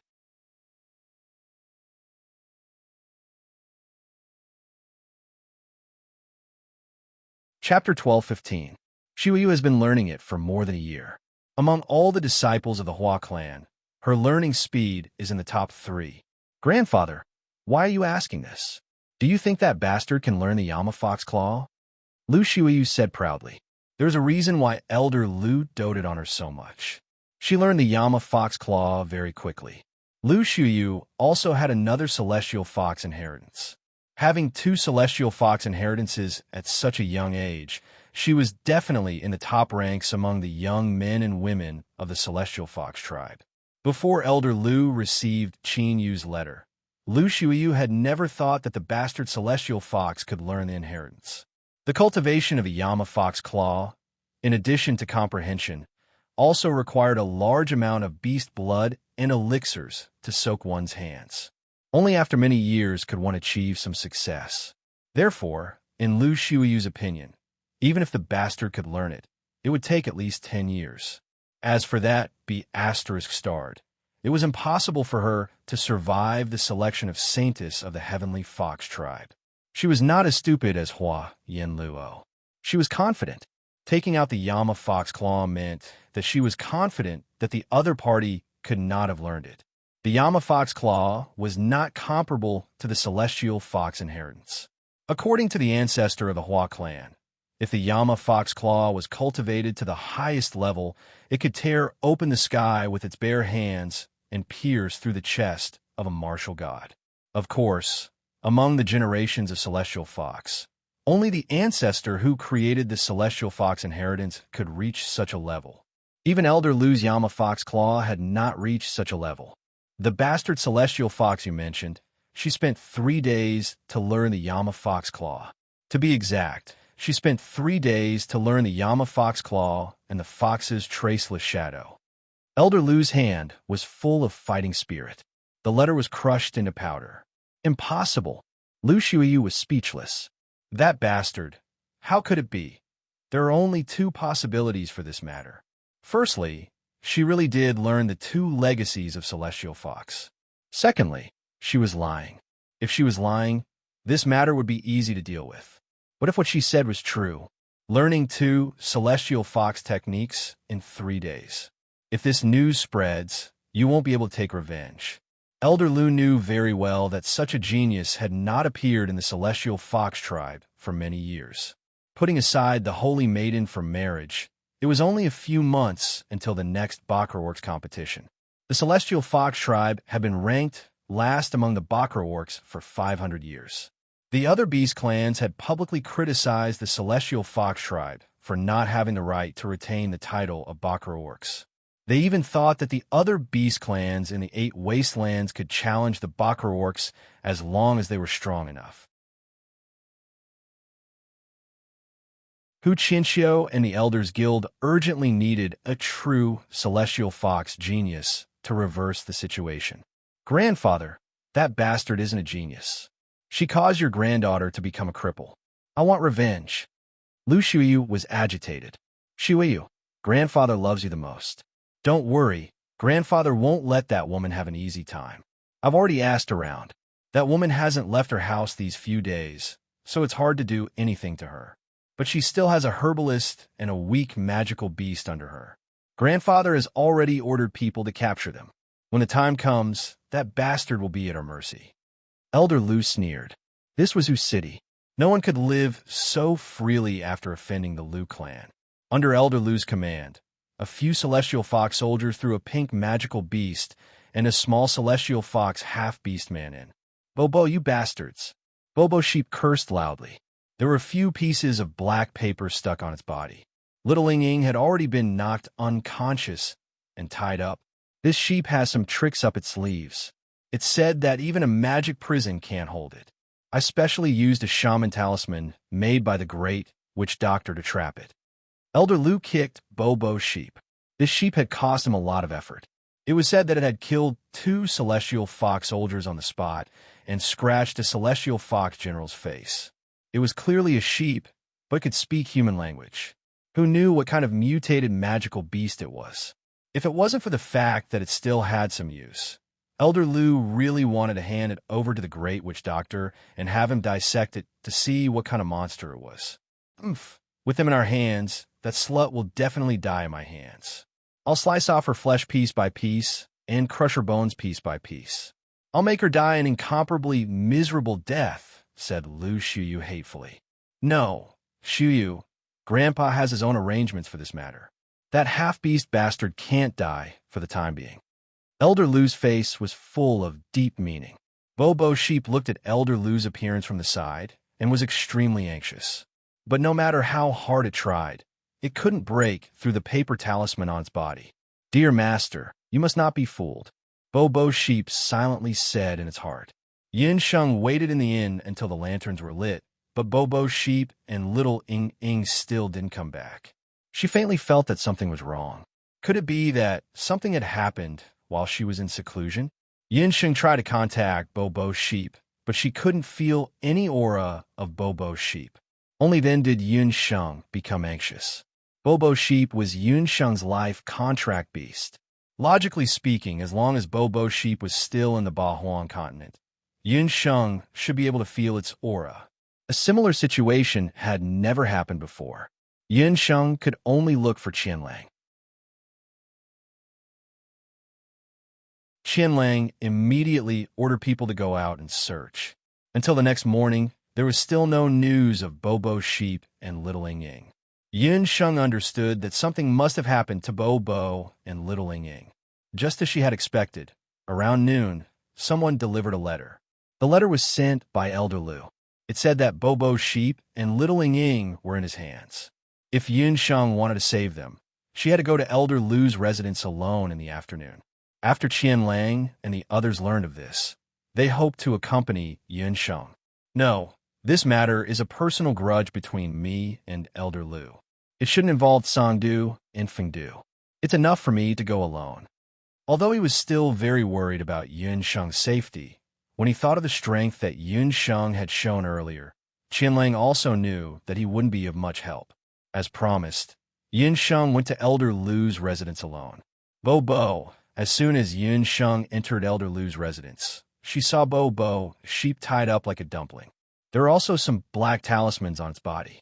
It was hung outside Elder Lu's residence. As for Little Ing Ing, she was not present.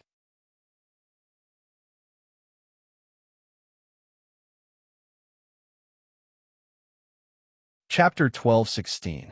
It was noon, and the sun was high up in the sky. The pitiful baby sheep's wings were tied, and it was hanging upside down outside Elder Lu's residence. Its wings drooped, and there was a rag stuffed in its mouth. It looked miserable. When it saw its master, tears flowed out of its black, beady eyes like a waterfall. Elder Lu and Lu Xiuyu stood stiffly at the side. There were several deep scars on Elder Lu's face. The grandfather-granddaughter pair had kidnapped baby sheep and Little Ing Ing. Logically speaking, they should be very smug. However, Yin Sheng noticed that the two of them looked emaciated and had heavy dark circles under their eyes. When the grandfather and granddaughter saw that Yin Sheng had really come alone, their expressions were very different. Elder Lu narrowed his eyes, and his expression was unreadable. He secretly sized up Yin Sheng. Lu Xiuyu, on the other hand, was so angry that the roots of her teeth were sore, and she almost chewed them to pieces. When Yin Sheng saw that baby sheep was bullied to this extent, the anger in her heart surged. Elder Lu, I'm here. Let go of my demonic beast and herb gatherer first. I can let it go, but you have to promise that this damn thing will shut up. At the mention of baby sheep, the veins on Elder Lu's temples throbbed. Elder Lu was a purebred celestial fox, and was also from the 8 Wastelands continent. He had encountered all kinds of demonic beasts on the continent. Before he met the popping sheep, he had always thought that the large-sized wizard beasts that roamed the wilderness were the most troublesome to deal with. Who would have thought that after capturing this magical beast, he would realize that his previous view was completely wrong? Last night, After Elder Lu had captured the sheep and the herb-gathering boy, he had planned to interrogate the popping sheep for more information about Yin Sheng. After all, Qingyu did not know much about Yin Sheng's background. Elder Lu had to first confirm the relationship between Yin Sheng and Tsang, who knew that after this damned thing was captured, although its body was restrained with a witchcraft talisman, it howled and screamed for the entire night. It was already polite to describe that voice as demonic and brainwashing. That terrifying sound startled everyone in Elder Lu's residence. The younger ones had nightmares, while the older ones couldn't sleep. For the entire night, no one in Elder Lu's residence slept a wink, from humans to chickens and dogs. This was only one night. If it were to continue for another 10 days to half a month, the Lu residence would really be in chaos. Furthermore, this damned thing was shockingly strong. Although it wasn't easy for it to move, whenever someone approached it, it would spit out a bunch of profanities. It wasn't until dawn that Elder Lu and a few celestial fox soldiers stopped the sheep's mouth, giving them some peace and quiet. Seeing Elder Lu and Lu Shuiyu's ugly expressions, Yin Sheng, who was well aware of Elder Lu's and Lu Shuiyu's temperament, twitched her mouth and resisted the urge to burst into laughter. "Bobo, I'm here. No one will bully you anymore. Don't cry." Yin Sheng nodded at the sheep. Only then did Elder Lu remove the rag on Bobo's mouth with a look of lingering fear. "Ing, dear master, this old turtle and his granddaughter kidnapped Bobo and little Ing. They even hid little Ing. Although Bobo could speak, those strange talismans on its body hadn't been removed. It still couldn't fly normally and could only be held in Elder Lu's hands. It flapped its wings continuously and cursed this old turtle 1,000 times in its heart. Yin Sheng frowned. The meaning of Elder Lu's threat was already very obvious. They deliberately hid little Ing so that Yin Sheng would have some misgivings. Elder Lu let them go. Otherwise, don't blame me for being impolite. Yin Sheng was secretly annoyed. She was too anxious for success. These days, she only cared about learning the celestial fox inheritance and didn't consider the safety of Bobo and Ing. Let her go. That's too easy for you. You caused Shuiyu to lose on her hands. This old man should kill you to avenge her. Elder Lu was angry. However, this old man isn't someone who haggles over every detail. Let's both take a step back. As long as you agree to represent Fengdu in this Saintess selection ceremony and successfully become the Saintess, this old man can let this person and beast go. Elder Lu had previously thought that Yin Sheng was Tsangdu's Saintess candidate. It wasn't until he colluded with Qingyu that he learned from Qingyu that Yin Sheng wasn't the Saintess candidate. Her true identity was just a female doctor sent by Songhai to accompany the army. Elder Lu was very cunning. His granddaughter, Lu Shuiyu, had lost one of her hands and could no longer participate in the Saintess election ceremony. For a while, Elder Lu couldn't find a suitable candidate to replace Lu Shuiyu. Elder Lu had an idea. Why not let Yin Sheng take Lu Shuiyu's place and participate in the Saintess election ceremony? "Grandfather, you let her take my place in the Saintess election ceremony?" Lu Shuiyu almost fainted when she heard this. Had her grandfather gone senile? How was this avenging her? This bitch was going to take her place in the celestial fox Saintess selection ceremony? Shuiyu, grandfather has his own plans. Now that you're injured, one of the 3 Saintess candidates in Fengdu is missing. For the sake of the big picture, someone must take your place. Elder Lu didn't want to do this either. However, as an elder from Fengdu, he had to consider the interests of Fengdu's bloodline. Although Lu Yunchuang from the Ice Fox bloodline was one of the extremely rare celestial fox Saintess candidates in Fengdu, that girl surnamed Lu had a cold temperament and was indifferent to his orders. Even if such a person became the celestial fox Saintess in the future, Elder Lu wouldn't benefit much. Therefore, he would rather choose someone he could control. He had something on this female doctor in front of him, so he wasn't worried that she wouldn't compromise. "I'll never agree to let her take my place." Lu Shuiyu stomped her feet angrily and ran out. Elder Lu sighed. Shuiyu's temper had been spoiled. Yin Sheng was also confused. She couldn't take Lu Shuiyu's place in the Saintess election ceremony because she had no interest in becoming the Celestial Fox Saintess. Secondly, if the other members of the Celestial Fox tribe saw her face, it would definitely cause a huge commotion. She was only here to send the ashes. How did she cause so much trouble? However, Yunsheng also understood that she was now deeply involved. It wouldn't be easy to get rid of it. However, if Elder Lu thought that he could control her at will, then he was gravely mistaken. Elder Lu, I hate it when people threaten me. I'm not interested, and I won't participate in the selection of the Saintess of the Heavenly Fox tribe on behalf of Fengdu. Yunsheng flatly rejected Elder Lu. Don't you care about the life and death of your magical beast and that little girl? Elder Lu smiled maliciously, but his smile didn't last long.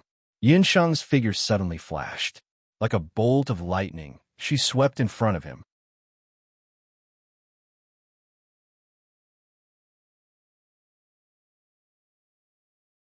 Chapter 12:17.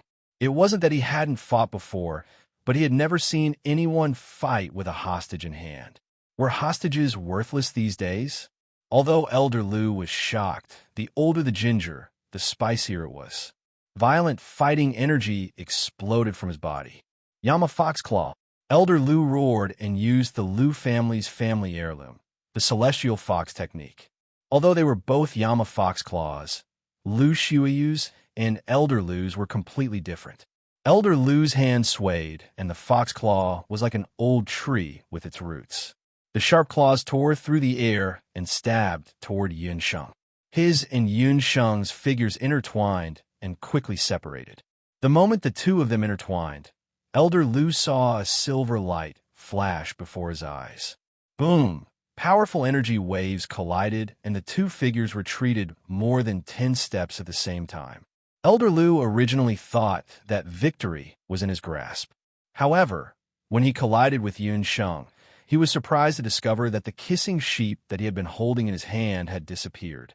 On the other side, Yunsheng's right hand had also turned into a fox claw that was also filled with powerful energy waves.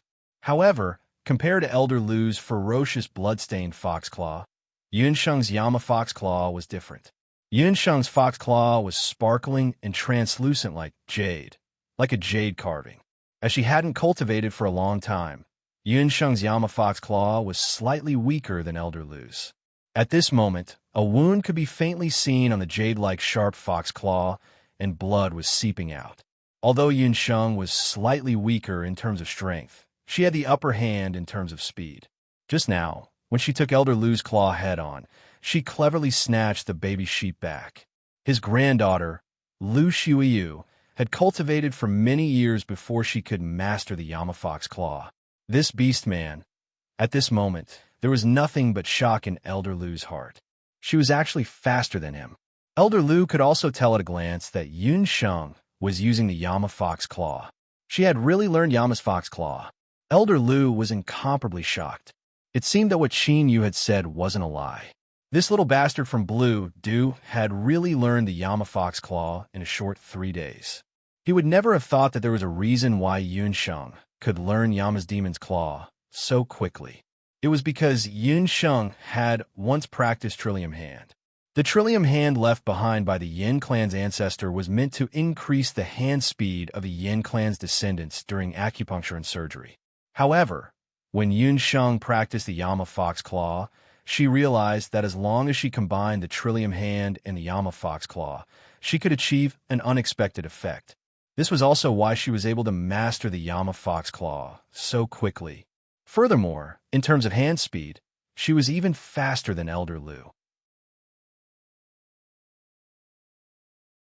It seemed that she had only learned for 3 days, but in fact, she had already learned Trillium Hand for decades in Yunsheng's 2 lives. Hence, in terms of hand speed, there were not many people in the Boundless World and the 8 Wastelands who could match up to Yunsheng. After Yunsheng snatched Bo back, she glanced at Bo worriedly. Seeing that it wasn't seriously injured, she heaved a sigh of relief. Little bastard, you do have some skills. So what if you have saved your fiend? Don't forget that I still have your herb gatherer boy in my hands. Elder Lu stabilized himself after his hostage was snatched away and said calmly, "Oh, are you sure that he is still in your hands?" Yin Sheng brushed her hair with a look of disdain. "Could it be?" Elder Lu was shocked. "Could it be? Don't worry. I said that I would come alone, so I will definitely come alone. I didn't bring any helpers from Blue Dew." Yun Sheng's black eyes flashed. "So what if you brought helpers?" "To tell you the truth, that herb gatherer boy is locked in the secret chamber.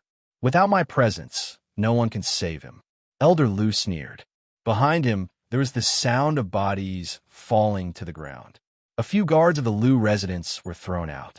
Lu Xiuyu, who had run out earlier, was now in the hands of Yun Sheng with a pale face. "What? You?" Elder Lu's smile froze on his face.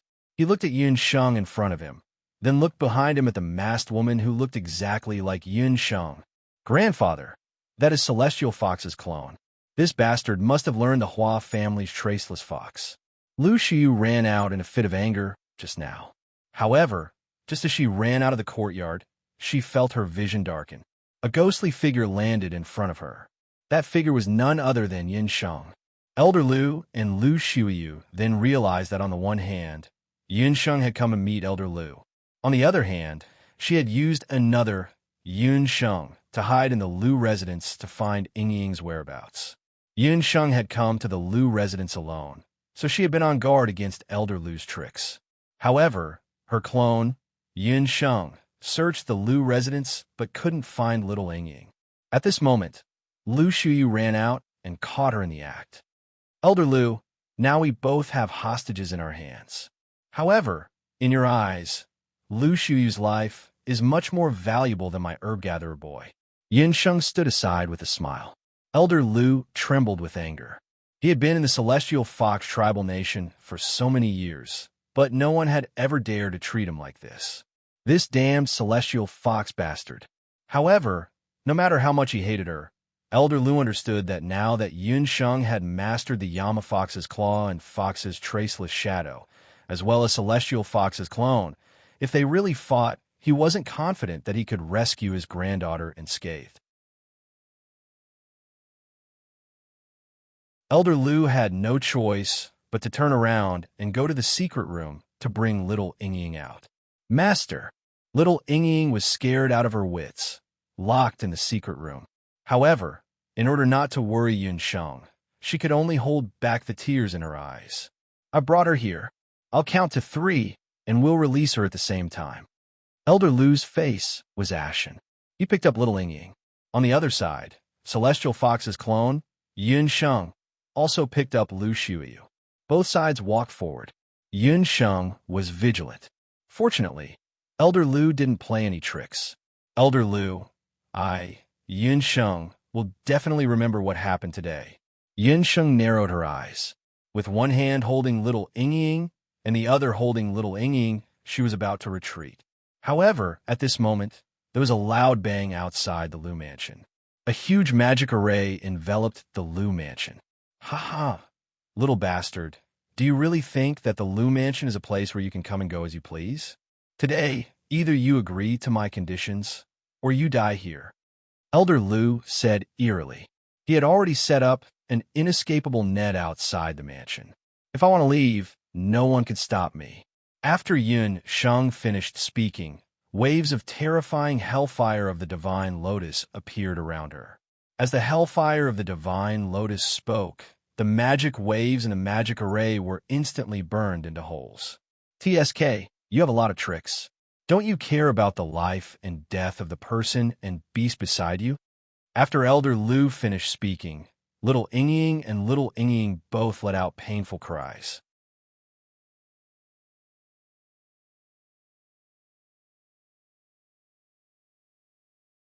Chapter 12:18. Baby Sheep and little Ying Ying's condition didn't seem right. When she rescued them earlier, Yin Sheng had already noticed that they weren't injured, but in addition to the ropes, there were also black talisman-like things on their bodies. Yin Sheng didn't pay attention to them earlier, but just now, those black talisman-like things suddenly drilled into Baby Sheep and little Ying Ying's bodies. Baby Sheep and little Ying Ying felt a piercing pain in their bodies, and little Ying Ying couldn't help but cry. Baby Sheep's face turned red, and bean-sized beads of sweat soaked its soft wool. Yun Sheng hurriedly checked on the two, but the woman and the beast didn't seem to be poisoned or injured. Even with the Shinong eye, Yun Sheng could only sense that there was a mysterious power in their bodies that was constantly moving. It was also this force that made the woman and the beast feel as if they were being cut into pieces. Little Ying was a human, and this strange force affected her. Yun Sheng could understand. But why would Baby Sheep have such a big reaction? Baby Sheep was a world deity. Although it hadn't fully grown, it had always been alive and kicking, except for when it was hatched, when it was seriously injured. Ordinary combat skills and magic were nothing to Baby Sheep. But the strange force formed by the mysterious black talisman was like Baby Sheep's nemesis, causing Baby Sheep so much pain that it wanted to die.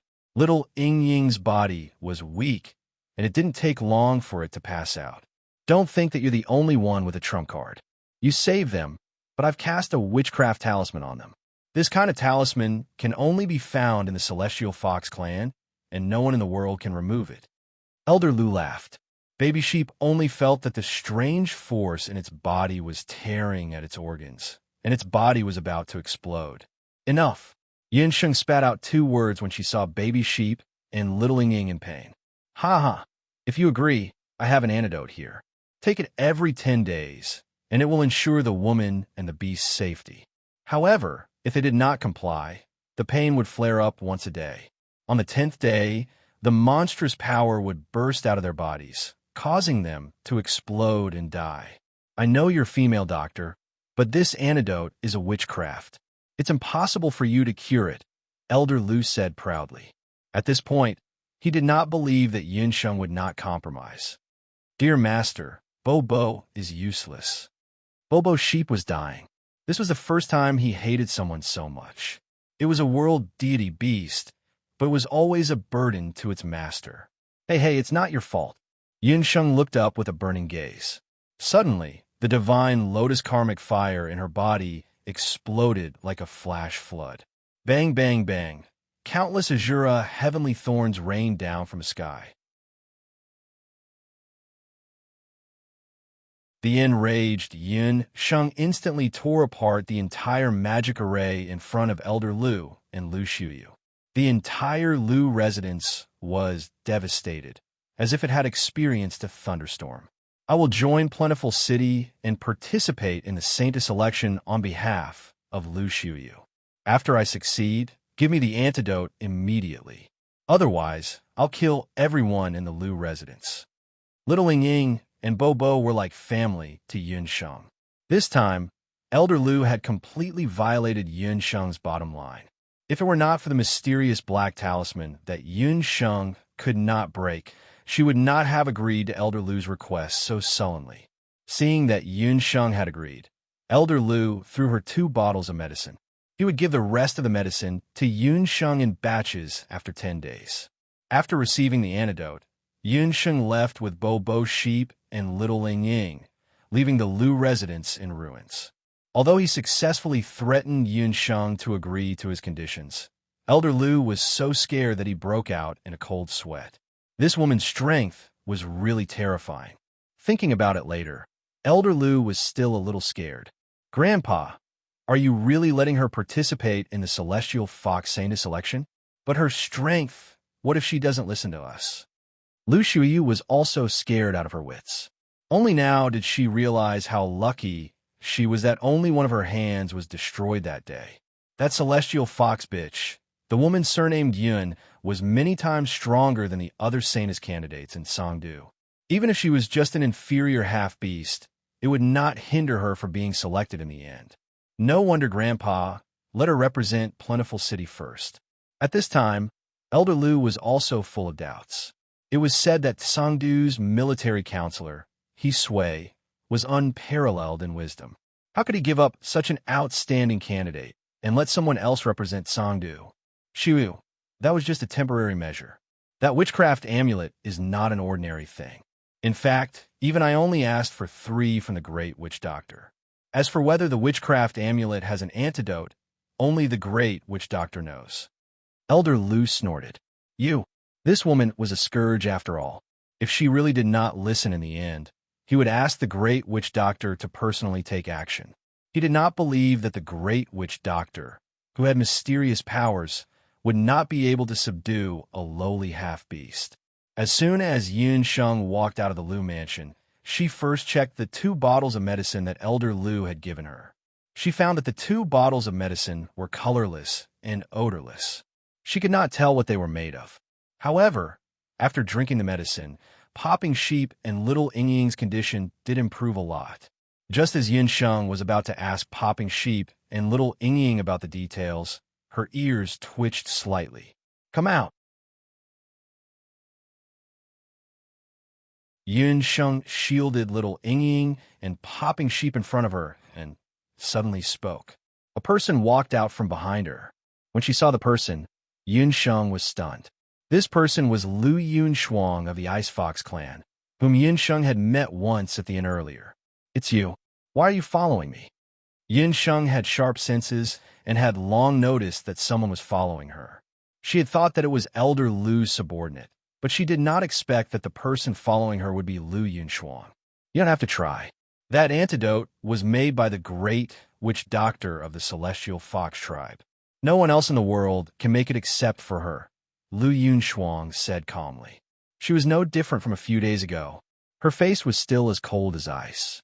The moment she got close to her, the temperature around her dropped by a few degrees. "Why are you telling me this?" Yun Sheng was on guard. Lu Yun Shuang was one of the representatives of Feng City. Yun Sheng did not think that she would be so kind. "I'm not your enemy. I can help you become the Saintess of Celestial Fox." Lu Yun Shuang's words stunned Yun Sheng. "You're also one of the candidates for the position of Saintess. Becoming the Saintess should be your wish, right?" Yun Sheng did not believe Lu Yun Shuang. Not everyone wants to become the Saintess of Celestial Fox. Everyone thinks that being the Saintess of Celestial Fox is an honor, but they don't know that the status of the Saintess of Celestial Fox is also a burden. The previous Saintess of Celestial Fox was the best example, Lu Yun Shuang said calmly.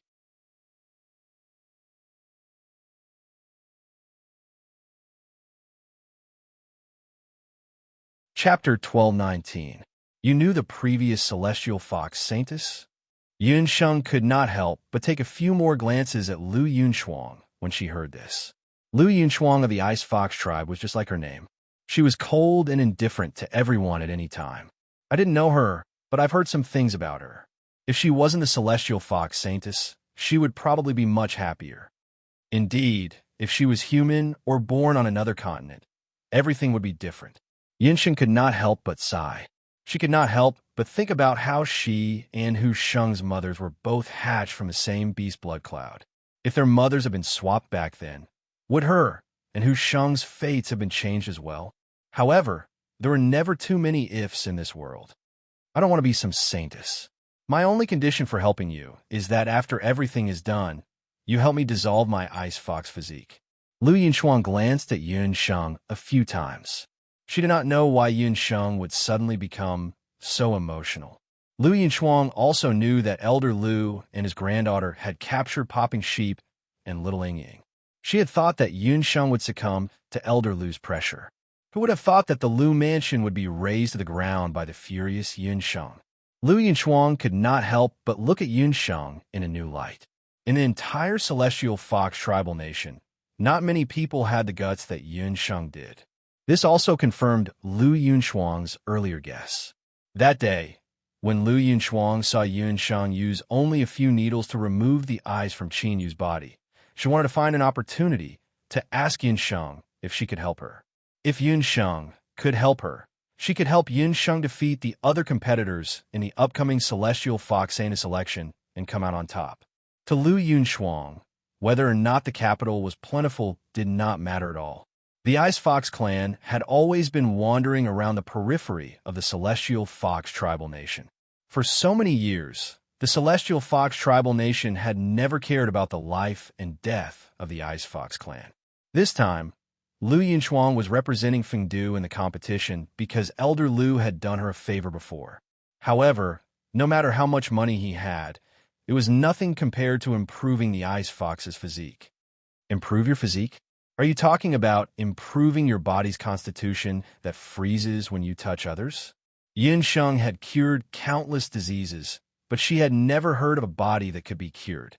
Moreover, the ice fox physique was Lu Yunchuang's trump card. Why would she want to change her physique? I have a sweetheart. He's a human. A rare blush appeared on Lu Yunchuang's face. This shyness made her, who was originally as cold as snow, gain a strange kind of beauty. Lu Yunchuang lived in the Ice Fox tribe's tribe, which was adjacent to the human tribe.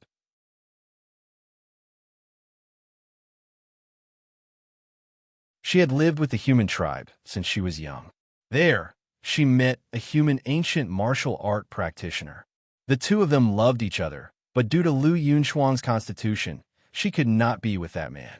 That man had been frostbitten by Lu Yunchuang a few times. It was also because of this that his family and friends objected to him being with Lu Yunchuang. We don't even have intimate actions between lovers. Although he said he didn't mind, I do. I heard that the great witch doctor in the Celestial Fox tribe has amazing medical skills, so I want her to help me change my physique. Lu Yunchuang sighed. She did not want her lover to suffer again. She had accepted Elder Lu's invitation to represent Fengdu in the competition because Elder Lu had a close relationship with the Great Witch Doctor. Through Elder Lu's recommendation, she met the Great Witch Doctor. However, after examining Lu Yunchuang's constitution, the Great Witch Doctor told her regretfully that even she could not change the constitution of the Ice Fox tribe. When Lu Yunchuang found out, she was very upset.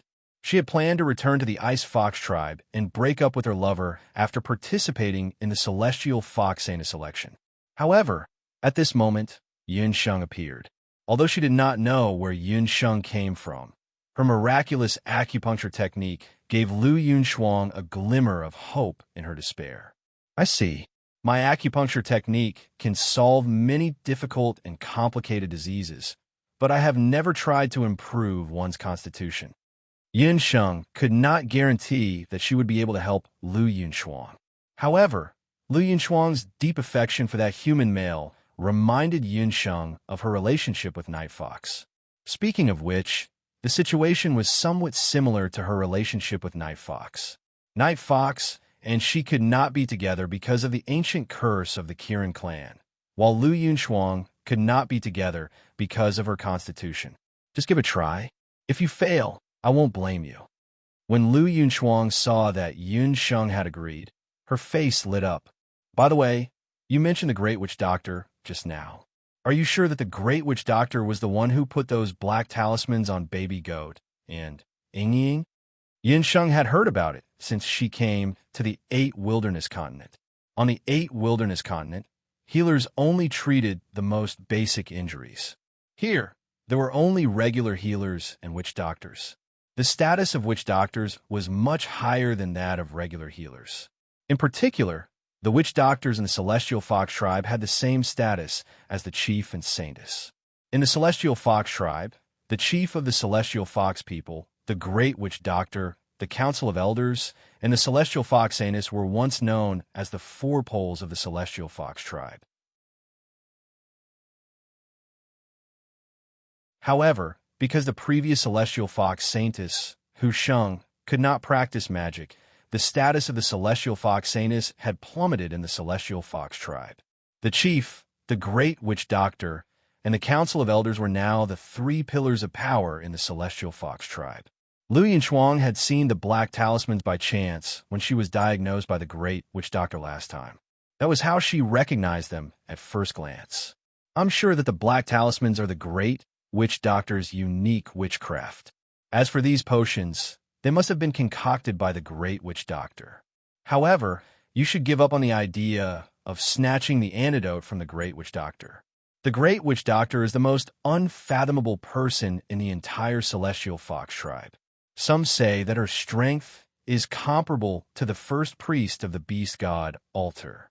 Lu Yunchuang was very smart. She glanced at Yin Sheng and reminded her. Although she had only met Yin Sheng once, Lu Yunchuang could tell that she was a person who valued friendship. Yin Sheng would not listen to her advice. It was also because of the Great Witch Doctor's existence that the Celestial Fox tribe, the weakest of the 3, was able to retain a seat among the Bakra orcs.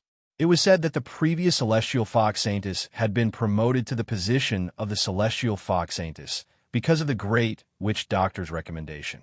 From this, one could see how high the Great Witch Doctor's status in the Celestial Fox tribe was.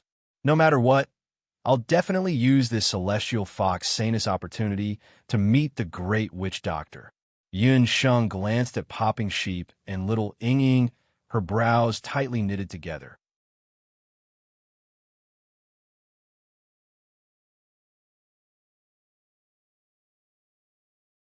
Chapter 1220. After parting ways with Lu Yunshuang, Yun Sheng returned to the inn. You want to represent Fengdu in the Saintess selection? When they found out that Yun Sheng was going to represent Fengdu in the Saintess selection, everyone in Songdu looked at her with displeasure. Although they were both capitals of the Celestial Fox tribal nation, there was still competition between them. Especially in recent years, Fengdu had always relied on its status as the wealthiest capital city to seize a lot of resources. The previous competition between Songdu and Fengdu had caused the two capitals to be on bad terms. Yun Sheng was representing Fengdu in the competition at this juncture. In the eyes of everyone in Songdu, it was undoubtedly a last-minute betrayal. I told you, she's not a good person. The people of Fengdu must have given her some benefits. That's why she's willing to fight for them. Qinyu began to slander Yun Sheng. Qinyu thought that after she told Elder Lu about Popping Sheep and Ying's whereabouts, he would seize the opportunity to kill Yun Sheng after capturing them. She did not know if Elder Lu's brain had been kicked by a donkey. Not only did he not kill this lowly creature, but he also allowed her to represent Fengdu in the competition. How was this a reward? It was a good thing that fell from the sky. Qinyu, you know best whether it was me who switched sides or you who did something behind the scenes. Yun Sheng glanced coldly at Qinyu. Yun Sheng had been wondering why Elder Lu had his eyes on Popping Sheep and little Ying. Lu Yunshuang had warned Yun Sheng to be careful of Qinyu. Yun Sheng was representing Fengdu in the competition. The others, including Feng Lian and Huayan Luo, did not say anything. Only Qinyu looked indignant. Don't slander me. Who do you think you are? You just want competition. Let me tell you, a lowly half-beast human like you won't even make it past the first round, let alone enter the official competition later on. Qinyu's expression changed slightly. She was afraid that others would see through her collusion with Elder Lu. That's right. This time, the fence-sitter is right. Yun, no matter what your reason is, you're representing Fengdu in the competition. From today onwards, we are competitors. Seeing that we are on the same team, I advise you not to go and make a fool of yourself, lest you get eliminated in the first round. Huayan Luo also stepped forward. The first round, due to her closed-door training, Yun Sheng was very uninformed. In addition, she had no intention of participating in the Celestial Fox Saintess selection ceremony, so she was completely unaware of the details of the Celestial Fox Saintess selection ceremony. He didn't even know the details of the Saintess selection for Celestial Fox. Yun Sheng had even missed the registration for the Celestial Fox Saintess selection. However, Elder Lu had already used some means to change Lu Xiuyu's name to Yun Sheng. The first round of the competition is about bloodline. Speaking of which, do you know which branch of Celestial Fox you belong to? Feng Lian asked indifferently. Yun Sheng was stumped by the question.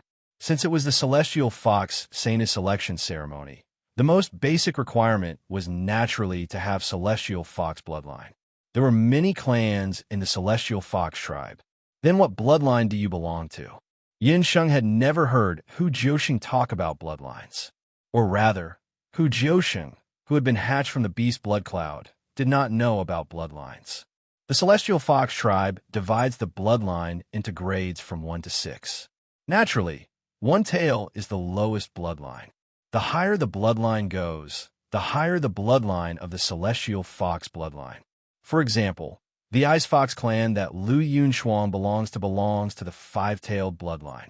The Lu family that Lu Xiuyu belongs to also has 5 tails. The Hua family that Huayan Luo belongs to the 4-tailed bloodline.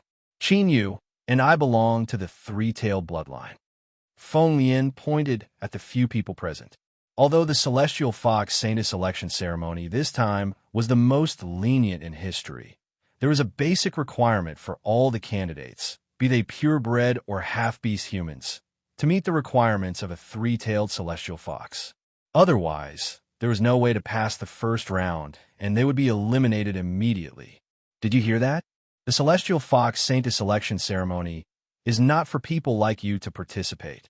Lowly half-beast humans like you, who can't even hide your fox ears, and tails can only have two tails at most.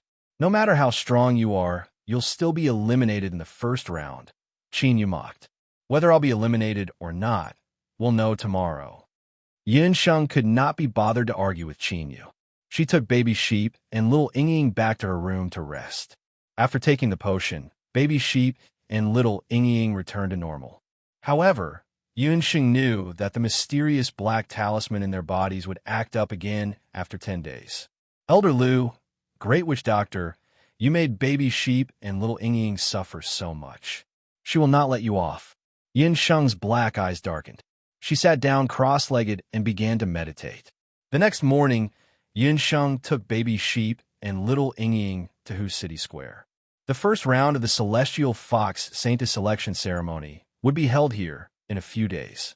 When Yunsheng arrived at the square, it was already crowded with people.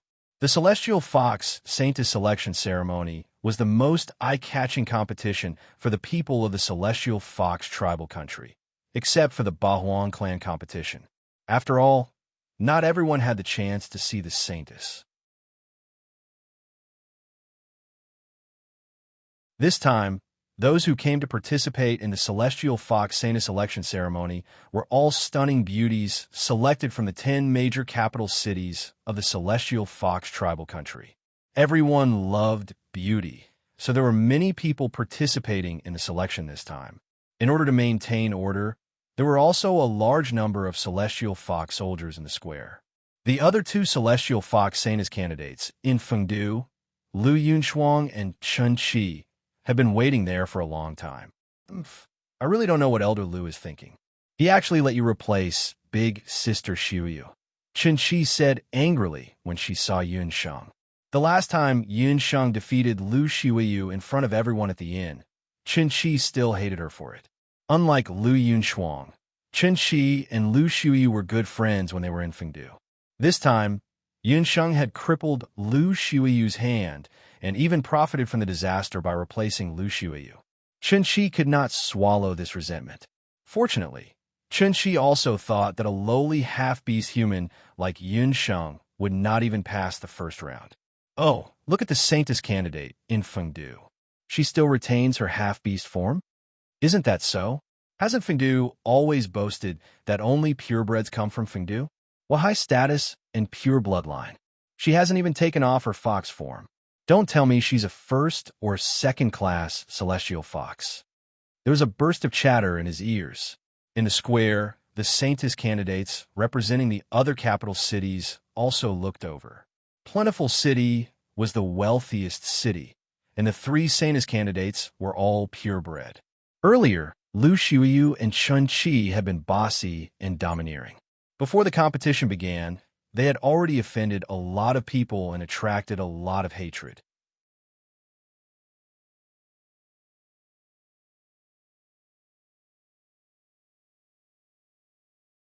Chapter 1221. Lu Xiuyu had wantonly attacked the half-beast humans from other capital cities and even the purebred celestial fox. Who would have thought that in the blink of an eye, her right hand would be crippled? Lu Xiuyu, who had always been considered the most likely candidate to be the Saintess, was forced to withdraw halfway through the selection, leaving Feng City one less person. In the end, they could only find a last-minute half-beast human to replace her. When the news spread, people from other capital cities were waiting to laugh at Feng City. Chun Qi, who was prideful, felt even more humiliated when everyone stared at her with ridicule. It's all your fault. A person like you shouldn't even be here.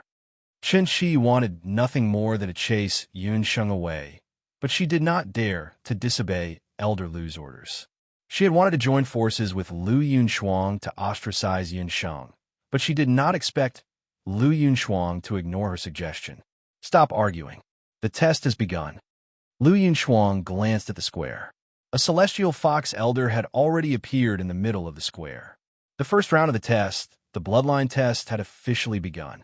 The one presiding over the first round of the test was Elder Gio of the Council of Elders.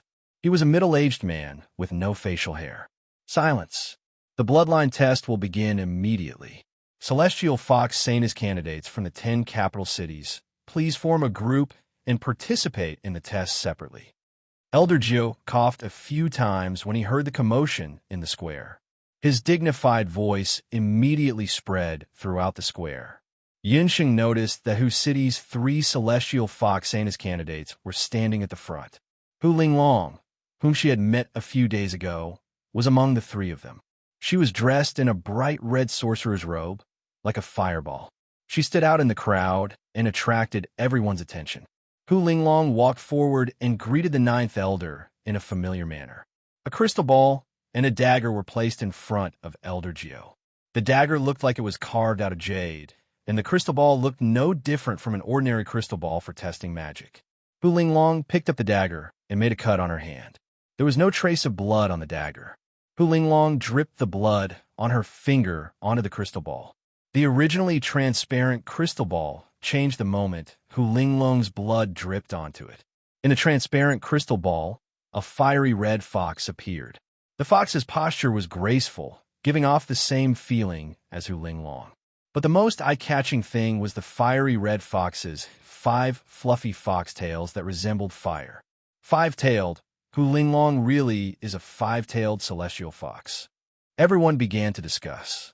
As the daughter of Hu Qi Qiansui, Hu Linglong and the patriarch Hu Qiansui were of the same origin.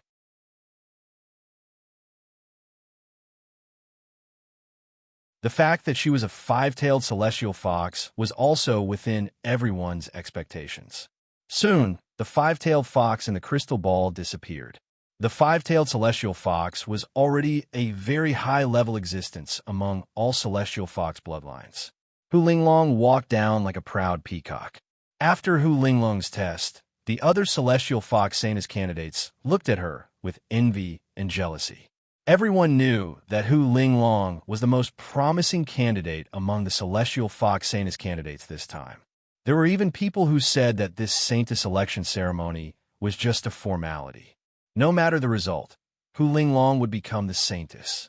While the second Saintess went up to take the test, Yunsheng asked Lu Yunshuang in a low voice, "Are there other celestial foxes above 6-tailed? For example, 7-tailed and 8-tailed? The more tails you have, the more powerful you are?" Lu Yunshuang gave her a strange look, as if she found it strange that as a heavenly fox, she did not even know such basic knowledge. Among the bloodlines, 6-tailed is already the highest. Even the current chief of the celestial fox people was only a 6-tailed celestial fox back then. Further up, there are 7-tailed and 8-tailed, but that is not because of the bloodline.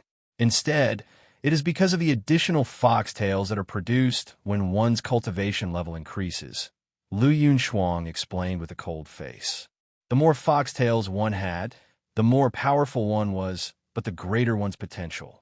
This was because every additional tail meant that one could learn another celestial fox legacy. Lu Yunshuang saw how powerful Yunsheng was, and thought that she would at least know this. Who knew that Yunsheng was not aware of this at all?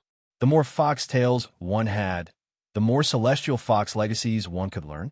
When Yunsheng heard this, her frown, which she had been frowning because of the celestial fox bloodline test, suddenly relaxed. Does that mean that if a celestial fox learns multiple celestial fox legacies, how many celestial foxtails is she? Yunsheng had previously comprehended 2 celestial fox legacies. In addition to the Yama's fox claw and fox's traceless shadow that she had learned later, she now had a total of 4 celestial fox legacies. Yunsheng was a little worried that she would not even pass the first round of the test, because she did not know the level of her bloodline. After Lu Yunshuang finished speaking, she looked away. Yunsheng breathed a sigh of relief. If that was the case, the worst she could do was to be a 4-tailed celestial fox. At least she could escape the misfortune of being eliminated in the first round. However, Yinsheng immediately thought of another problem. Does that mean that after a four-tailed celestial fox has learned 4 celestial fox legacies, she will not be able to learn other legacies? Yinsheng asked again. In theory, yes. If it were not for the fact that she and Yinsheng had already become allies, Lu Yinchuang would not have bothered to ask Yinsheng such pointless questions. Yinsheng wailed in her heart. If she had known this would happen, she would not have learned for legacies so casually. If she really was a four-tailed celestial fox, did that not mean that she would not be able to learn other celestial fox legacies? It was not that Yinsheng's legacies were bad, but that there was no harm in having more skills. One more legacy was a promise. However, if the other celestial fox saintesses heard Yinsheng's thoughts, they would probably vomit blood in anger. Heaven knew that most people would find it difficult to learn just one celestial fox legacy, but Yinsheng could do it as easily as drinking water and eating rice. It would inevitably make people feel unbalanced. However, there are exceptions.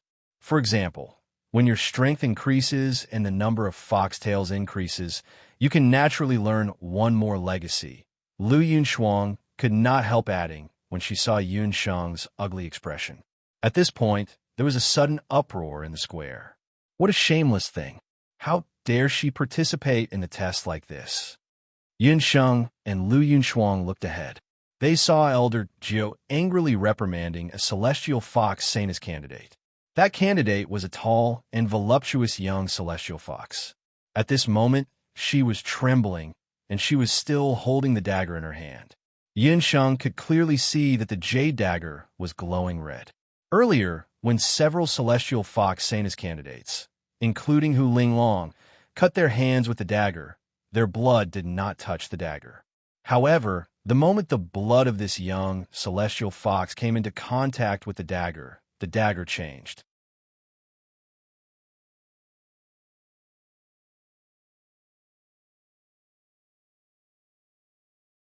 Chapter 1222. Only now did Yunsheng realize that the dagger placed next to the crystal ball was not an ordinary dagger. This was a special dagger called the Chastity Dagger.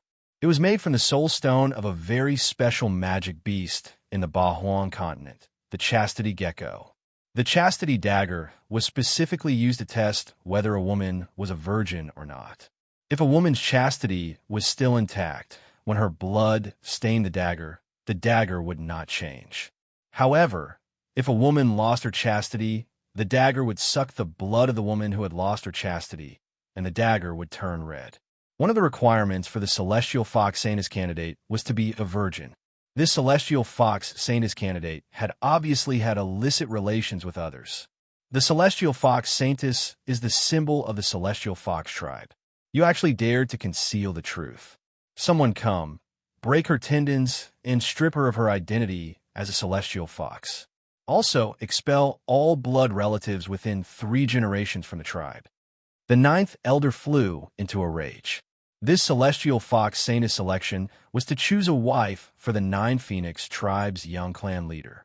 This damned woman actually participated with an impure body. If this matter was known by the 9 Phoenix tribe, who knew what kind of storm it would cause? 9th elder, please spare my life. When the celestial fox Saintess candidate heard this, her entire body was paralyzed.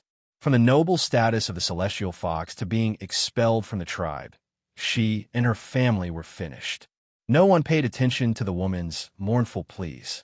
Her tendons were broken, and she was dragged out with blood all over her body. In the square, everyone's eyes were cold. In the Bahuang continent, the weak were not worthy of sympathy. After a few more rounds of testing, there were no more unchaste Celestial Fox Saintess candidates. However, there were a few Celestial Fox Half-Beast men that did not reach the level of Celestial Fox Half-Beast men. The eliminated Saintess candidates could only dejectedly leave the square. When it was Feng Du's turn, the first one to step forward was Chun Chi. After a test, her bloodline was found to be 4-tailed.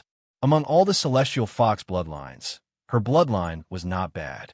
The Frost Fox and Lu Yunxuang walked up to him. Her blood dripped onto the crystal ball, and the crystal ball instantly emitted a blue light. In the crystal ball, it was as if it was snowing. A pure white snow fox appeared in front of everyone. Behind the snow fox, there were 5 tails. 5-tailed celestial fox, as expected of the Ice Fox clan with a rare bloodline. The 9th elder looked at the completely white ice fox and nodded approvingly. Liu Yunchuang's face remained as cold as ice in the face of praise. When it was Yunsheng's turn, the 9th elder raised his head and saw Yunsheng, who was wearing a veil. He frowned, and then saw Yunsheng's fox tail and fox ears. A half-orc that hasn't even shed its fox form? Fengdu was being too perfunctory. If not for Elder Lu's earlier instructions, he would have directly asked this half-orc to scram. Let's begin. The 9th elder's tone was not very pleasant. Yunsheng did not pay attention to the 9th elder. She took the chastity dagger and shook the tip of the dagger. A drop of blood fell onto the crystal ball. Blood dripped onto the crystal ball. Chun Shi, Qin Yu, and the others all looked over with mocking expressions. The other celestial fox Santa's candidates also looked like they were waiting to watch a good show. The blood lingered on the surface of the crystal ball for a moment, but the crystal ball did not react. Don't tell me you're not a celestial fox. The 9th elder stood up and looked at the crystal ball suspiciously. However, even if she was not a celestial fox, this test crystal ball should still be able to reveal Yunsheng's beast form.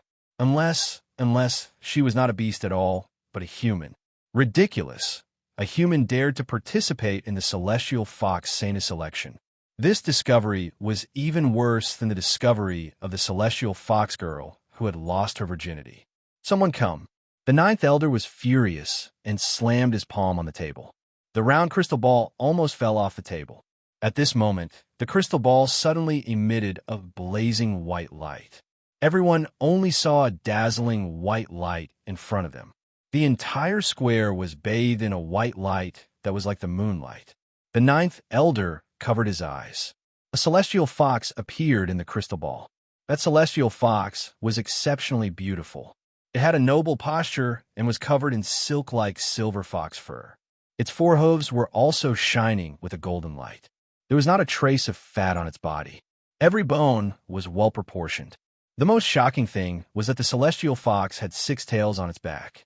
Six tails. The 9th elder ignored the piercing light in his eyes. He leaned forward and grabbed the crystal ball tightly. He stuttered and looked at the 6-tailed celestial fox in the crystal ball in disbelief. The square was also dead silent. Those who had mocked Yunsheng's identity as a half-beast human had all become mute. As for the ordinary citizens of whose city, they looked at the masked woman with reverence. The fox tails and fox ears on her body seemed to have disappeared. The celestial fox's black eyes were as dark as the night sky. It looked at the people in the square proudly. Yunsheng was also surprised. She thought that with her mixed celestial fox bloodline, she would at most have 4 or 5 tails. She did not expect that she had 6 tails. In the crystal ball, the silver-white celestial fox winked at Yunsheng. Its expression was very similar to Yunsheng's usual expression. How can it be? The word be *starred was stuck in her throat like a fishbone. She could not spit it out. Qin Yu opened her mouth. She was only a 3-tailed celestial fox. She was not qualified to call Yunsheng *** at this time. Hua Yinluo and Feng Lian had complicated expressions. Although they were surprised by Yunsheng's bloodline, they were not too shocked. It was a pity that Yunsheng was now representing Fengdu in the competition. The competition in the following competition would be more intense. You are Yunsheng from Fengdu, a 6-tailed celestial fox. Not bad, not bad. The 9th elder's eyes lit up. It had been many years since a 6-tailed celestial fox had appeared in the celestial fox tribe. So what if she is a 6-tailed fox? That good-for-nothing was also a 6-tailed fox. Yunsheng was found to be a 6-tailed fox. Bu Linglong was the most depressed. She looked at the crystal ball with jealousy and hatred. She wanted to crush the crystal ball. Bu Linglong hated fox tails the most. In fact, when Hu Linglong was just born, she had been tested for her celestial fox bloodline. At that time, the previous celestial fox saintess had just passed away. The celestial fox tribe conducted a small test among several of the noblest newborn celestial fox girls. When the test results came out, Hu Linglong was a five-tailed fox. At that time, Hu Qiansui wanted to fight for her to become the celestial fox saintess. But in the end, Hu Qianxiu brought Hu Sheng, who was born an hour earlier than Hu Linglong. Hu Sheng was also found to be a six-tailed celestial fox at that time. Hu Sheng was the only celestial fox to be found to be a six-tailed celestial fox in more than 20 years. From then on, Hu Sheng naturally became the celestial fox saintess. He was also known as the most talented celestial fox after Hu Qianxiu.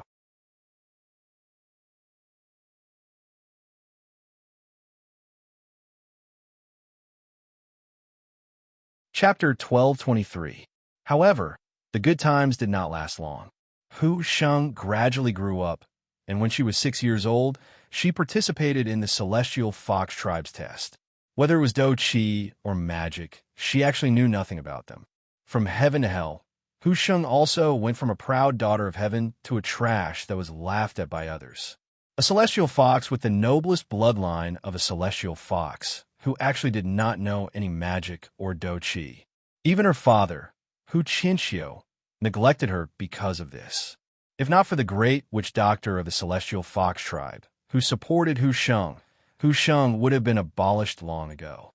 However, it was also from then on that Hu Sheng's character became increasingly autistic and finally became the joke of the entire Celestial Fox Tribe. Hearing Hu Linglong's words, the ninth elder and the spectators in the square, who were originally immersed in the joy of a six-tailed celestial fox, also recalled. That's right, the previous celestial fox, Hu Sheng, was also a six-tailed celestial fox. It was only because she was really too useless that everyone had already forgotten that she was originally a six-tailed celestial fox. In any case, the results of the first round of tests were still good. The next few rounds of tests would ultimately determine who was the most suitable to be the celestial fox saintess. However, this time, it would not be like the last time, where a useless celestial fox saintess was chosen. After Plentiful City, there were only 2 capital cities left. 6 celestial fox women of different figures and appearances came forward, and one by one, they were tested. The first 4 people's test results were mostly normal. They were 3-tailed and 4-tailed, respectively. There were no more cases of losing one's chastity or higher bloodlines above 5-tailed. At this time, a yellow-clothed woman came forward, wearing a bamboo hat. The ninth elder was somewhat dissatisfied. Earlier, when Yun Sheng wore a veil, the ninth elder wanted to reprimand her, but he did not say it out of consideration for Elder Lu. This woman was even more outrageous, directly wearing a bamboo hat. The yellow-clothed woman seemed to know that she had angered the ninth elder.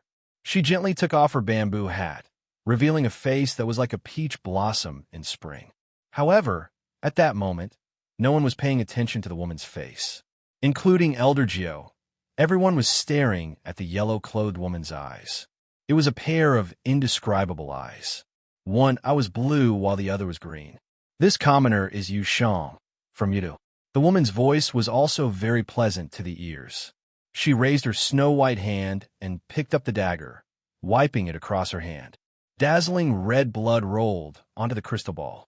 The crystal ball shone with a dazzling yellow light, and a yellow heavenly fox appeared within it. Heavens, it's six-tailed again.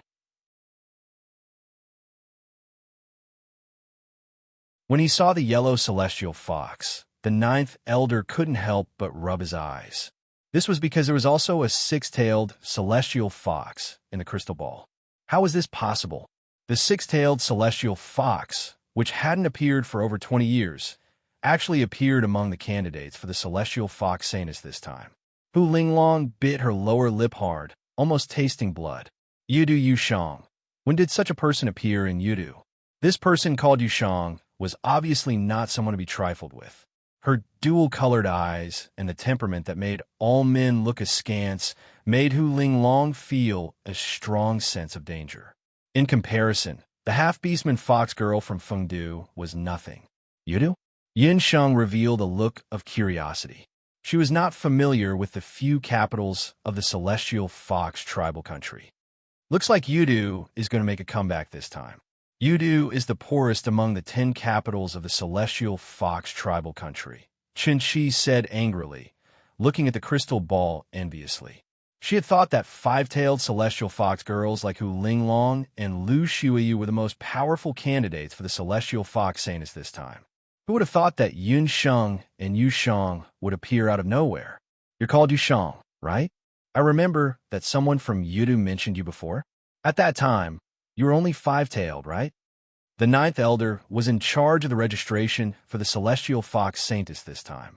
When he collected the information of all the Saints candidates, he had noted that there should be 4 five-tailed Celestial Fox girls. They were Hu Linglong, Lu Shuiyu, Lu Yunshuang, and Yudu Yushang. As for the half-beastman fox girl who appeared out of nowhere, Elder Lu's information did not state her exact bloodline. After all, Yinsheng herself did not know what her bloodline was at that time. The information and test results of the other candidates all corresponded. Only Yushang went from five-tailed to six-tailed. For some people, the difference between five-tailed and six-tailed might be the difference between one-tailed and one-tailed. However, for the Celestial Fox tribe, especially the upper echelons of the tribal country, no one knew better than them that the difference between five-tailed and six-tailed was like heaven and earth. Of course, the prerequisite was that the other party was not a second Yushang. How did Yushang become six-tailed in just a few days' time? This was simply too inconceivable. The ninth elder also wanted to confirm whether Yushang had used any unfair means or tricks. When Yushang came to Hu City, she was still five-tailed. However, Yushang broke through the day before yesterday. Yushang's eyes were full of affection, and her strange eyes had an indescribable charm. Even the ninth elder, a purebred celestial fox, could not help but feel his heart skip a beat. She broke through to six-tailed on her own.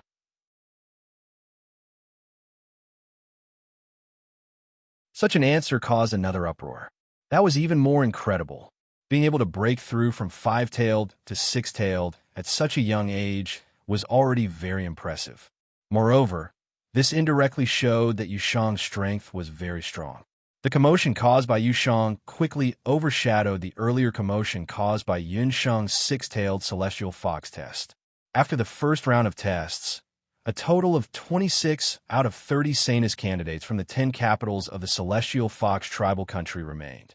The ninth elder was quite satisfied with this result. Congratulations to all of you for passing the first round of tests.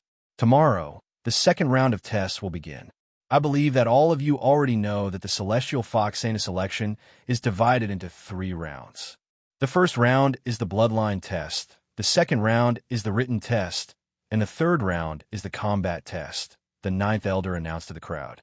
In order to avoid a situation like Hu Shang's, the Celestial Fox Saint selection, this time, was the strictest in terms of procedures and requirements. The bloodline test was something that all the Celestial Fox Saints candidates already knew about when they signed up. It was also the easiest test to pass. The contents of the second round of the written test and the third round of the combat test had not been announced to the public. They would only be announced on the day of the competition. After the ninth elder emphasized the contents of the competition, he left the square with the test results.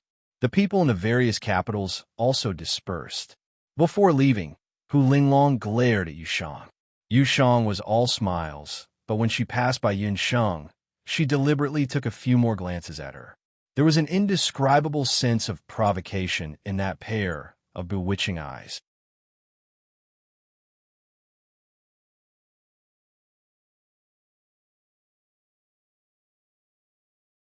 Chapter 1224. Yushang was also a very proud person. She had broken through to 6 tails on the eve of the competition and thought that she would be able to dominate the crowd. Who knew that another unknown person from Fengdu, Yinsheng, would appear?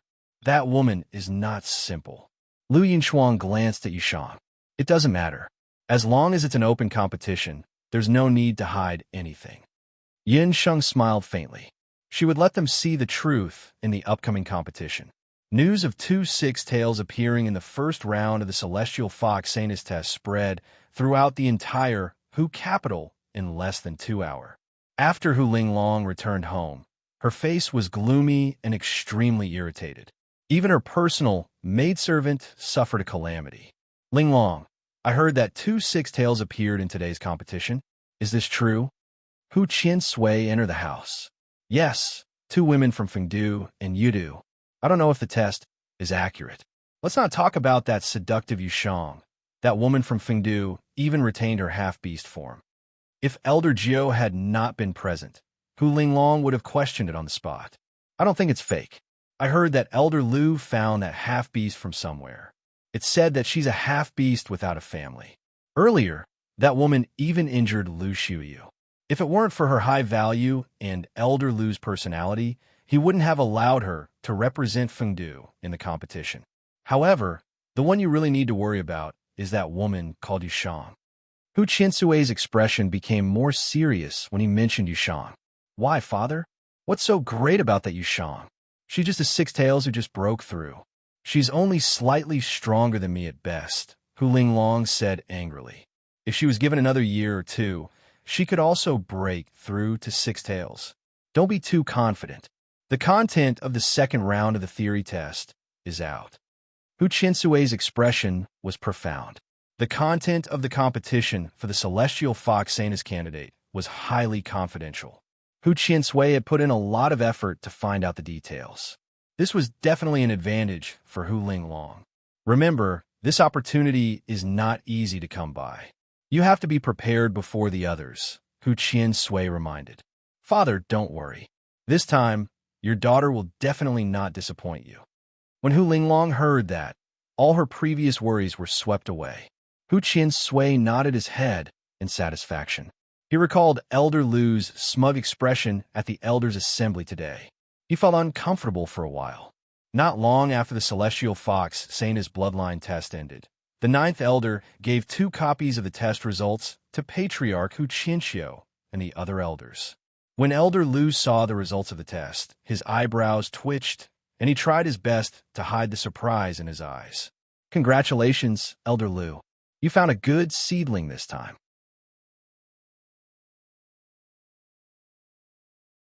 The other Celestial Fox Elders congratulated Elder Lu. Elder Lu smiled awkwardly. He couldn't tell others that he didn't know that the half-beast human Celestial Fox he found was actually a 6-tailed Celestial Fox. Elder Lu, if this girl is chosen as the Celestial Fox Saintess, your Fengdu city will be strengthened. Hu Qiansui said at this time, reminding the other elders that Fengdu city was dominant and might even surpass Hudou city. Sure enough, after hearing this, the expressions of the other elders changed. Hu Qiansui, this old fox. Elder Lu cursed in his heart. Elder Hu, why do you say that? No matter talent, strength, or appearance, Miss Linglong is 1 in a million. What's more, there will be the civil and martial competition. It's hard to say who will be the saintess. Elder Lu said modestly. That's right, but what will be tested in the civil test? Hu Qiansui said with a deep look. That depends on the result of the discussion between the chief, the witch doctor, and the first elder. Elder Lu smiled. Everyone, the competition of the theory test has been decided. For the sake of fairness, I have already given the content of the competition to the 3rd elder. The content will not be announced until tomorrow at the competition venue. The first elder of the Celestial Fox Elders Guild walked in. In his hand, he was holding the content of the civil test discussed with the other 2 leaders of the Celestial Fox Tribal Nation. The 3rd elder will be in charge? Elder Lu looked unhappy, but Hu Qiansui was happy. The 3rd elder and Elder Lu had always been at odds. They were on Hu Qiansui's side. After the meeting, the elders all had their own thoughts. In contrast, the chief of the Celestial Fox people, Hu Qianxiu, was much happier. Since his daughter Hu Sheng was judged to be a waste, he hadn't been so happy in a long time. After confirming the content of the civil test with the elders, he returned to the Celestial Fox Palace. The chief of the 9 Phoenix tribe was a guest in the Celestial Fox Palace these days. Qianxiu, congratulations. I heard that 2 6-tailed Celestial Fox appeared in the Celestial Fox tribe this time. It seems that the Celestial Fox tribal nation can make a comeback in this Bahuang tribe competition. Although the chief of the Nine Phoenix tribe didn't participate in the first round of the test, his eyes and ears were very smart. And he also heard from his subordinates that the half-beast woman he had taken a fancy to was actually a six-tailed celestial fox. Thank you for your blessings. It's just a six-tailed fox. How can it be compared to other tribes, especially a genius like the young chief LV? Hu Qinxiu was modest. Although Hu Qinxiu was happy, he wasn't a blindly optimistic person. Although there were two six-tailed and two five-tailed, compared to the other saintesses and young chiefs of the Bakra orcs, the candidates of the Celestial Fox tribe saintess, except for Hu Linglong, most of them weren't of noble birth. It was said that some of them didn't even have a clear background. Such a person, even if her talent was good, cannot be compared to the other proud sons and daughters of the other tribes who have been baptized by the beast god Altar since young and received the best resources. Even if the candidate was finally confirmed, she still needed to be properly trained and completely transformed into a saintess that could be used by the Celestial Fox tribe. We're going to be a family soon. There's no need to be so polite. The chief of the Nine Phoenix tribe chuckled. Chief, a Celestial Fox soldier came forward and whispered. Hu Qinxiu's face that was full of smiles suddenly darkened. Old chief, there are some matters in the palace. Qinxiu will take his leave first. If you're interested, you can follow the third elder to the Celestial Fox Temple to watch the theory test. Hu Qinxiu hurriedly said a few words and left. In the Celestial Fox Palace, several soldiers stopped a beautiful woman in white. I beg you, let me see the chief. The beautiful woman's appearance was elegant, but her expression was very haggard. She begged the soldiers bitterly, but no one paid attention to her. If Yinsheng saw her, she would be very surprised, because this woman's appearance was almost the same as her mother, Hu Jiuxing. You're tuning into the Romance Rendezvous YouTube channel. We're so grateful for your support, and don't forget to subscribe to join us on this incredible journey through captivating stories. Your generosity through donations truly makes a world of difference, as it's the primary source of revenue that allows me to expand and enhance this channel for you. Thank you from the bottom of my heart for being a part of this adventure.